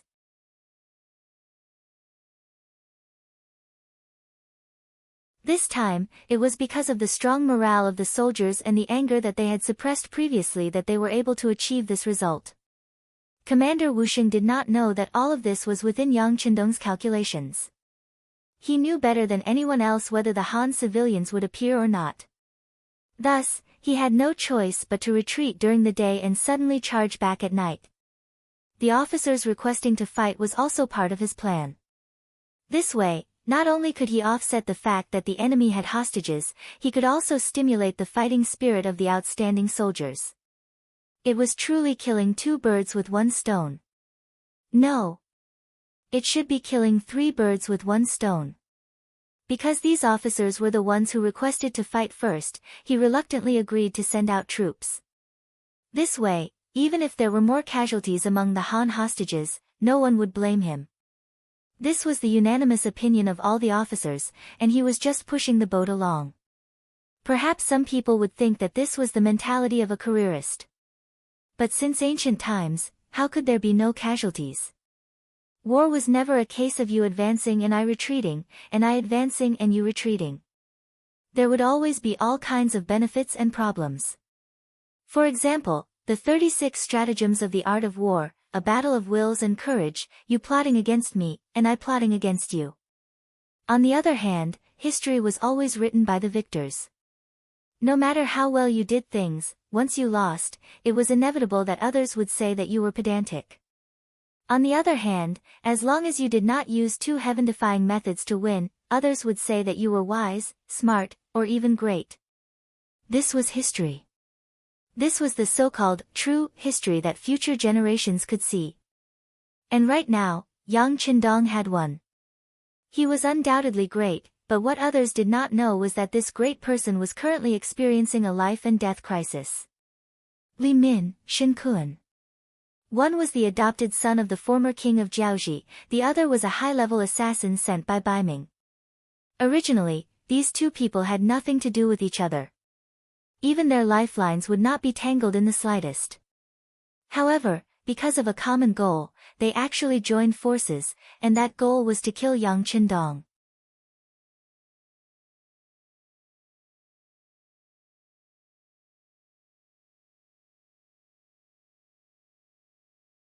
Chapter 579. One was for revenge, and the other was for precaution. Under Fan Yuhai's persuasion, the two of them came together. Then, they each led their men who had been trained for many years. When the mercenaries launched an all-out attack in the middle of the night, they bypassed the main army and quietly headed to the rear where Yang Qindong might be hiding. In this battle, in order to achieve the goal of severely injuring the Lansang soldiers and the Jiaoji remnants in one fell swoop, Yang Qindong sent out all his men. Not only did he send out the two main regiments, 20 auxiliary battalions, 30,000 Vietnamese mercenaries, even the Wolf Fang Special Forces and the Ghost Sniper team, who were hidden in the dark, were all sent out. It was just to increase the bargaining chip and obtain a greater victory.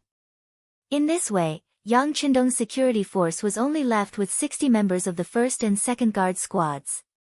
But even so, no one felt that there was any problem. Not to mention that they were originally at the rear of the army. The enemy had no time to deal with the attacks of the mercenaries, so why would anyone come find trouble with them? With the presence of the 1st and 2nd Guard squads, who could rush into the headquarters and hurt Yang Qindong? No one had such strength, so this time, even Tiger Man, who had always been cautious, did not say that he would leave any troops behind to strengthen the young master's security force when he saw the army move out one by one. Now that the battle was the priority, one more person left behind would mean one less force on the battlefield. In the big picture, he would not do this. No one thought that there would be any danger, but the danger really did appear. That was when Yang Qindong stood in front of the sand table, constantly listening to the battle reports from the reconnaissance battalion in front. Just as he was practicing the battle between the two sides, gunshots suddenly rang out from outside. What's going on? Without needing Yang Qindong to ask, Beta Persei immediately walked out. As the 6th young master's inseparable shadow, his existence had always been detached from the rest. Among the 5 guards of the Yang family, he was also ranked the highest. This was also because his responsibility was to ensure the safety of the 6th young master. This task was originally sacred and noble. Second brother, someone is approaching us and has been discovered. Now we have sent people to chase after them. The captain of the 1st Guard squad, Qiu V, flashed out from the darkness and repeated what had just happened. Be careful. Beta Persei nodded. He just thought that some stragglers had accidentally entered here. However, his duties still made him say this very seriously. Don't worry, second brother. Qiu V nodded his head.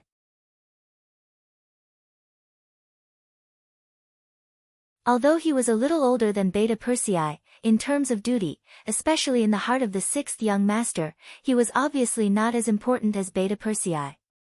It was not a loss to call him second brother. Beta Persei returned to the command center.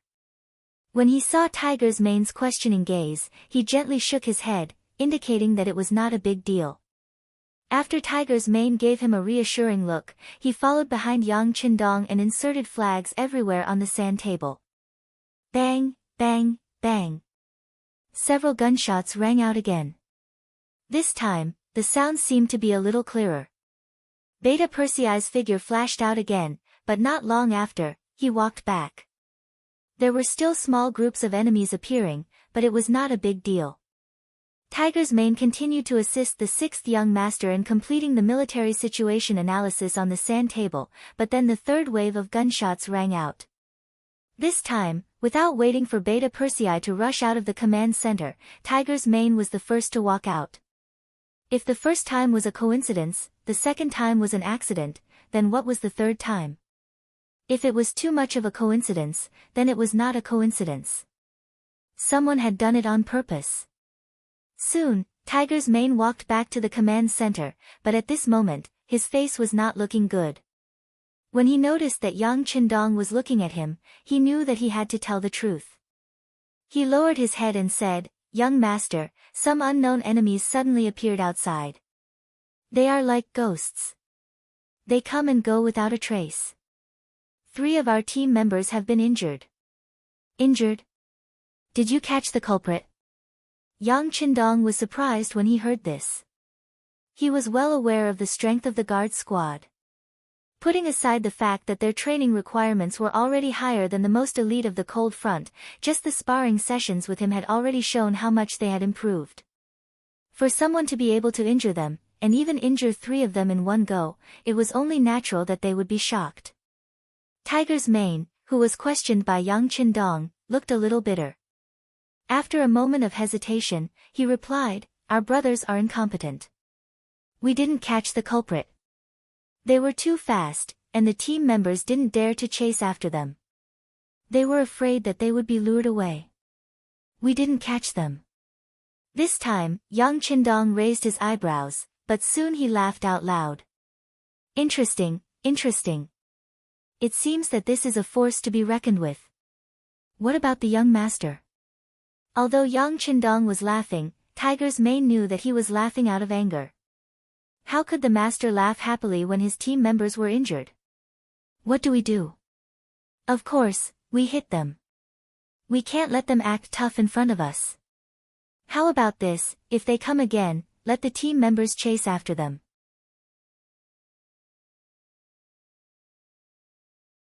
They can hide for a while in the dark, but I don't believe that they can hide forever. If you see any suspicious targets, shoot. Don't be afraid of wasting bullets," Yang Qindong said fiercely. His smile had long since disappeared. Yes. Tiger's mane naturally wouldn't disobey Yang Qindong's suggestion. However, there was still a problem, so he asked, "Young master, how many people should we send out at once?" "Let's send out the entire second guard team first," Yang Qindong replied after pondering for a moment. If he sent out too few people, he was afraid that they would fall into the enemy's ambush. The gains would not make up for the losses. The entire second squad had 30 people, and they were used to cooperating with each other. Even if they faced enemies 10 times more than them, there wouldn't be any problems. With the advantage of guns, they could still retreat if they couldn't win. As soon as he heard that the entire second squad would be sent out, Tiger's mane hesitated for a moment and said, "Young master, isn't it too much?" "Not much, not much. The first time we send out the second squad, if there are still people coming, it proves that the enemy's strength and numbers won't be too small. Then, we'll send out the first squad as well." After saying this, Yang Qindong glanced at Tiger's mane and Beta Persei. He wanted to send out the 2 of them as well. After all, the enemy's goal must be to target him, and if there wasn't a good enough opportunity, they wouldn't easily appear. Therefore, it was best not to leave anyone around him to ensure that he could lure out the killer. However, he also knew that even if he said so, the 2 of them would not agree. Other things could be discussed, but when it came to their own safety, they would not execute it even if they were beaten to death. Being able to withdraw the 2 guard squads was already the biggest concession they could make. Tiger's mane didn't know that Yang Qindong wanted to send him out, because even if the first guard team was sent out, he would have already jumped to his feet. No, absolutely not. Looking at Tiger's mane's desperate look, Yang Qindong was moved, but he pretended to be angry and said, "What? You're the young master, and I'm the young master. If I say it's okay, then it's okay. Beta Persei, beat him up." "Okay." Beta Persei naturally followed Yang Qindong's lead. As long as it was the young master's order, he would completely carry it out, never caring whether it was right or wrong. Therefore, at this moment, he smiled and clenched his fists. There was a creaking sound as he stretched his muscles and bones. Tiger's mane's strength was originally on par with Beta Persei. One was agile, and the other was strong. However, Beta Persei's fists were really not to be trifled with. Once he got hit, it would definitely not feel good. Unless it was a battle of life and death, Tiger's mane would usually be at a disadvantage in a contest like this.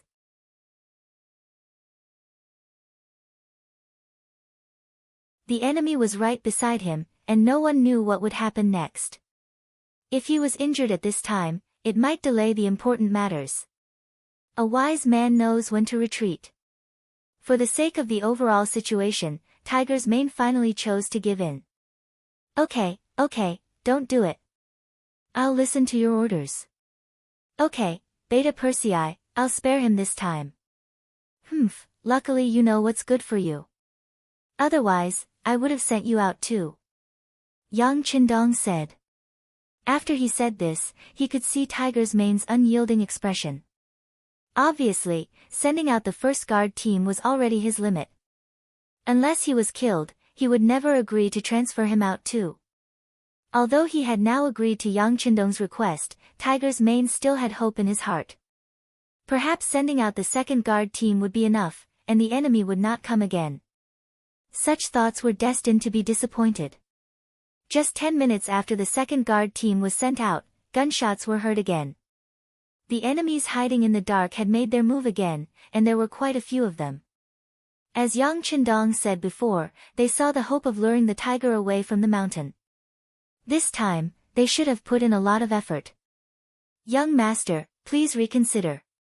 Tiger's mane, who was in the command center, did not immediately execute the order. Instead, he still held a glimmer of hope as he spoke to Yang Qindong. Go, follow the order just now. Yang Qindong waved his hand casually. This time, the enemy's target was obviously him. Although it was said that as long as he could restrain his temper, it would be very difficult for the enemy to kill him. However, he did not like the feeling of being on guard against the enemy at all times. He preferred to take the initiative to attack and strangle all dangers in the cradle.